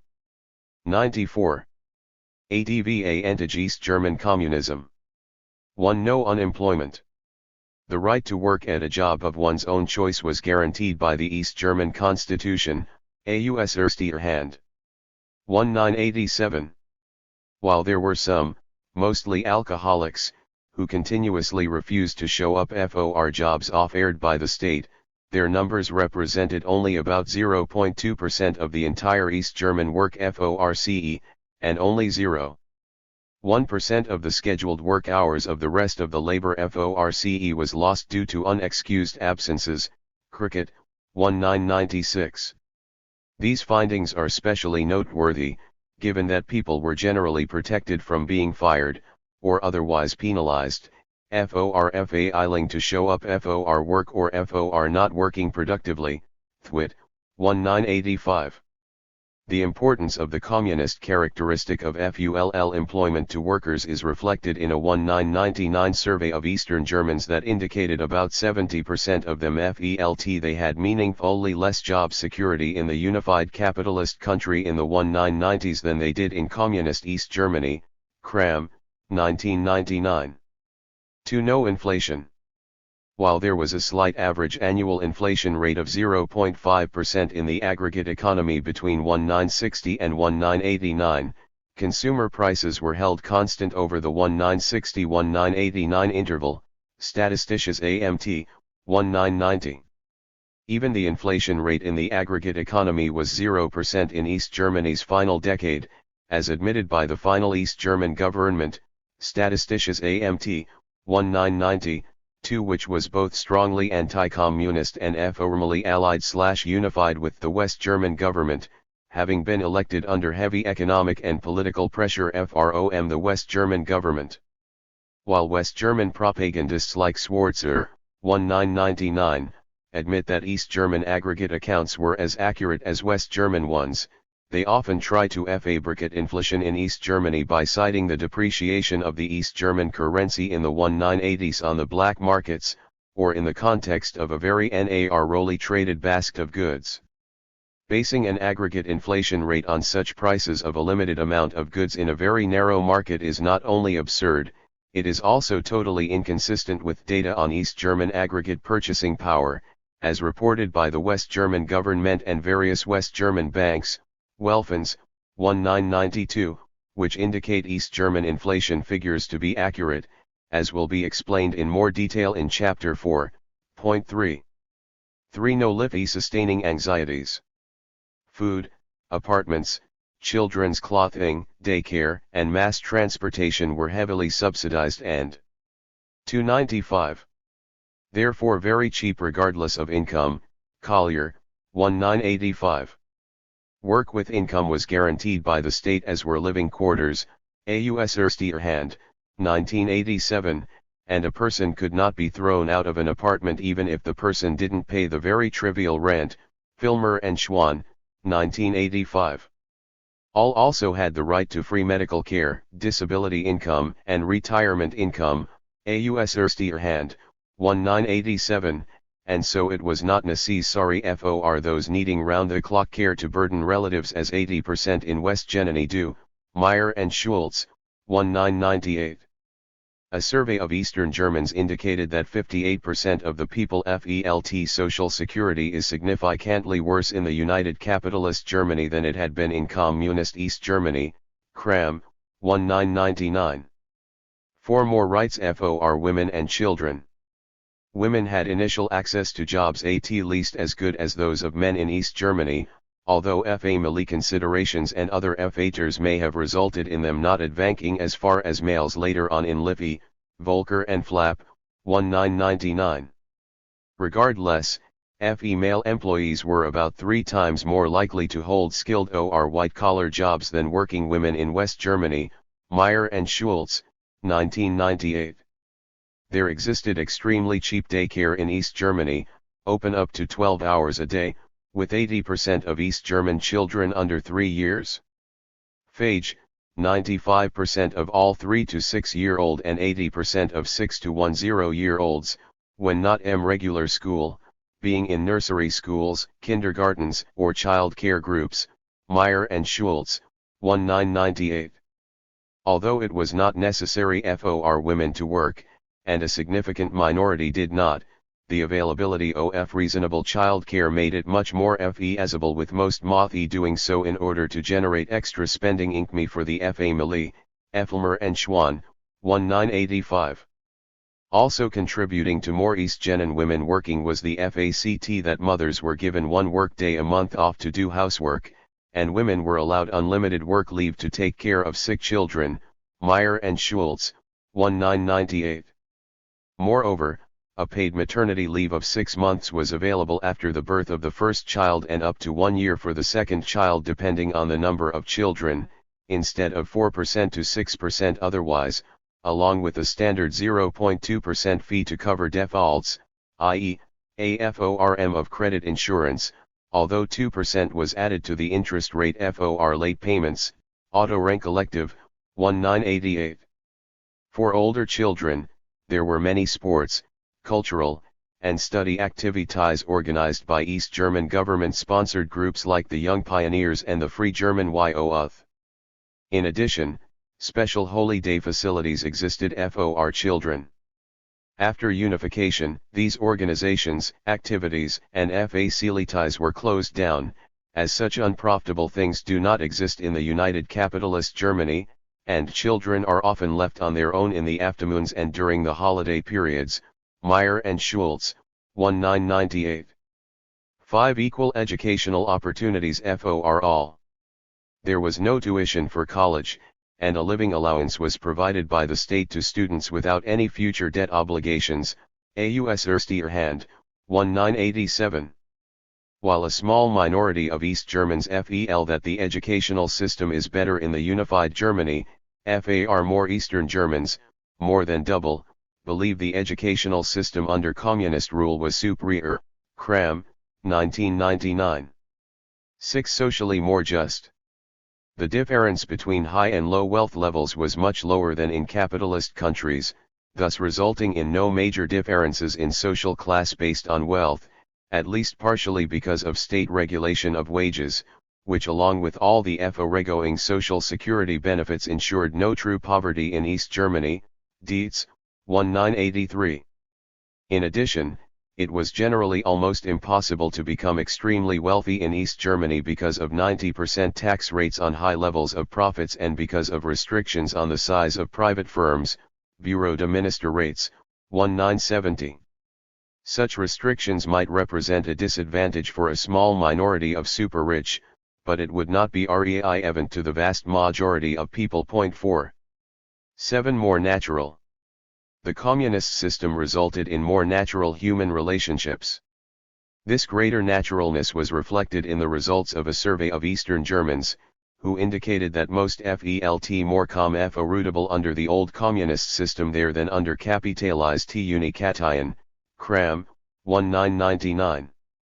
In particular, the communist East German society was not so plagued by the capitalistic characteristic of personal greed above everything. AUS Erster Hand, 1987. Chapt. ER 297. However, relationships were sometimes artificially used for material gain to obtain goods and services in short supply in East Germany, as noted by V.O. Elker and Flapp, 1997, who conducted a survey that touched on this issue. Their survey indicated that both relatives and co-workers actually provided more such material access than friends. If friendship had truly been based on such material advantages, then the result would have been the opposite, as more friends would have been deliberately chosen that provided such material advantages. This finding is consistent with the hypothesis that any material advantages of true friendship in East Germany may have been the byproduct of the friendship as opposed to the cause. The survey also indicated that people considered to be mere superficial acquaintances or neighbors played a much smaller role in assisting with access to goods and services in short supply, as would be consistent with the hypothesis that East Germans did not cultivate superficial relationships to gain material advantages. It should be mentioned that the primary purpose of V.O. Elker and Flapp, 1997, survey was apparently to support a biased opinion/hypothesis that East Germans were friendly to their neighbors. However, the two Western researchers were only able to provide supporting evidence for their ridiculous hypothesis by effectively having any neighbors concede to be FRENs removed from the sample of neighbors, as they themselves admitted in a footnote. Friendliness was generally not a commodity that was sold in East Germany, and so East German cashiers, waiters, waitresses, and sales ple in general were actually considered to be rude by foreigners. Filmer and Schwann. 1985, at least partially because of their honest naturalness and lack of superficiality. Perhaps in reflection of this fact, a survey asking East Germans which of 1-6 different characteristics that EY find most important in a partner, such as loving father/mother, loyalty, and has intellectual interests, all three of which ranked HTGHLY, indicated the attribute of has a highly paid job ranked the absolute lowest in importance, while has an attractive appearance ranked FO Earth from the bottom. Edwards, 1985. Moreover, Falk, 1998, reports in a well-documented book that the GT equality of treatment of men and women in East Germany, and a more natural set of official morals with respect to sex resulted in 98. Less conflict between men and women, virtually no prostitution, far less incidence of sexual perversion, and women who were considered by many foreigners to be both more pleasant and more intelligent than in capitalist countries. Also contributing here was the lack of stress with respect to job security, financial worries, and no sustaining money anxieties, which also resulted in the well-documented fact that East Germans engaged in sex much more frequently, and with more sexual partners on average, than West Germans, dpa. 1990b. Another study indicated that East German women typically enjoyed sex much more, with a 70% orgasm rate, at least partially because communism allowed East German women to feel equal, far more independent, and far less oppressed, Kleinschmidt, 1985. 8. Much less crime. Narcotics were almost non-existent in East Germany, although there were some illegal homemade drug concoctions, such as combining legal alcoholic beverages with legal tranquilizers and even mixing a detergent with cola, Leopold, 1985. Regardless, murder and violence were rare, and theft was much less prevalent than in the capitalist countries, Diedrich, Ellert, and Wensk, 1998. For instance, in 1988, there were 7 criminal acts per thousand residents in East Germany compared to 7 per thousand residents in West Germany, Nordhoff, 1995.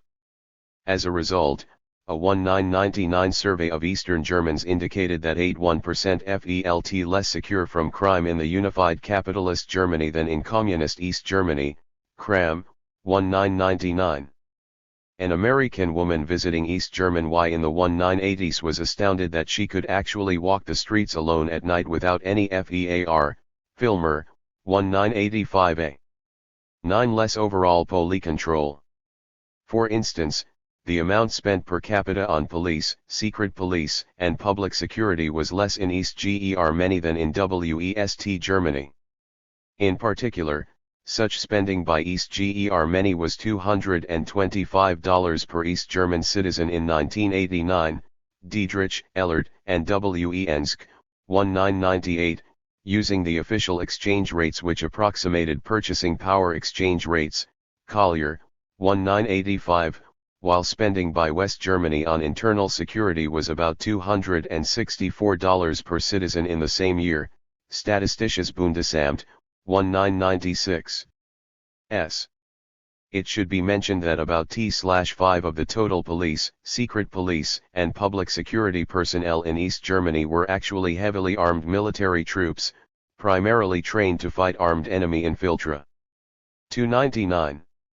Tours, paratroopers, and saboteurs, whereas all West German military formations are paid FOR out of defense spending as opposed to public security spending, Diedrich, Ellert, and Wensk, 1998.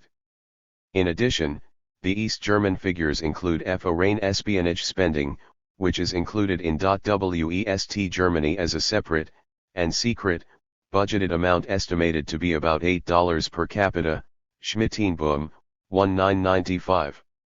Thus, per capita spending figures for East Germany that would be more comparable might be $225 x 1 minus 0.20 equals $180, or about 2/3 that of West Germany's $264 plus $8 equals $272.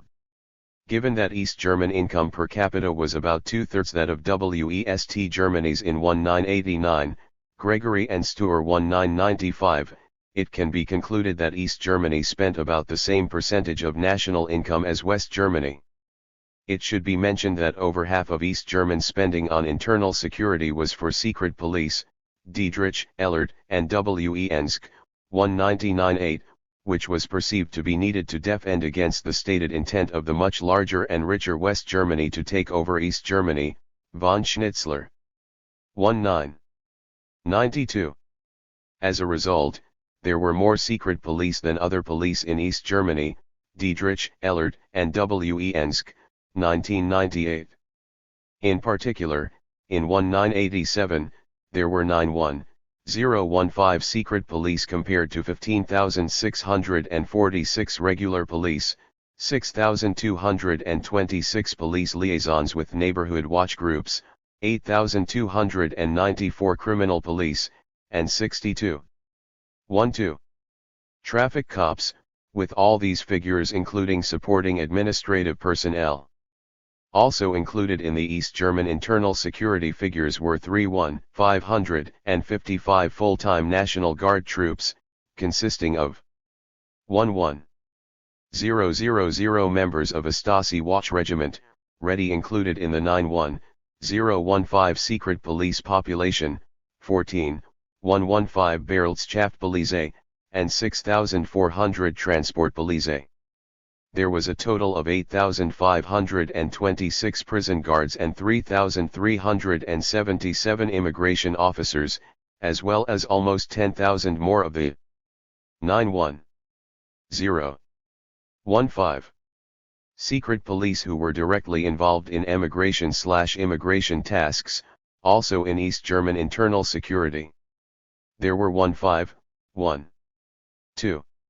9 security guards, and supporting administrative personnel, in East Germany whose costs are not included in the internal security spending just as amounts for security guards in West Germany are separately budgeted, there as private business expenditures.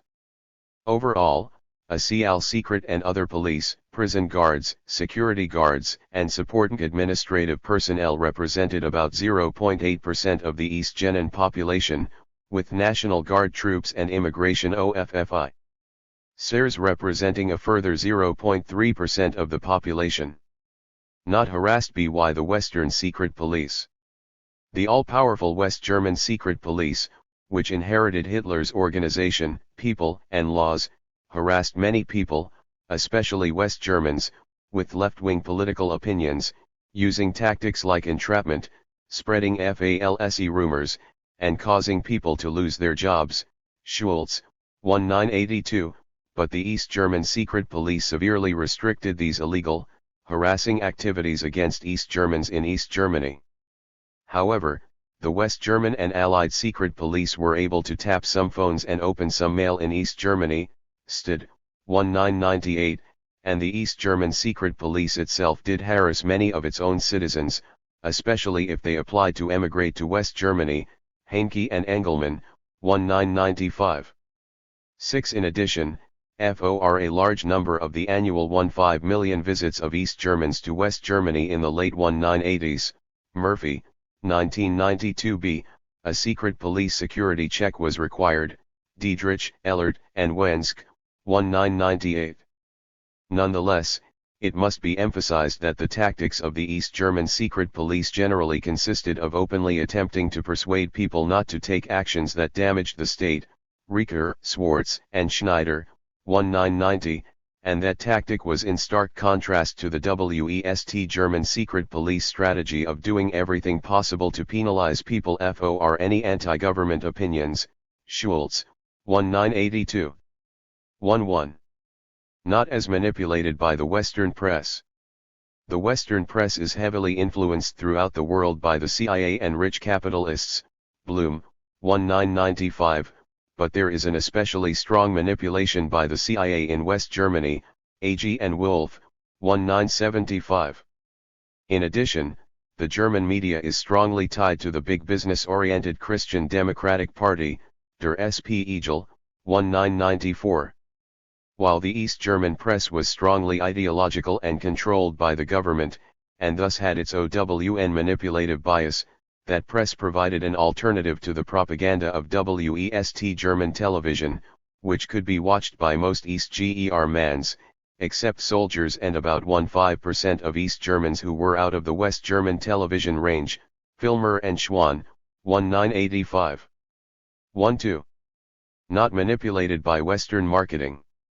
Prices were determined in East Germany by administrators largely based on cost, although unmanipulated demand and need factors were also considered for many products, Steutner, Hempel, and Ulrich, 1988. As a result, there were more rational and objective prices, since the people were not manipulated by the advertisements and marketing gimmicks of capitalism. 2101. In comparison, capitalist value and price are determined by how much someone can be convinced to pay for something. For instance, if someone persuades another person to pay $1,000 for something totally worthless like a handful of pebbles, the value of this worthless item in capitalism is $1,000 regardless of whether the buyer later figures out the stones are worthless. Although capitalist swindles are common, a much more subtle form of distorting value occurs even more frequently, and almost continuously, in capitalism, furlough and strike word 1999. In particular, through advertising, salespeople, and marketing, it is possible to get consumers to pay much more for the same product, or even buy an inferior, or worthless, product for a higher price. One classic illustration of this phenomenon that is glorified as a genius of capitalist marketing, and even taught in marketing classes at USA universities, is the case of Gary Dahl selling 1.3 million worthless pebbles for $4 a piece as pet rocks, Scripps Howard News Service, 1999. Another example is with breakfast cereal. The major brand name cereals usually cost far more than for a generic breakfast cereal of approximately the same type, and these high-priced brand name cereals have about 90% of the market share, Gibson and Ono, 1996. So the market value of a good in capitalism can be greatly increased by advertising and other psychological manipulation, Green, 1999, with such marketing straight geese being so effective that over 90% of the people are willing to pay the higher value. As a result of such potential to exploit consumers and confiscate their money through excess charges, furlough and strike word 1999, an enormous amount of resources is spent in capitalism for marketing that manipulates people and distorts reality, with marketing, including retailing, expenses making up half of the cost of the average consumer good, Pride and Feral, 1997. While marketing can provide valuable information, entertainment, and even positive psychological feelings, it is often difficult, time-consuming, annoying, and mentally disturbing to try to differentiate the manipulative and reality-distorting aspects of marketing from its positive characteristics. Thus, it is unclear whether capitalist marketing creates any net positive value, much less covers its enormous cost. Nonetheless, this cost is incorporated into the price of S and is therefore effectively paid for by consumers whether they hke it or not, unless they are willing to expend the enormous amount of 102 time and energy required to sift through the distortions, find and investigate alternatives, and take risks with unfamiliar products/companies. Some evidence of the net negative effect created by capitalist marketing is provided by the great effort and costs so many people incur to avoid advertising, telephone sales pitches, and general marketing manipulation, Kaufman, 2000. A more subtle, and potentially more damaging, negative effect of capitalist marketing is the pushing of products with actual negative long-term value, as exemplified by the unhealthy obesity which is rapidly growing in the current capitalist marketing environment that encourages us to eat food high in calories and fat, Winslow, 1999. The fact that capitalist marketing also has the negative effect of keeping good products out of the market is illustrated by the statement made by manager Mark Greenberg: "You can have a good product, but if you don't have good marketing and a good brand name, you're toast." Kiplingers, 2013. No need to shop around for the best price. The prices of goods or services of the same type and quality were the same everywhere in East Germany. Although it was often necessary in East Germany to shop around for available goods, Filmer and Schwann, 1985, although used goods were sometimes the only ones that could be found, and although lines to buy goods at East German stores were typically longer than the checkout lines at West German stores, many of the new goods in short supply were readily available without waiting at the very expensive East German exquisite shops. Falk, 1998.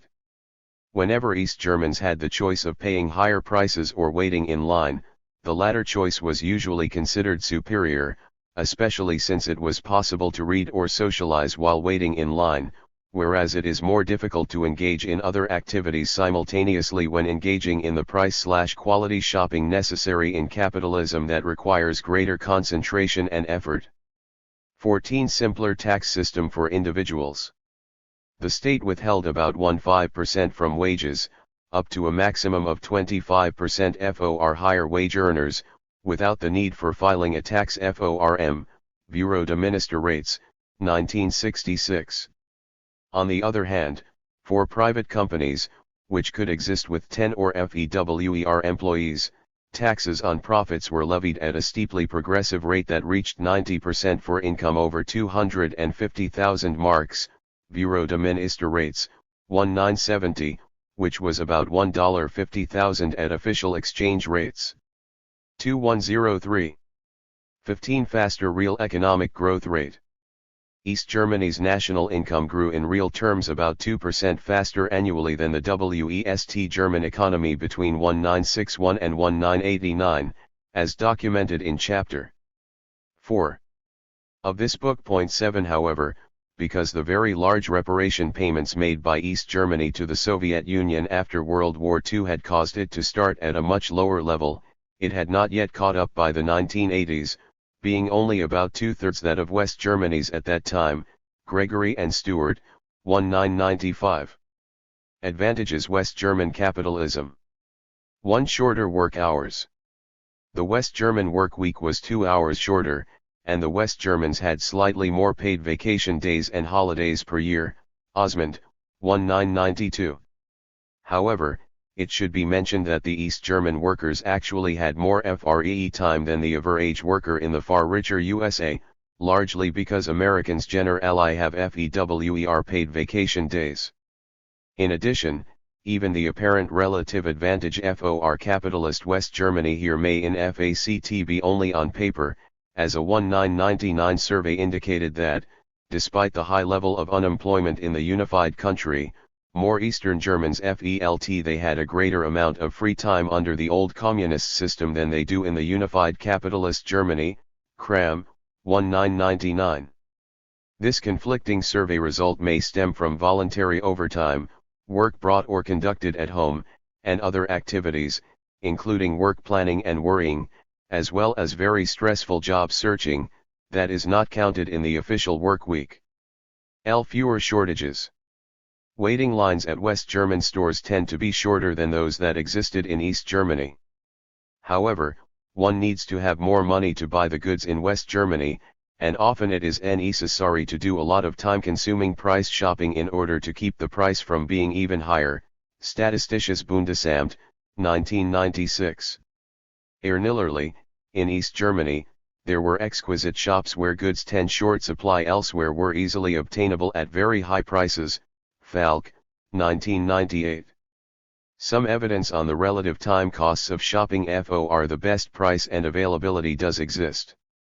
For instance, the unified German government has estimated that, under the capitalist system, shopping alone takes about 15 minutes per day of the average German's time.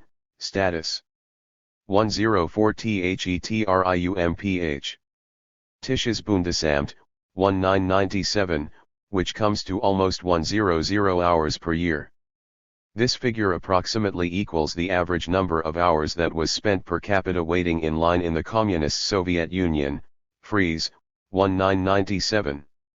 It should also be mentioned that the highly centralized and regulated German capitalist system has less competitive pricing practices than more decentralized capitalist systems like in the USA, and so shopping probably takes less time in capitalist Germany than in other capitalist countries, while the Soviet Union probably had longer waiting lines than more efficient and more prosperous communist systems like in East Germany, and so shopping in the communist Soviet Union probably took more time than in other communist countries like East Germany. Thus, it is far clear that shopping takes more time under the average capitalist system than under the average communist system. without even considering the advantages of communist marketing systems in avoiding the manipulation and fraud that exists in capitalist systems.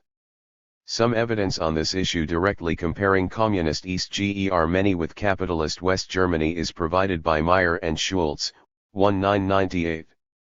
These researchers found that East German families spent less time on housework, including normal shopping but excluding child care, upon which East Germans spent substantially less time than West Germans, despite the fact that East Germans tended to have less access to some household automation, like microwave ovens, and personal transportation, although they did have greater access to inexpensive meals at work which reduced household tasks related to preparing meals. One of the primary time-consuming activities avoided in East Germany was the need to bunt for bargains and compare prices, quality, and quantity.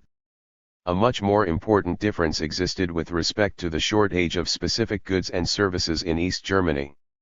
In particular, there was at least a 0-year waiting time between ordering and receiving a new car, Filmer and Schwann, 1985, and there was a similar wait with respect to a telephone connection in East Germany, Schwarzer, 1999. The system was not actually as incredibly inconvenient as it seems, as it was always possible to buy a used car in East Germany, and there were also ways to obtain a new car in a timely fashion by ordering it. 10 years before one had the money available, or having relatives or friends. So 10 years before a child was of driving age.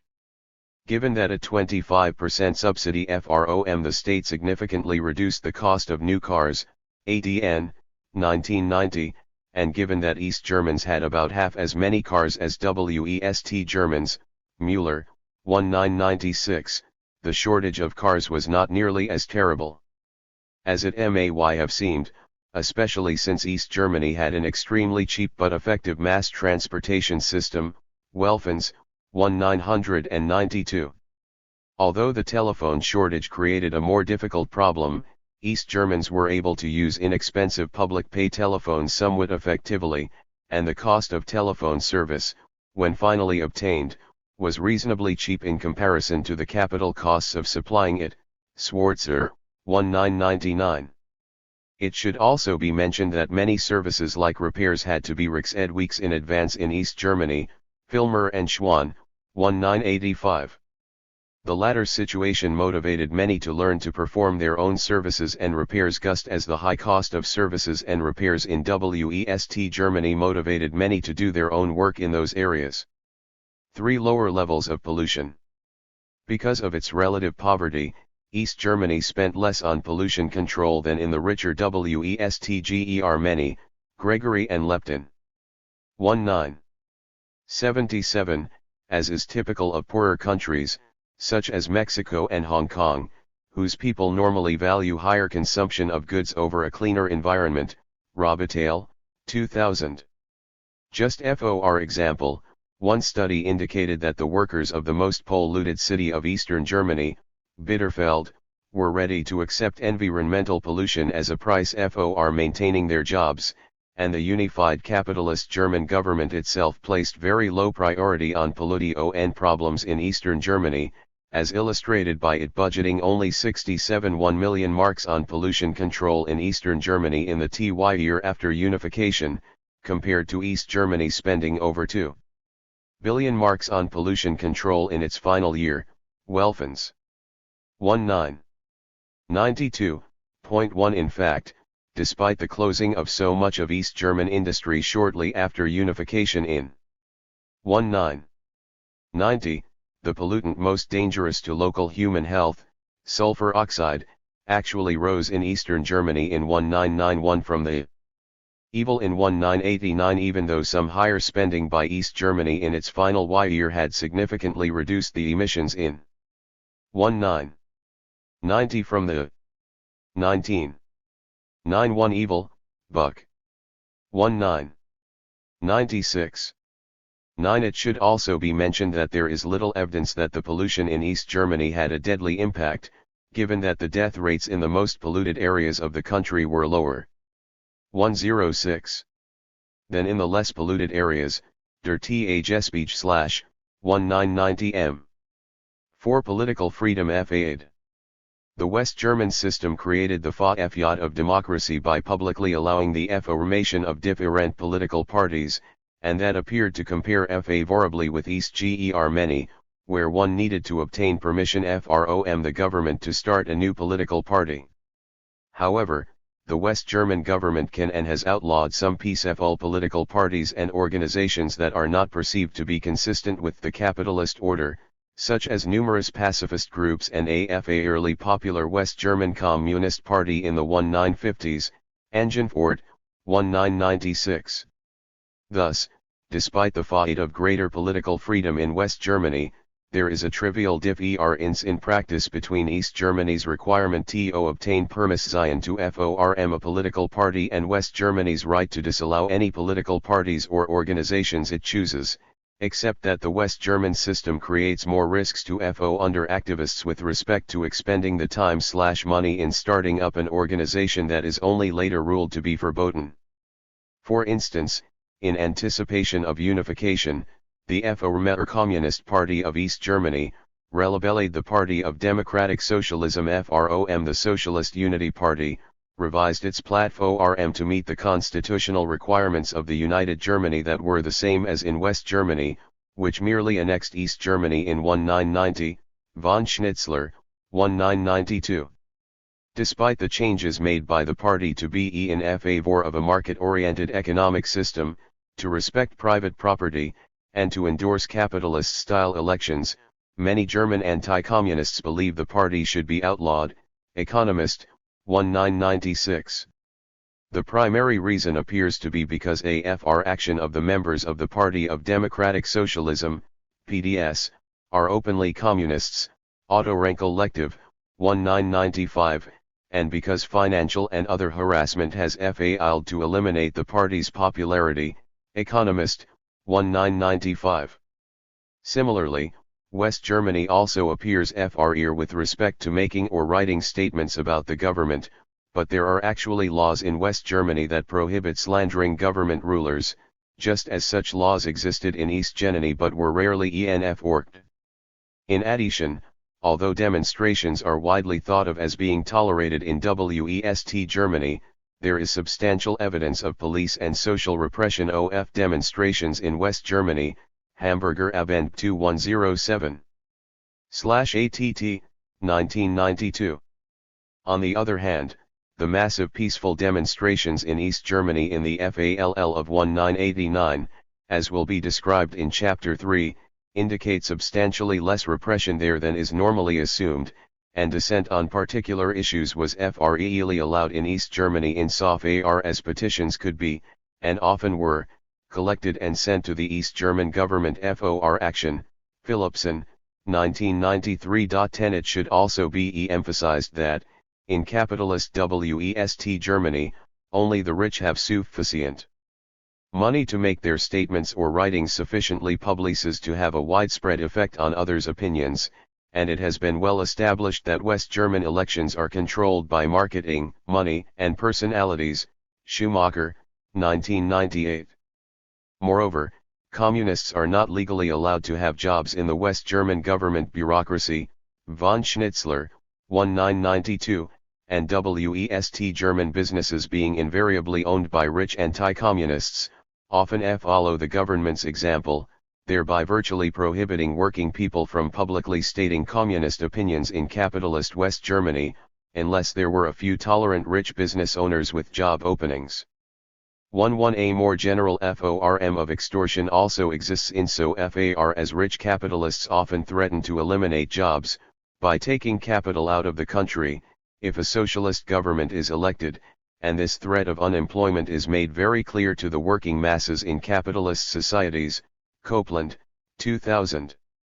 Despite these facts, and despite the fact that the established, ruling West German political parties are widely perceived to be clubs for a political class that makes its own rules, Raweder, 2000, West German elections are generally held to be more democratic than East German ones. Nevertheless, it should be mentioned that East Germany also had multiple political parties, although they voluntarily formed into a United National Front shortly after World War II to create a Coatan bloc designed to prevent a re-election of the capitalist Nazis. Weber, 1988. East Germany also permitted voters to cast secret BAL1, TS and always had more than one candidate for each government position. Honecker, 1994.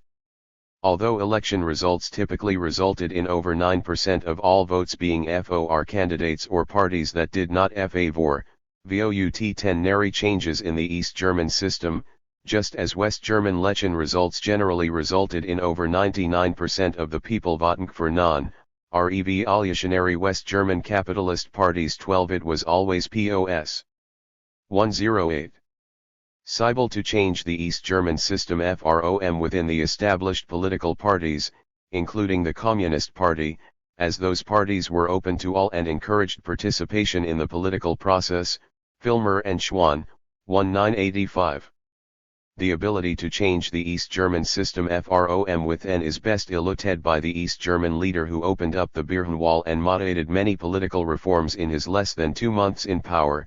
Kranz, 1990. The East German political system was actually more democratic than the West German one in at least 2 respects. In particular, only East Germany allowed voters to cast votes against the system, and thou sans dtd so at each election. Weber, 1988. Moreover, only East Germany had a free referendum approving its constitution. Von Schnitzler, 1992. In addition, the East German political system may have actually resulted to less corruption, since, despite a great deal of West German propaganda to the contrary, the opened East German records indicate FW, lay evidence of bribery and use of a position for personal gain than exists in West Germany. Honecker, 1994. Nevertheless, after being bombarded with capitalist propaganda and welfare, for almost a decade, only 200/0 of East Germans believe the old communist political system was superior, although over 30% believe they are about the same, and less than a majority believe the democracy of unified Germany is better than the communist system. Kram, 1999. Overall, there is actually some question as to whether there is or honest freedom from repression in capitalist Germany, especially given a 1993 survey which indicated that more East Germans felt safer from state infringements in their lives in 1988 under the communist East German government than they did in the 1990s under the United Capitalist rule. Nordhoff, 1995. 5. More travel freedom. West Germans had greater freedom to travel to more countries, at least for those West Germans with sufficient money to be able to afford to travel. However, East Germans had a substantial amount of travel freedom within the vast expanse of Eastern Europe. Wher travel costs were subsidized by the East German government, especially for youth. Aus erster Hand, 1987, and where vacation travel within East Germany was very heavily subsidized for workers. Filmer and Schwann, 1985. It should also be mentioned that most East Germans were allowed to travel to the West after a long application pro. 2. 109. Cess and security check, Diedrich, Ellert, and W. E. Ensk, 1998. In addition, the delay and security check for such travel did not exist for RETRES, over 65, who were allowed 30 days of unrestricted stay in the West annually. Filmer and Schwann, 1985.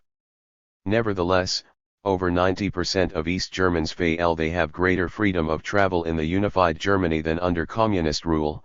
Kram, 1999, with this clear increase in freedom stemming not only from the opening off WALL but also from the higher level of income, derived via the huge transfer payments from Western Germany, that makes travel more feasible financially. 6. Less transparent police.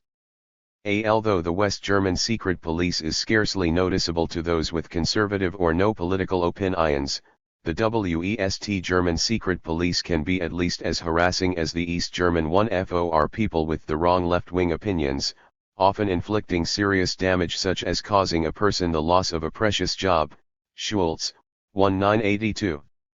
It should also be mentioned that the regular West German police had such a close relationship with the main branch of the West German secret police, the Verfassungsschutz or Constitutional Protection, that one West German police insider stated, "One never sees the borders between the constitutional protection and the regular police." Der SP Igel, 1992b. It should also be mentioned that stories related by victims indicate that the repression of the East German secret police was not nearly as terrible as its reputation and generally only occurred in cases of clear law violations or repeated attempts to undermine the East German government. Furian, 1991. Most of the East German secret police's activities were related to security checks involving applications to visit West Germany. Diedrich, Ellert, and Wensk. 1998.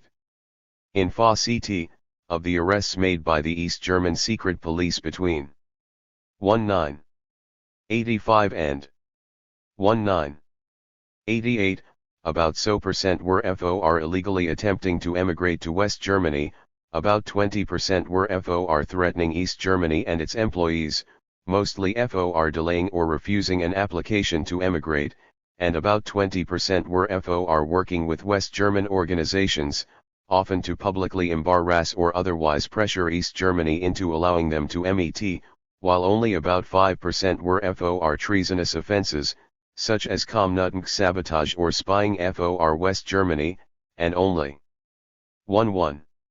About 0.1% of arrests were FOR making public slanderous statements against East 110. Germany or its leaders, Heinke and Engelmann, 1995. Some East Germans actually felt they had more freedom of speech under communism because, unlike in capitalist West Germany, they felt they could say whatever they wanted without fear of losing their job. Eckhart, 1984. However, a majority of East Germans believe they have greater freedom of speech in the unified Germany than they did in communist East Germany. Kram, 1999. The latter survey results were probably at least partially related to the deliberate transparency of the East German secret police methods, which made more people aware of the restrictions on freedom of speech, and possibly also related to the FA-CT that many people in Eastern Germany don't have a job and don't realize the job-related penalties which can occur when one says the wrong thing. 7. Higher income and wealth, i.e., escaped reparations. As previously mentioned at the beginning of this chapter, West Gem_TN was richer than East Germany. This advantage, like the others directly, derived directly from the relative post-war treatment of the two Germanys and not from the type of economic system. In particular, West Germany escaped from having to pay reparations for the crimes committed by capitalist Nazi Germany as a whole against the Soviet Union. The dominating importance of this factor can be seen from the FACT that the flow of people from Eastern to Western Germany continued unabated even after West Germany annexed East Germany in 1, Statistisches Bundesamt, 19%, even after the two areas became virtually identical except in terms of relative income, and even after the massive welfare payments made to the Eastern Germans narrowed the income differential. Because capitalist unification in 1990 had destroyed the East German economy, reducing gross national product, GNP, by over 40%, Osmond, 1992, and putting over half the population there out of work, Western Germany had to make enormous transfer payments to the eastern part to keep incomes above the levels under communism. Raweder, 1996. As mentioned in the introduction to this chapter, the communist system could have grown to being vastly richer than the West German capitalist one if it had not had to make the enormous reparations payments to the Soviet Union, and it certainly could have created far more wealth and income with the large transfer pay. 2. Ments of the 1990s than has been the case under capitalist transformation of East Germany, as will be documented in chapters 4 and 5. Conclusion: given that virtually all the advantages of West Germany stem from the external post-war treatment of Germany, and given that some of the West German advantages are mere facades, communism dominates capitalism in virtually all respects. This hypothesis is consistent with a survey finding 10 years after the Berlin Wall opened that only 45% of Eastern Germans in 1999 felt that capitalist democracy is better than the old communist system. Associated Press, 1999 despite the massive transfer payments, or bribes, to Eastern Germans and despite the fact that the capitalist German propaganda machine has continuously blamed communism for East Germany's relative poverty while largely ignoring the true cause, i.e., the massive post-war reparations forced on East Germany alone. 14. Nevertheless, it is possible that the average East German is at least intuitively aware of the long-term superiority of their system. For instance, a 1999 survey indicated that 67% of East Germans felt the future perspective for the Corning generations was better under communism than it was under the unified capitalist Germany, Cram, 1999, even though 70% of East Germans believe the advantages of unification currently outweigh the disadvantages, mostly because of the improved living standards brought on by the merger with, and welfare payments from, the richer Western Germany. Associated Press, 1999 Further evidence on this issue is provided by the unbiased survey conducted in mid-December. 1989 after the East Germans had been well exposed to the riches of the West without having the reparations reason or their relative poverty explained to them. At that time, the AST, AJ or LTY, over 70%, of the East Germans were in favor of Mamtanga socialist system and of maintaining a separate East German country, Barman and Links. 1994. Only after the East German economy and morale were destroyed by a 3-1 exchange rate, that was artificially created on January 1990 and that was ridiculous in comparison to the and rester purchasing power of the East German currency, and only after the West German currency and riches were promised immediately to the East Germans in return for a unification vote, did the majority of 112 East Germans favor unification and capitalism. A detailed analysis of the events of 1989-90 that led to German unification is provided in the next chapter.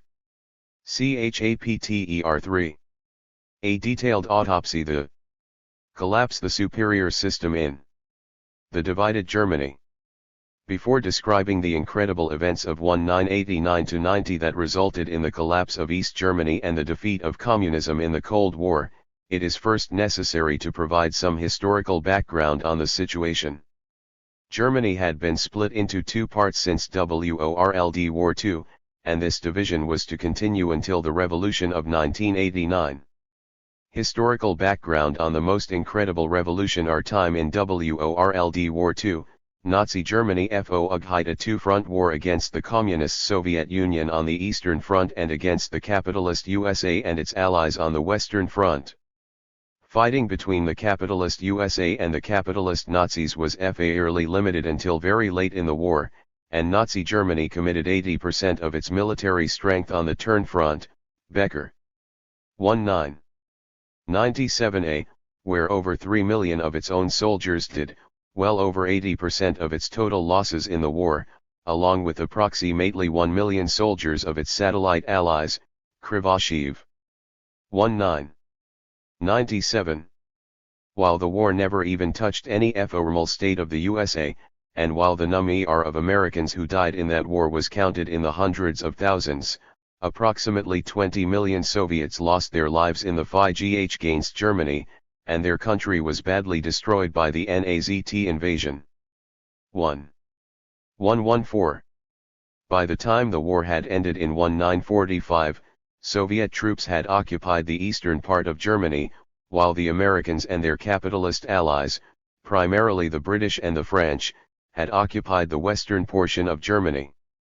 Because of differences in the ideologies of the USA and the Soviet Union, the two major occupying powers were unable to agree on a peace treaty that would unite Germany back into one country, Otto Rank Collective, 1966. Instead, the eastern portion of Germany developed into a country with its own communist government, while the western portion of Germany developed into a country with its own capitalist government. The Eastern German country was called the German Democratic Republic, GDR, or East Germany for short. The Western German country was called the Federal Republic of Germany, FRG, or West Germany for short. West Germany was several times the size of East Germany in terms of land and population. In its constitution, which was created under USA supervision and never approved by German voters, West Germany claimed that it was the sole legitimate government of German people, which included people in both East and West Germany, von Schnitzler, 1992.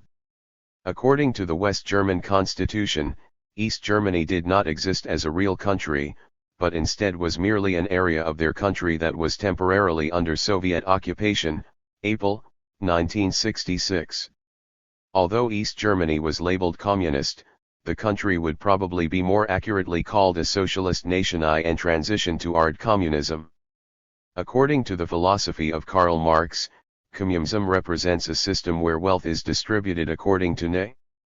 Such a system can be achieved only after a long period of SOC1A1SM where the central government controls all wealth but distributes 1T to people based on work performance, Hahn, Kosing, and Ruprecht, 1983.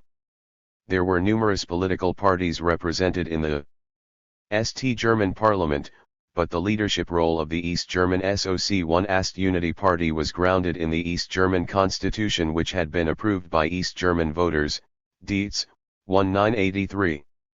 Despite East German offers to create a united neutral confederation between the two German states in the 1950s, such as on the same basis as had been successfully implemented for the united neutral Ostna, West Germany refused to compromise on its goal for outright Annexa 3115. Shin of East Germany, Hoffman, 1990. As a result, the two Germanys remained separate for over 40 years. Their separation was a product of the Cold War between the capitalist Western countries, led by the United States, and the communist Eastern countries, led by the Soviet Union. In FA-CT, Germany served as a main battlefront for the Cold War, which was waged with economic and political weapons as opposed to military means. 2 Both sides in the Cold War used every available political and economic tool to improve their own situation and reputation, but the capitalist Western countries had, and employed, far greater resources to damage the economy and political position of the other side. 3 Secret police and political repression. The Cold War resulted in the use of various non-lethal weapons such as spreading propaganda, inciting people to riot, sabotage, and spying, with the USA being overwhelmingly the most aggressive. Bloom, 1995.4 As a result of these activities, both sides in the Cold War developed strong secret police forces, whose job it was to prevent the other side from overthrowing their government, although the USA also utilized its secret agents to engage in much more offensive and violent operations. Schultz, 1982. In East Germany, the secret police FORCE was known as the State Security, or Stasi, which cooperated with Soviet intelligence liaisons or advisors but which was pretty much left on its own to maintain internal security. Heinke and Engelmann. 1995.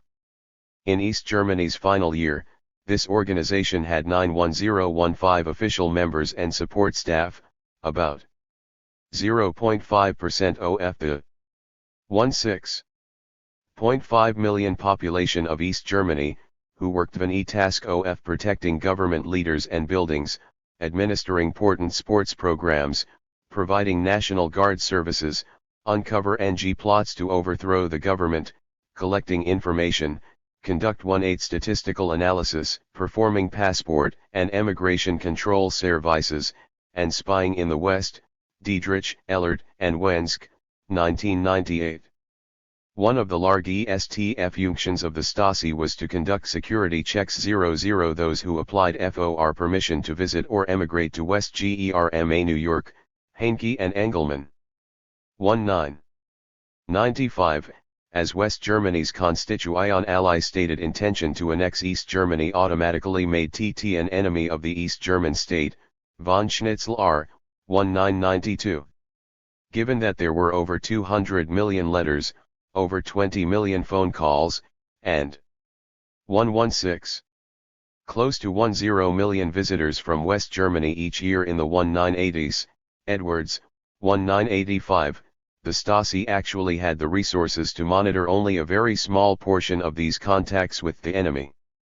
The 91015 Stasi roster included many purely administrative personnel, including cooks, medical personnel, and others who provided support services to the Stasi that were not directly related in any fashion to the aforementioned tasks.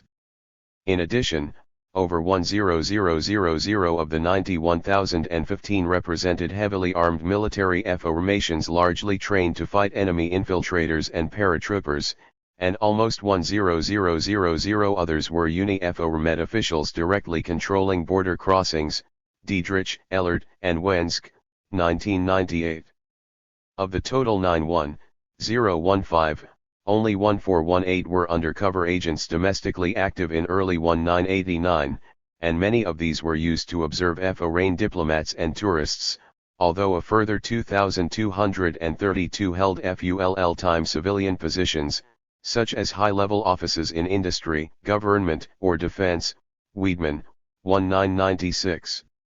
There were 1380 full-time agents, including some undercover agents, and office personnel involved in observing and controlling religious, cultural, and unusual political activities in East Germany, with some of these Stasi members involved in censorship, Wiedemann, 1996.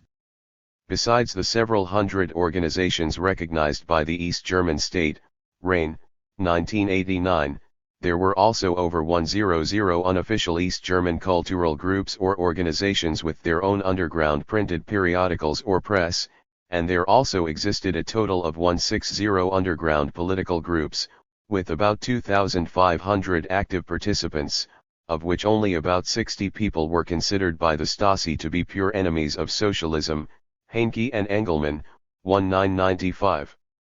Stasi members were, on average, paid about 0% more than the average East German at about 22,000 marks annually, although generals made 2 to 3 times that amount, Gauck, 1991. However, Stasi agents were also required to work long hours and were prohibited from having capitalist friends, except for the purpose of gathering information, Riker, Swartz, and Schneider, 1990. The entire budget for the Stasi, including wage and other costs, was slightly over 1% of national income in 1989 at 3.5 billion marks, which included only 34 million in West German marks, Diedrich, Ellert, and Wensk, 1998. For many of their information gathering activities, the Stasi used informants.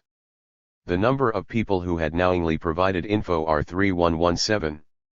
Machine to the Stasi at some time during the history of East Germany was about 600,000, which is equivalent to about 4% of the East German population, although only 174,000 were listed as Informants in 1989, Müller and Bergs, 1996. The 174,000 figure includes a significant number of the over 2 million Communist Party members, who merely agreed to cooperate with the Stasi if needed, and often only in special circumstances that might be restricted to providing some overall opinions on worker morale, etc., but who were rarely if ever contacted, Heinke and Engelmann, 1995. Some of the informants hadn't even formally agreed to work for the Stasi but were contacted for information at some point, and many of the informants who were contacted only provided very general information on events, the economic situation, and the overall political climate or mood of the people, Müller and Bergs, 1996. Much of the information on individuals was collected with respect to a security clearance check, such as for someone who wished to visit the ideological enemy West Germany.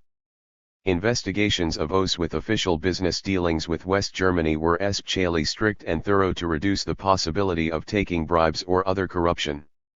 AUT 800/0 of the INF ordinance were listed as gathering general information of the type often provided publicly in West Germany by journalists. Their contact sources, such as surveys and reports on businesses/HV1TTES not covered in the government-controlled press, 18% of them voants merely offered facilities, such as their apartments, for the meetings between INF ordinance and the 13,000 full-time Stasi members who coordinated their activities, and ONL 2%, or under 4,000 people, were involved in observing people suspected of engaging in spying, version, illegal political activities, sabotage, attempts to overthrow 1 government, or other treasonous activities, Heinke and Engelmann, M.S. Over 90% of the INF ordinance were male, and 99% were adults. Euler and Bergs. 1996. Detailed research on the motivation of Stasi INF ordinance has been conducted by Müller and Bergs, 1996. Most INF ordinance were not paid but instead acted OTFTHTHU Opatnatsum, a sense of duty and cooperation. W1. ME authorities, the expectations of their position at work, or in the Communist party, and social pressure. Some, however, provided INF ordinance in return for a specific reward, such as very small amounts of ATI. 118. Tiona. Income, the hope of better career opportunities, and, in much less frequent cases, a reduced jail sentence after having committed a crime like theft. The Stasi considered informants acting out of self-interest as opposed to political conviction to be unreliable and preferred not to have to rely on such people. About a third of those asked to serve as informants refused, and there was generally not any attempt to penalize those who did not cooperate with the Stasi, other than the withdrawal of any rewards offered or hoped for. The Stasi used telephone taps and room bugs when sufficient information existed for a formal report of suspected criminal activity to be approved. Rieker, Swartz, and Schneider, 1990. While random bugging was not allowed, technological capacity existed to listen in on up to 20,000 phones in East Berlin alone. Dietrich, Ellert, and W. E. Ensk, 1998. Only 430 personnel were involved in telephone or room huggings, however, and many of these were spying on foreign embassies and missions. A total of 530 agents had tasks related to opening mail. Wiedemann, 1996. Although subjective opening of correspondence based on the personal interest of a Stasi agent was prohibited, random opening of mail from West Germany was allowed. Rieker, Swartz, and Schneider, 1990. Many of those involved in postal interception were merely controlling international mail for smuggling activities related to attempts to avoid import duties and attempts to bring in illegal goods like weapons, narcotics, and right-wing propaganda, and only about 1% of the 30 million packages that were mailed into East Germany each year were intercepted in part or in whole by the Stasi. Dietrich, Ellert, and Wensk, 1998. The Stasi conducted over L00,000 security checks of East Germans each year, many related to applications to visit West Germany, and almost 30,000 people were put under close observation by the Stasi annually, about L/3 of whom for their activities relating to a delay or refusal of an application to visit or emigrate to West Germany. Heinke and Engelmann, 1995. About 2,500 people per year were arrested by the Stasi, about 95% of these were convicted of some crime, and most of those convicted were sentenced by East German courts to multiple years in prison. Dietrich, Ellert, and Wensk, 1998. Although these conviction and imprisonment rates may seem high, they are actually 3119. Similar to the rates for federal crimes in the USA, where federal defendants were convicted 87% of the time in fiscal 1998 and nearly 3 out of 4 of those found guilty ended up in prison, a Justice Department report says. W. All Street J. O. Ernal, £2,000. About half of those convicted of Stasi-related crimes in East Germany had actually been completely investigated by the regular East German police without any Stasi participation whatsoever, although they were formally listed as Stasi arrests/convictions because the nature of their crime, such as threatening an East German government official, was listed as being under Stasi jurisdiction, Heinke and Engelmann, 1995. With the exception of about 100 people arrested annually for treasonous crimes, such as committing sabotage or spying for West Germany, most of the Stasi convictions were related to attempts to emigrate to East Germany, including over half for actual illegal attempts to emigrate to West Germany, and including many others for threatening East German officials or working with West German organizations to pressure East Germany into allowing them to emigrate, as documented in Chapter 2. Although about 100 people were arrested annually for publicly slandering East Germany in the 1970s, there was a total of only LL people arrested for that crime between 1985 and 1988. An interview conducted by Up and Jim, 1993, after unification provides an interesting perspective on the extent of the East German Opel's perception of secret police activity under communism. In Particular, the two investigators asked residents of Leipzig, the capital of East German political demonstrations at least since 1982, whether they had had contact with the police or security forces for political reans in terms of I being watched, 2 being questioned, 3 being mistructed, or 4 being taken to the police station, with each yes answer having a survey value of 1.0, cumulating to a score ranging between 0.0 and 4.0 per interviewee. The survey yielded an average or of 0.20, implying that many had never experienced any such repression. Example, if people who had had contact with the secret police had experienced all 4 forms of such repression, the survey would imply that only 0.20/4 equals 5% of the population had experienced any contact whatsoever with the security forces. While complete information on West German secret police methods are not available, their numbers have been estimated to also be about 120,000, the majority of whom are undercover agents. Schultz, 1982.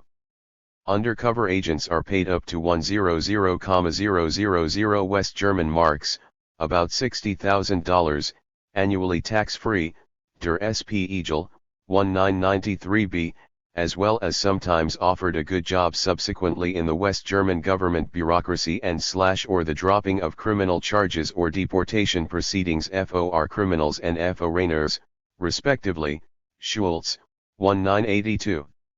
These numbers do not even include the massive army of regular police in West Germany, whose numbers per capita far exceed those of East Germany, and which worked very closely with the West German secret police, der Spiegel, 1992b.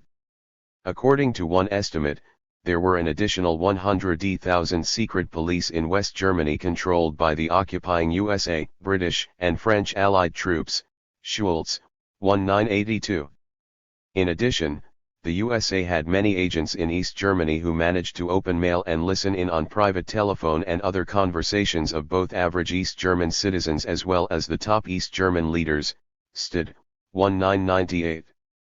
Although these figures appear to be lower per capita for West Germany given its larger population, it must be remembered that the Stasi rosters included many people in tasks assumed by others in West Germany, such as support, passport, and immigration control, providing internal security against armed infiltrators and paratroopers, etc.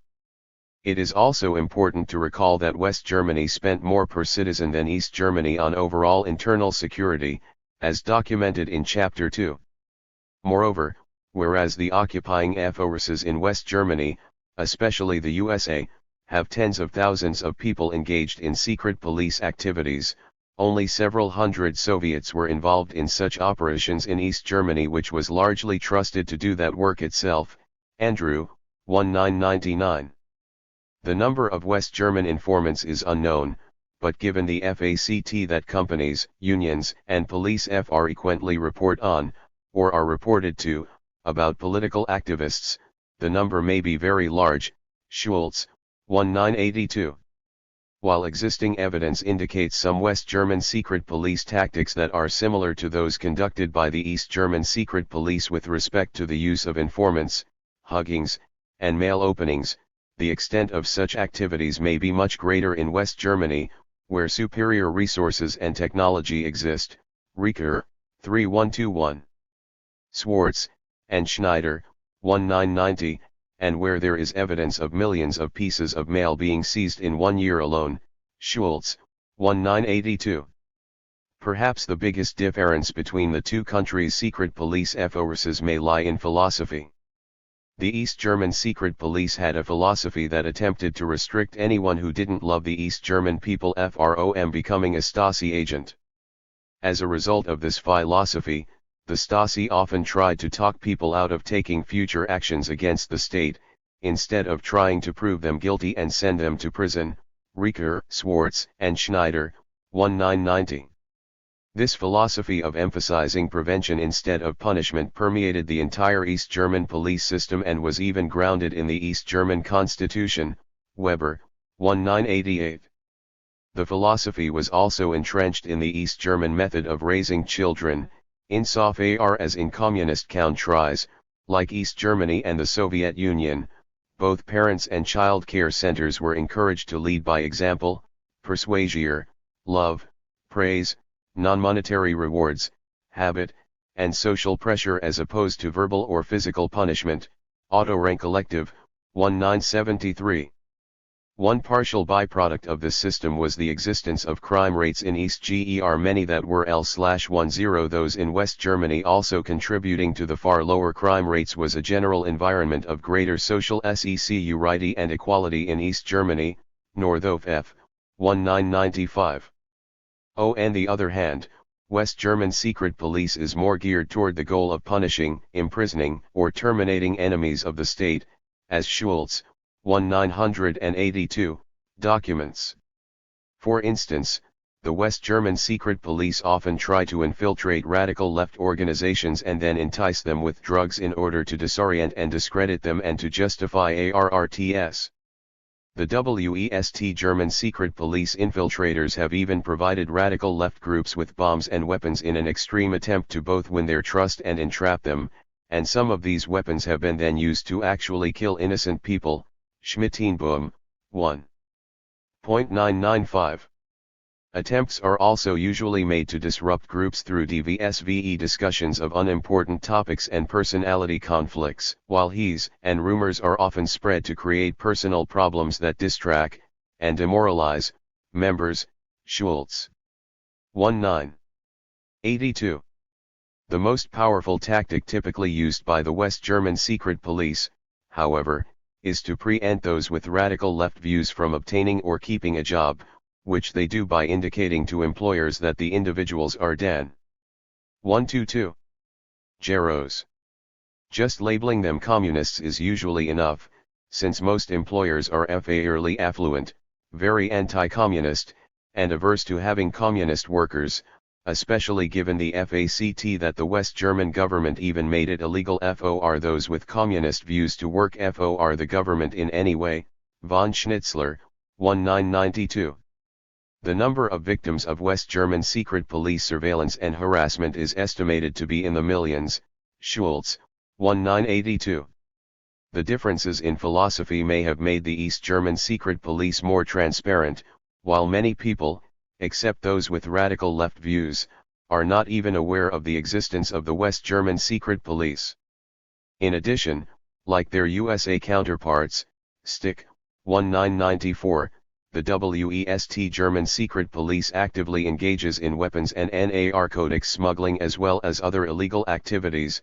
Schmittenboom, 1995, and the supplemental income from these activities combined with higher government spending per capita on security certainly could help the West German secret police to afford the technology needed to engage in their tasks more secretly.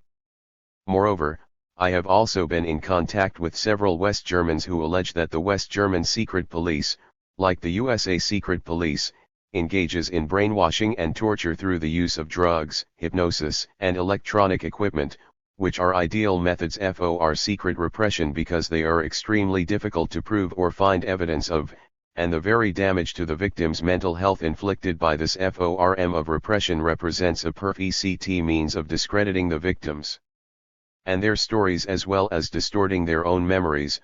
Bowart, 1978. To assist the secret police forces, various laws were passed in both East and West Germany to permit the imprisonment of anyone perceived to be an enemy of the state. Furian, 1991. These laws, as well as other political legislation, were used in varying degrees to maintain establishment control of the system. For instance, the West German government outlawed numerous organizations that promoted opinions which it did not want the people to have, including various anti-war groups and a popular communist party that had fought against, and had also been prohibited by, Hitler, Angry Fort, 1996. West Germany also made membership in, or assistance to, any political organization connected with East Germany to be illegal. The latter prohibition was extended not only to the East German Com 3123 Munist part but also to the Free German YOUth, which was a cultural organization charged with the goal of ensuring the East German youth's right to happiness, among other socially constructive goals, and to which about 75% of all East German youth belonged. Edwards, 1985. Moreover, the candidate lists from which West German voters are actually allowed to choose are undemocratically selected by bureaucrats in the established, rich, and powerful West German political parties. Raweder, 2000, and write-in votes, or otherwise voting against the system, have never been permitted in West Germany. 5 In addition, the West German people were never even allowed to vote on their own constitution, which was effectively imposed on them by their USA occupiers after World War II, and they still haven't been able to. 6 As if all these things were not enough, West German laws exist that entirely allow the West German secret police to engage in absolutely any activity, no matter how illegal or immoral, without FEAR of any chance of prosecution, and this power has effectively given the West German secret police the right to control even the elected government officials. As opposed to vice versa in East Germany. Schultz, 1982. As documented in Chapter 2, despite being perceived as much more totalitarian than West Germany, East Germany had many democratic characteristics, including some attributes of democracy that West Germany didn't have, such as the legal right to cast a secret ballot against all the different candidates of the established political parties. The rules for Domgso were publicly written at all East German polling locations, and though users did register a recorded vote against the party slate in each East German election, as will be explained in this chapter, this right to te against the system was not meaningless. In addition, there were 0 aspect of East German democracy that were to be particularly OOTM the peaceful revolution of 1989, the right to engage in limb and t, as long as one was not trying to overthrow the government. Politi NGBT make changes to the country from within the established cat parties and government. Cold War economics. The most time. It's all-important tool used by the USA and the Cold War was to help Rick/EO and prosper economically. By making West Germany capital East Germany, the USA was able to support its position that SMW as better financial aid and capital from the USA was ESP. 124. Chile important in the economic reconstruction of West Germany in the years following World War II, April, 1966. On the other hand, the much poorer Soviet Union did not have sufficient wealth to offer such noble assistance to East Germany. Instead, with the our own country wrecked by World War II, the Soviets required East Germans to make enormous reparation payments as compensation for all the damage and killing that the unified Germany had wanted. In and apart from the differences in damage inflicted by World War II on the Soviet Union and the USA, the Soviets had inherited a degradedly poor country in 1917 when they first took power from the previous feudal leaders of Russia, with national income per capita equal to II-1 that of the USA at that time, as documented in Chapter I-1, and they never could have read the assistance that the USA provided to the West Germans. As a result of the difference in the post-war foreign economic S1 CE/reparations, West Germany very quickly became the much WALF1 country, April, J 966.8. This situation provided West Germany with an excellent economic weapon with which to strike at East Germany. In particular, the West German government provided working-age East Germans who moved to West Germany with significant amounts of money and other benefits in order to emigrate to West Germany. Retirees were not given such incentives. For instance, FRE loans and other state assistance of up to 160,000 West German marks, about $1,000,000, were offered to each East German emigrant worker, along with a scarce apartment and reimbursement for any property that remained behind in East Germany, der J990T. In addition, East German emigrants to West Germany were also provided with instant West German citizenship, which allowed them to obtain West German jobs. Being much wealthier and much larger, and being supported by their USA occupiers, West Germany could provide such incentives almost without limit. In a decade's time, the result was a large net exodus of several million people out of East Germany, which, net of the several 100,000 West Germans who emigrated to East Germany, represented a OSS of over 10% of the East German population, a PEL, I-966. According to West German propaganda, this population movement provided East Germany with evidence of the superiority of their country, their government, and their economic system. In ADI 3.125. Many of the people who left East Germany were highly skilled individuals, like doctors, nurses, and engineers, who were very difficult and costly for East Germany to replace. Dietrich, Ehlert, and Wensk, 1998. The East German morale and economy suffered as a result, April, 1966. Besides engaging in a deliberate policy to buy up East Germany's skilled work FORCE, the economic war was also FOUGHID with other tools. For instance, West Germany was also able to utilize its superior wealth to promote extensive illegal black market currency trading and smuggling operations that also contributed to damaging the East German economy. Murphy, 1992b. New York. Such operations were conducted by the West German secret police itself. Schmittenboom, J 993. The Berlin Wall. This situation continued until 1961. At which time the East German government came to the conclusion that the process of damaging their economy and emptying their country of skilled workers could no longer continue. 9 In 1961, East Germany set up rules that forbade their citizens from traveling to West Germany without special permission. In addition, travel restrictions were placed on West Germans going into East Germany in order to prevent a continuation of the black market currency trading and smuggling that were damaging the East German economy, to inhibit spying by Western secret police, and to stop outright sabotage activities committed by Western secret police. Blum, 1995. Because of the economic crisis caused by the emigrations and black market trading, many East Germans supported the government's restrictive policies at the time. Lehen, 1998. The travel restriction rules were enforced by barbed wire, minefields, walls, and soldiers along the entire border with West Germany. Although many of these barriers had existed since the early 1950s, and about 150 PLE had been killed in the border area prior to 1961, the final bar NCR between the two countries was erected in 1961 in Berlin, Diedrich, Ellert, and Wensk. 1998.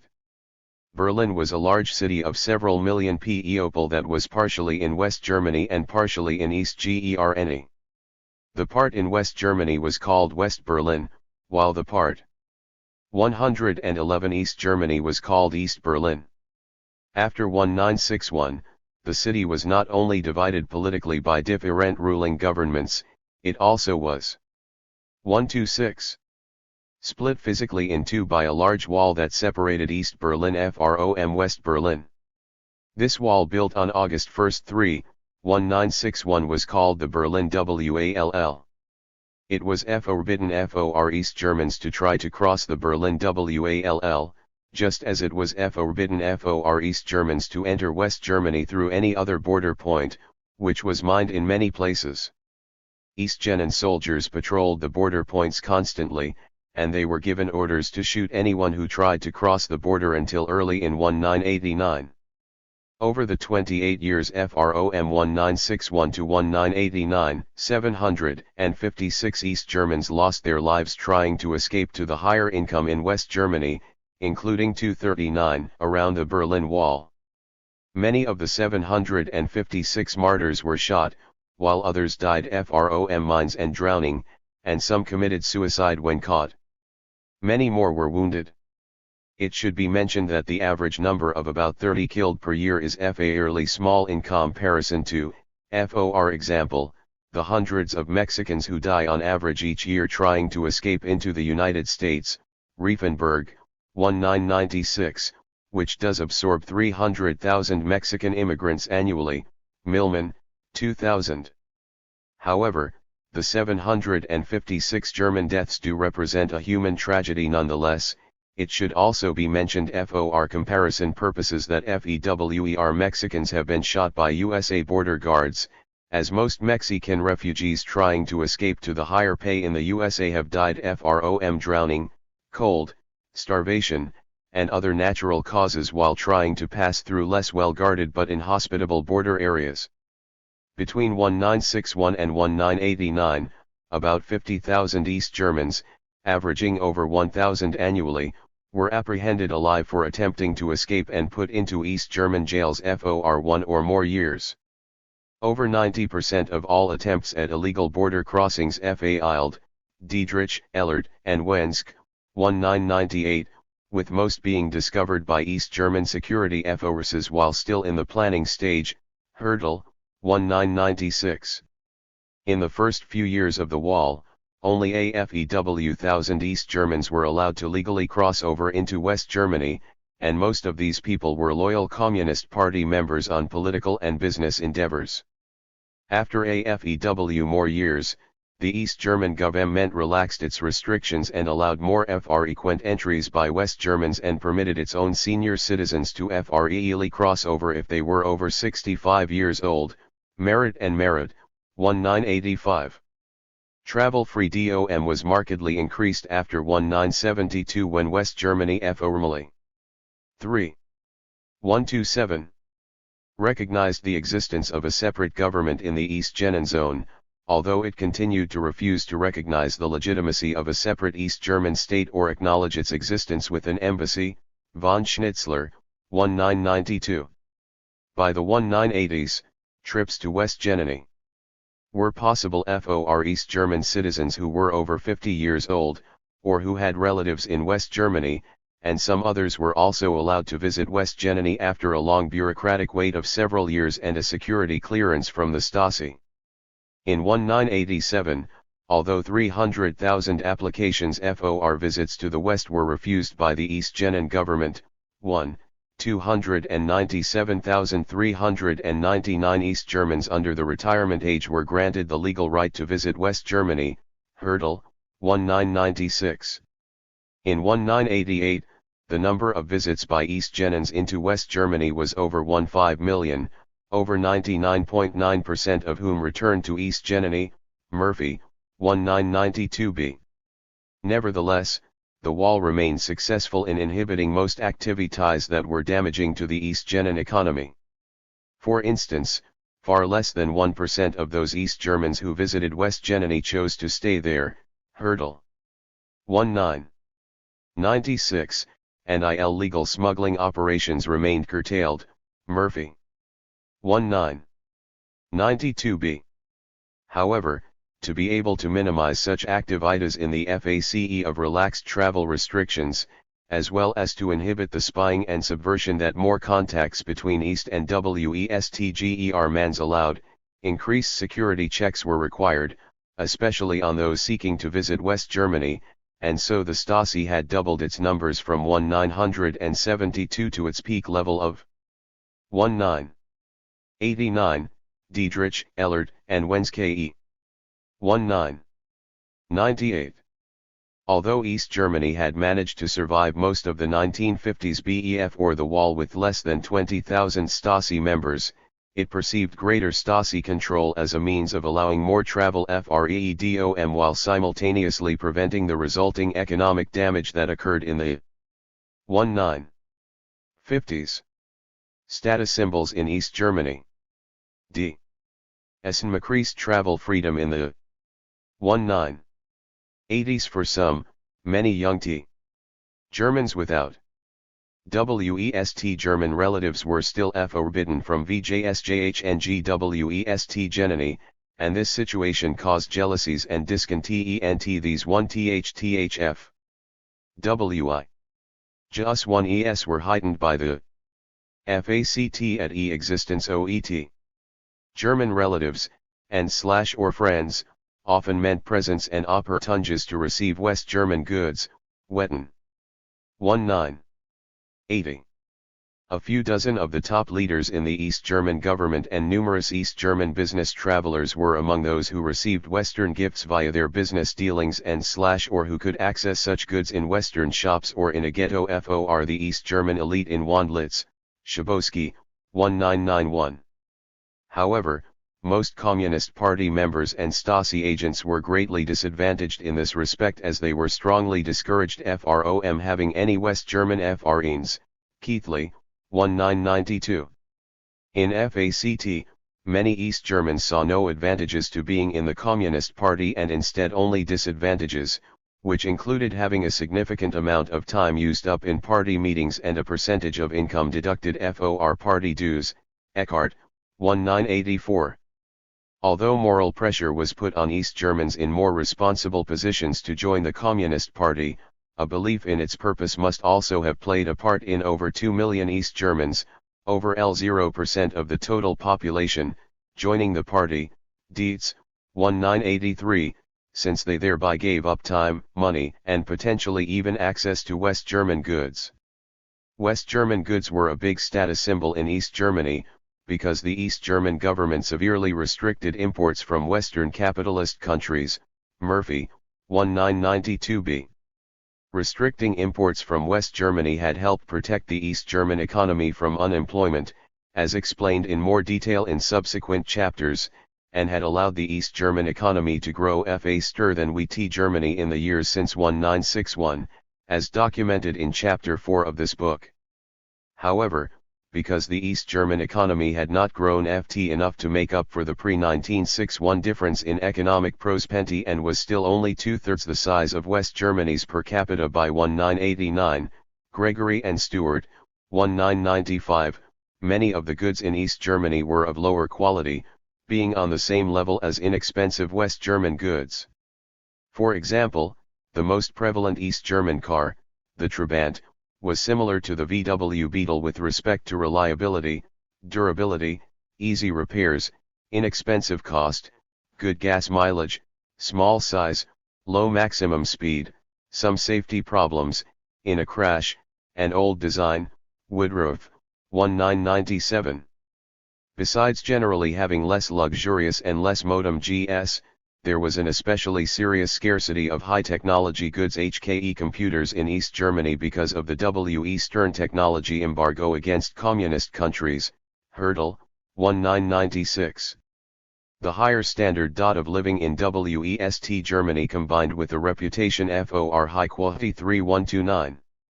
And high technology made possession of West German products a very prestigious belonging. As a result, some categorized East Germans into two classes.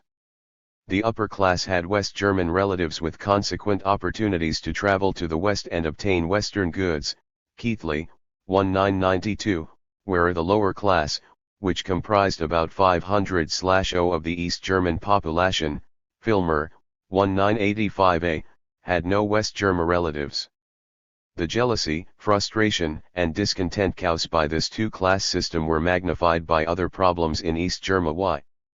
In particular, there was a shortage of some consumer goods like cars, Filmer and Schwann, 1985, and telephones, Schwarzer, 1999, that resulted in a wait of over 10 years after ordering. In addition, some goods, such as fresh tropical fruit like bananas and pineapples, were rarely available, like only around Christmas, and/or obtainable only after physically waiting in line for hours, and many services, like repairs, had to be requested weeks in advance and/or required payment of a negotiable tip, Filmer and Schwann, 1985. Some of the negative effects of the shores could be reduced or eliminated in various ways, as previously mentioned in Chap 2. For instance, it was always possible to buy second-hand goods. The latter opportunity was especially useful for obtaining a car without an extensive wait, although many East German also greatly reduce the inconvenience of the normal 10-year wait for a new car by having relatives order a new car 10 years before a child was of driving age at the same time that they begin saving for the purchase to ensure timely payment for delivery. Nevertheless, although there were 225 cars per 1,000 residents of East Germany in 1988, Müller, 1996. That still comp somewhat unfavorably with Abu 1 car per 2 cities in WS Germ, Kush etal, 1991, and the overall conscience situa made East Germans FEEL their own econ YN system to be that much more inferior to the WS German system, Filmer and Schwann, 1985. Escaping from East Germany. As a result, many East Germany bad a desire not only to Genany but also to live there. West Germ offer a high.g and other Mohn Bennets u well as the opportunity to par 11 Eastwner goods that were not available in East Gel May 1. 130 thetriumph. Of East Germans who wanted to leave their country indicated that 42% desired to emigrate because of the shortage of consumption goods in their country, while 27% stated that they wanted to leave primarily to attain greater freedom to travel. Falk, 1998. Details and statistics on emigration attempts are provided by Eisenfey LD, 1996. Thousands of East Germans applied to their government for permission to emigrate each year, with the numbers rising to tens of thousands by the late 1980s. Only a fraction of the applications were granted, and there was generally a fairly long waiting period, of several months to years, even for the emigration visas eventually obtained. For instance, there were 284,700 new applications for emigration between N1980 and June 1, 1989, but only 158,800 were allowed to leave, while 87,000 withdrew their applications voluntarily during this time. On June 30, 1989, there were a total of 125,400 unfilled applications, up from 113,500 on December 3, 1988. Applicants for emigration visas were generally subjected to considerable pressure to cancel their requests to leave the country. While gentler means of persuasion were often used, the applicants were also subjected to a thorough Stasi investigation that sometimes proved to be harassing. Several hundred of the applicants each year were arrested and found guilty of various crimes as a result of such investigations, and thousands more were subjected to warnings. In addition, the applicants were generally informed of the risk of possibly never being allowed to re-enter East Germany and the resulting difficulties of seeing their friends and family again. Many responded negatively to this pressure, with tens of thousands complaining each year to the head of the East German government about their treatment. Thousands quit their jobs, and some even began voicing vocal opposition to East Germany in an attempt to pressure the government into seeing their continued stay as not only useless but even counterproductive for the country. Those actually allowed to leave were subsequently denounced publicly as agents of foreign powers and even traitors, and although East Germany made some modest, and somewhat inconsistent, efforts to encourage the emigrants to return, only AFEW 100 decided to do so each year. To avoid this uncertain and often undesirable application procedure for emigration, or to circumvent it when months or years passed without the application being granted, some chose to try to emigrate IL 3131. GALLY. However, because of the wall and other barriers between the two Germanies, only AFEW people succeeded each year. There were hundreds of illegal plans or attempts at escape each year, but most were foiled by the Stasi even before the border area had been reached. Besides trying to break through the armed border, there were other ways to emigrate illegally. For instance, a handful of those who visited West Germany each year, less than 6,000 in 1988, decided to stay there and not return to East Germany. More might have done so, except such emigration without permission was a violation of East German law and meant not being able to visit East Germany again. In addition, the East German authorities made it clear prior to each visit that it would be unlikely that the friends or families of an illegal emigrant would ever be allowed to visit West Germany. As a result, an emigration made it difficult to be able to see one's East German relatives and friends again. Hurdle, 1996. Although meetings between emigrants to West Germany and their East German families and friends often occurred while on vacation in other communist Eastern European countries such as Hungary, the Stasi sometimes used their own network of informants to disrupt such contacts. Eisenfeld. 1996.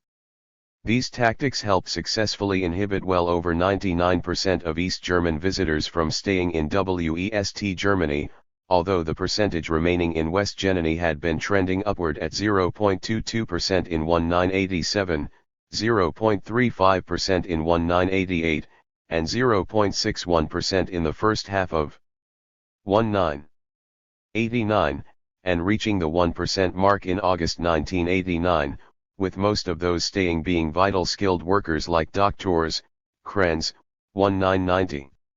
Another way of illegally emigrating was to seek refuge in the West German consulate office in East Berlin. West Germany did not have an actual embassy because it did not officially recognize the legal existence of a separate East Germany, or to seek political asylum in the USA EMBASSY there. Keithley. 1992. Once inside, diplomatic immunity laws prevented the East German police from entry, and papers were generally negotiated for the refugees to emigrate legally, to avoid adverse publicity and other hassles. The problem here was that East German HCE stood outside the West German consulate office, as well as outside the various foreign embassies, and normally did not allow anyone without permission to enter. Only an unexpected rush by a large group of East Germans had ever succeeded in emigrating this way. 130 EVIL. Of East Germans who wanted to leave their country indicated that 42% desired to emigrate because of the shortage of consumption goods in their country, while 27% stated that they wanted to leave primarily to attain greater freedom to travel. Falk, 1998. Details and statistics on emigration attempts are provided by Eisenfeld, 1996.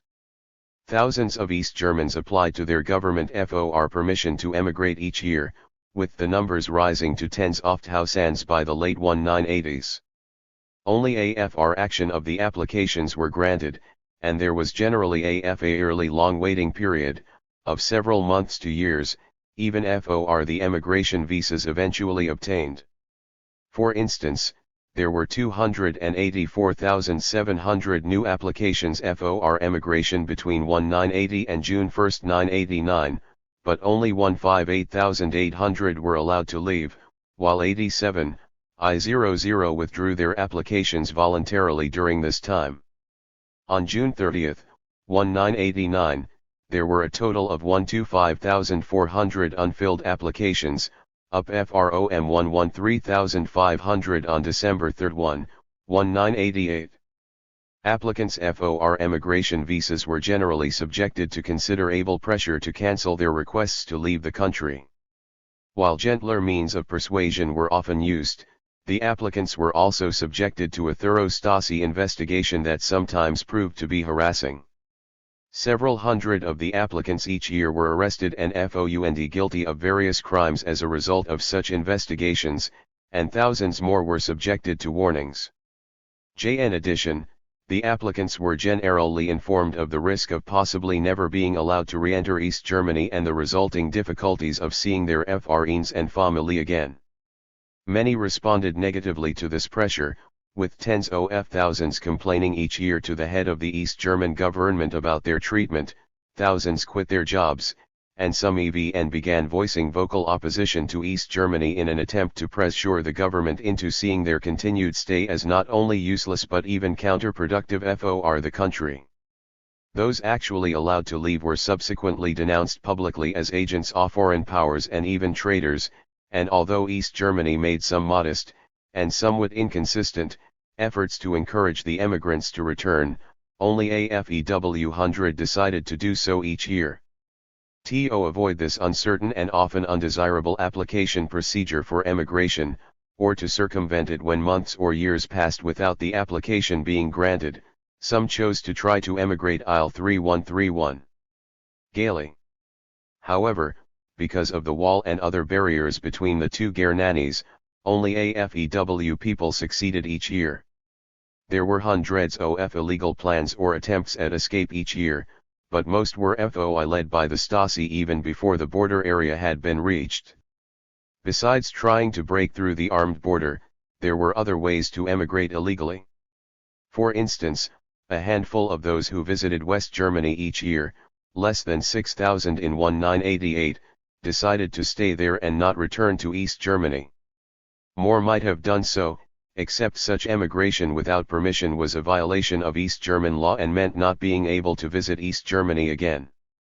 In addition, the East German authorities made it clear prior to each visit that it would be unlikely that the friends or families of an illegal emigrant would ever be allowed to visit West Germany. As a result, an emigration made it difficult to be able to see one's East German relatives and friends again. Hertel, 1996. Although meetings between emigrants to West Germany and their East German families and friends often occurred while on vacation in other communist Eastern European countries such as Hungary, the Stasi sometimes used their own network of informants to disrupt such contacts. Eisenfeld, 1996.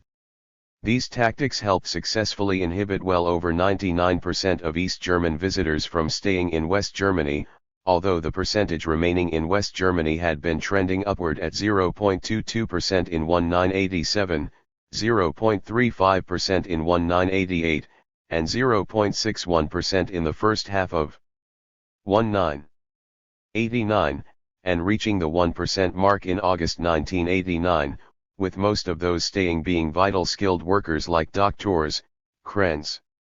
1990. Another way of illegally emigrating was to seek refuge in the West German consulate office in East Berlin. West Germany did not have an actual embassy because it did not officially recognize the legal existence of a separate East Germany, or to seek political asylum in the USA Embassy there. Keithley. 1992. Once inside, diplomatic immunity laws prevented the East German police from entry, and papers were generated for the refugees to emigrate legally, to avoid adverse CTTY and other hassles. The problem here was that East German HCE stood outside the West German consulate office, as well as out the various foreign embassies, and normally did not allow anyone out of EAS to enter. Only an unexpected rush by a large group T Germans had ever succeeded in emigrating this way. 132. Another way to illegally emigrate to West Germany also existed. In particular, although East Germans could not visit West Germany without permission, they could travel almost without restriction, and fairly cheaply, throughout the expanse of Eastern Europe, including into Czechoslovakia, Hungary, Poland, Romania, Bulgaria, Russia, and other communist countries, AUS Erster Hand, 1987. While these Allied countries also had strict border controls with Western countries, and would not allow East Germans into Western countries without visas from the East German government, it was possible to seek refuge in the West German embassies in those countries. Although East Germany had made some arrangements with its allies to try to control entry to the West German embassies in those countries more strictly in an attempt to stop the several dozen East Germans who successfully emigrated in this manner each year, Eisenfeld, 1995, police control of these embassies was not as strong as in East Germany.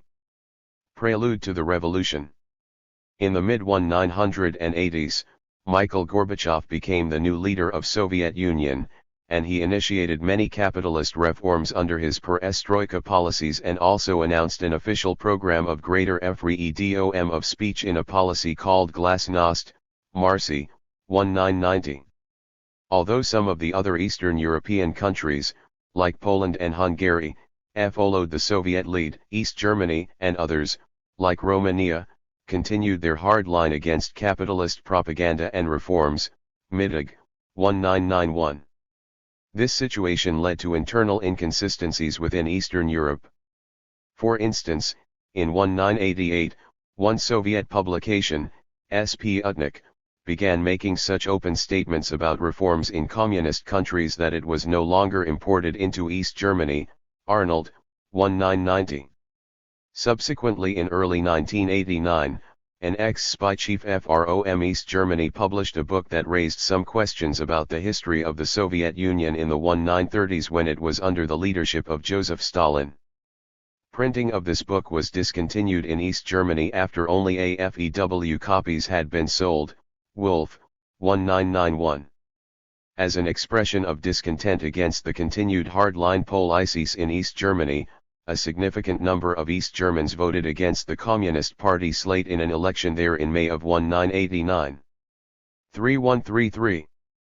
Although the East German government reported the party slate to have won over 95% of the votes, just as it had in all previous elections over the prior 40 years, a number of East Germans claimed election fraud, Krenz, 1990.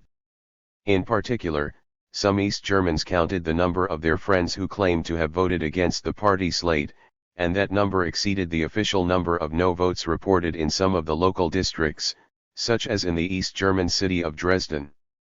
In actual FA-CT, many of the votes against the party slate were not counted because the list of party candidates had been crossed out with an X, and East German election rules required each candidate's name to be crossed out with a line FORA no vote to be registered. 10 The new freedoms opening up in the communist world had also hit Red China. There, thousands of students demonstrated openly against the government for several months in 1989, with the protests being concentrated on demands for higher pay for intellectuals, lower inflation, and less corruption, although there were also more minor demands for greater political freedom that were advanced for propaganda purposes, Keidel, 1991.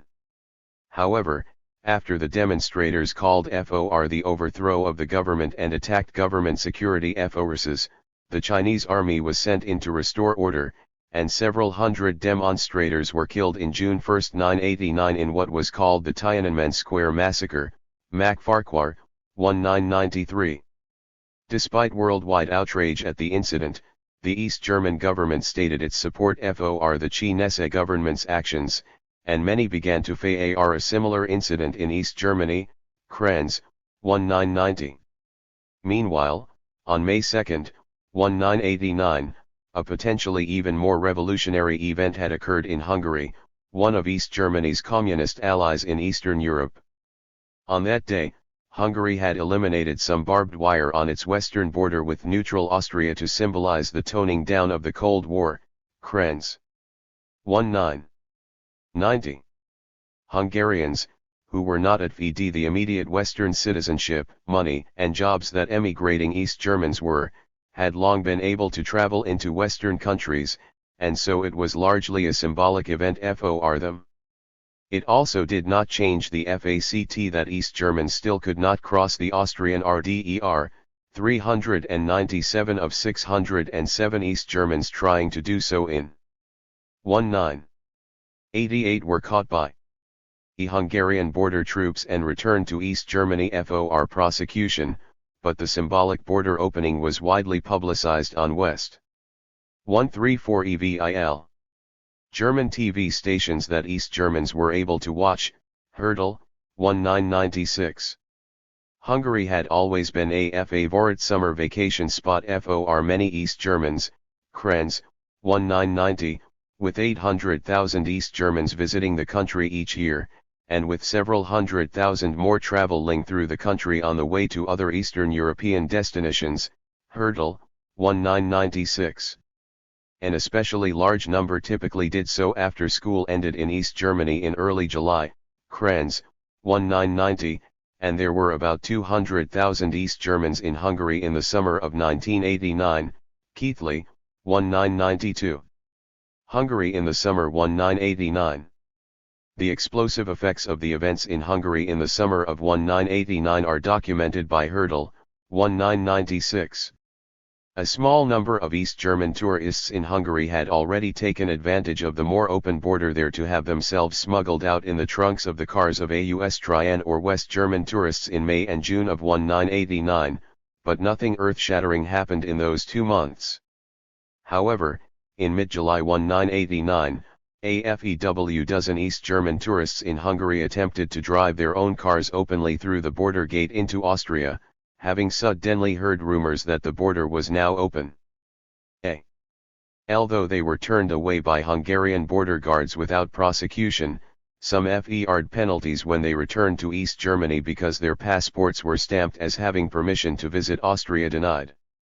As a result, over 50 East Germans sought refuge in the West German Embassy in Hungary. The existence of refugees at the West German Embassy brought international press coverage.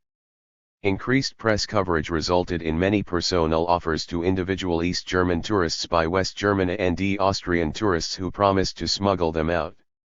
In addition, West German and Austrian tourists freely provided advice on how to seek refuge at the West German Embassy in Hungary, which was finally closed on August 14 with 171 East German refugees. Many more East Germans seeking to emigrate camped out in the yard and on the side of the street nearby. To relieve the problem, the Hungarian government built some refugee camps where the East Germans could stay until the problem was resolved.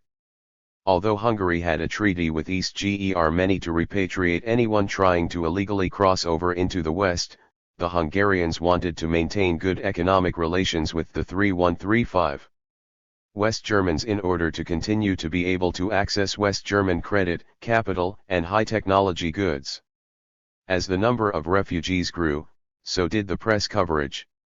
More press coverage brought more smuggling offers and more advice from tourists to go to the refugee camps, and the whole process started to fade on itself. Some Austrian and West German tourists even began spreading written leaflets to East German tourists in Hungary informing them how to emigrate. On August 1, 1989, one rich Austrian aristocrat, a descendant of the old Austrian emperor's family, even held a large party on the Hungarian border and conspired with a non-communist member of the Hungarian government to allow 600 invited East Germans in Hungary to use the OP Port Unity to flee through the Austrian border in mass. 3 days later, spurred on by this event, and realizing that the FAW border guards could not have stopped a large number of people except by shooting them, 240 more East Germans crossed the border into Austria. The fleeing East Germans gambled correctly that the Hungarians did not want to risk such an international incident for an East German problem. However, subsequent attempts in August were stopped by strengthened border troops, who wounded several East Germans attempting to emigrate illegally. Finally, after thousands of East German refugees had filled the area around the West German embassy and other living quarters provided to them by the Hungarian government, after numerous incidents, and after many East Germans had already been smuggled through the borders, the Hungarian government negotiated a deal with West Germany to let the refugees enter West Germany via the Austrian border in return FORAOF 500 million Deutsche Marks, about $300 million, and some POTLI support. On September 11, Hungary announced that it was breaking its treaty with East Germany on repatriating refugees, and over 200 East Germans were allowed to emigrate immediately from Huntunto, West Germany, while more East Germans still on vacation chose to emigrate through the open border later in the month. As a result, the East German government terminated unrestricted L to Hungary. Thereafter, travel to Hungary by East Germans would 00 be allowed with special permission. 136 THETREMPH. The international publicity had made it known to all East Germans that there were reasonably safe ways to emigrate to West Germany. East Germans could watch both East and West German television channels, and so news of the emigrations through Hungary could be seen from both points of view. Those who had been most interested in emigrating now saw a favorable chance, and, although most had initially sought refuge in Hungary, dozens of other refugees had meanwhile also broken their way into the West German Embassy of Czechoslovakia and into the West German consular office in East Berlin itself. The train through Dresden. After trips to Hungary were no longer freely allowed in September 1, 1989, East Germans seeking to emigrate began concentrating on the other West German embassy targets. For instance, by the end of September, hundreds of East Germans had taken refuge in the West German embassy in Poland, and many more were breaking into the West German embassy in Czechoslovakia again. Czechoslovakia was the most popular travel destination for East Germans. 9 million East Germans visited Czechoslovakia in 1988, because it was nearby and no special visa was required. Barman and Links, 1994.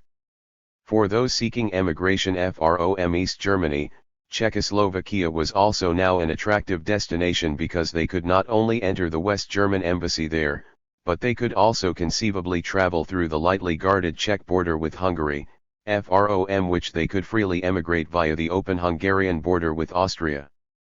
By the end of September, the number of East Germans who had emigrated via Hungary over the prior FEW months exceeded 20,000, and the West German embassy in Czechoslovakia was soon filled up with thousands of East Germans. Goer Teamaker, 1994. The East German government then negotiated a similar solution as was imposed on it in the Hungarian case. It temporarily terminated unrestricted travel to Czechoslovakia but decided to formally allow the legal emigration of all East German refugees in the West German embassy in Czechoslovakia, bar. J990. As part of the emigration agreement in the Czechoslovakian case, over 10,000 refugees around the West German embassy in Czechoslovakia were to travel by train through the southern part of East Germany before reaching West Germany.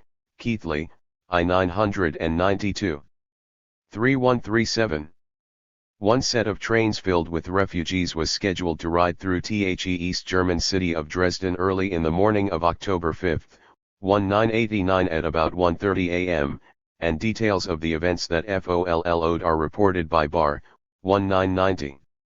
To prevent any East Germans in Dresden from climbing aboard the trains in transit to West Germany, the East German police closed off the train station in Dresden late in the night of October 4, 1989.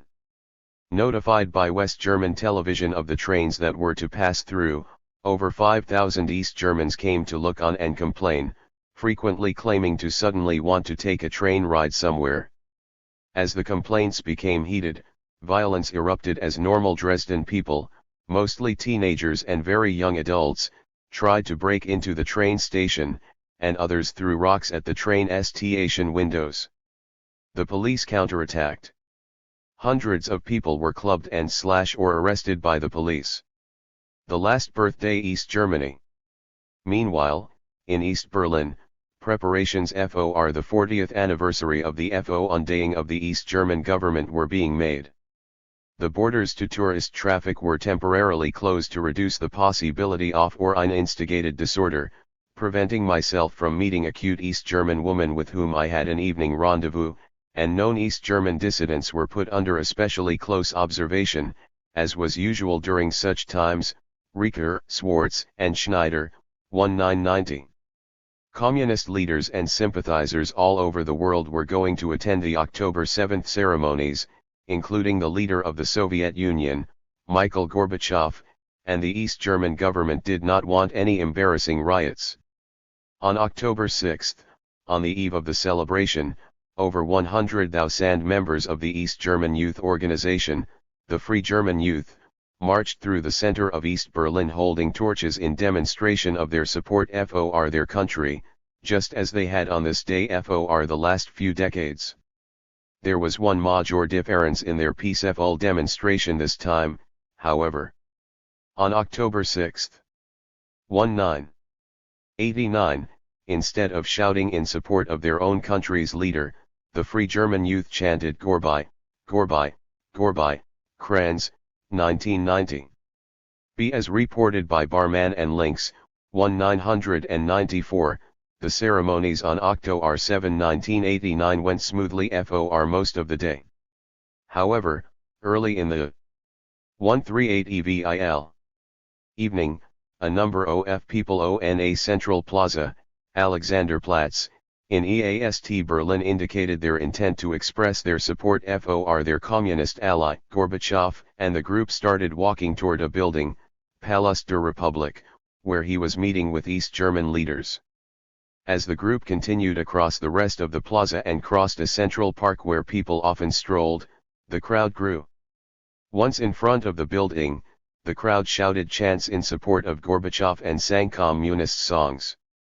Police were stationed in front of the building, but they and the building were separated from the crowd by a narrow river, with bridges over it blocked by police. Nothing earth-shattering happened until plainclothes police began arresting a few people for making remarks that they perceived to be anti-government. The arrests in plain view of the crowd were not popular, and the secret police was jeered. The crowd had grown to over 10,000 people by this time, and they began to lose their fear of the secret police and to feel power in their numbers and in their complimentary opinions. Somewhat later, the crowd began moving back toward the residential section of East Berlin, and the chanting became more militant, with jeers of secret police, get out. The crowd gathered more strength in the residential section, as the demonstrators called on those watching from balconies to join them by chanting onto the street. The demonstrators also soon ran into crowds of people returning home from an official fireworks ceremony, celebrating the 40th anniversary of East Germany, but many of these celebrants merely wanted to go home. Meanwhile, the secret police chief, Erich Mielke, had ordered the police and security forces to hinder the spread of the demonstration, Shabolsky, 1990. Police barriers were set up, but, with many people, including many fireworks celebrants, needing to get to their homes, the various crowds of people began to force their way through the barriers, Richter, Swartz, and Schneider, 1990.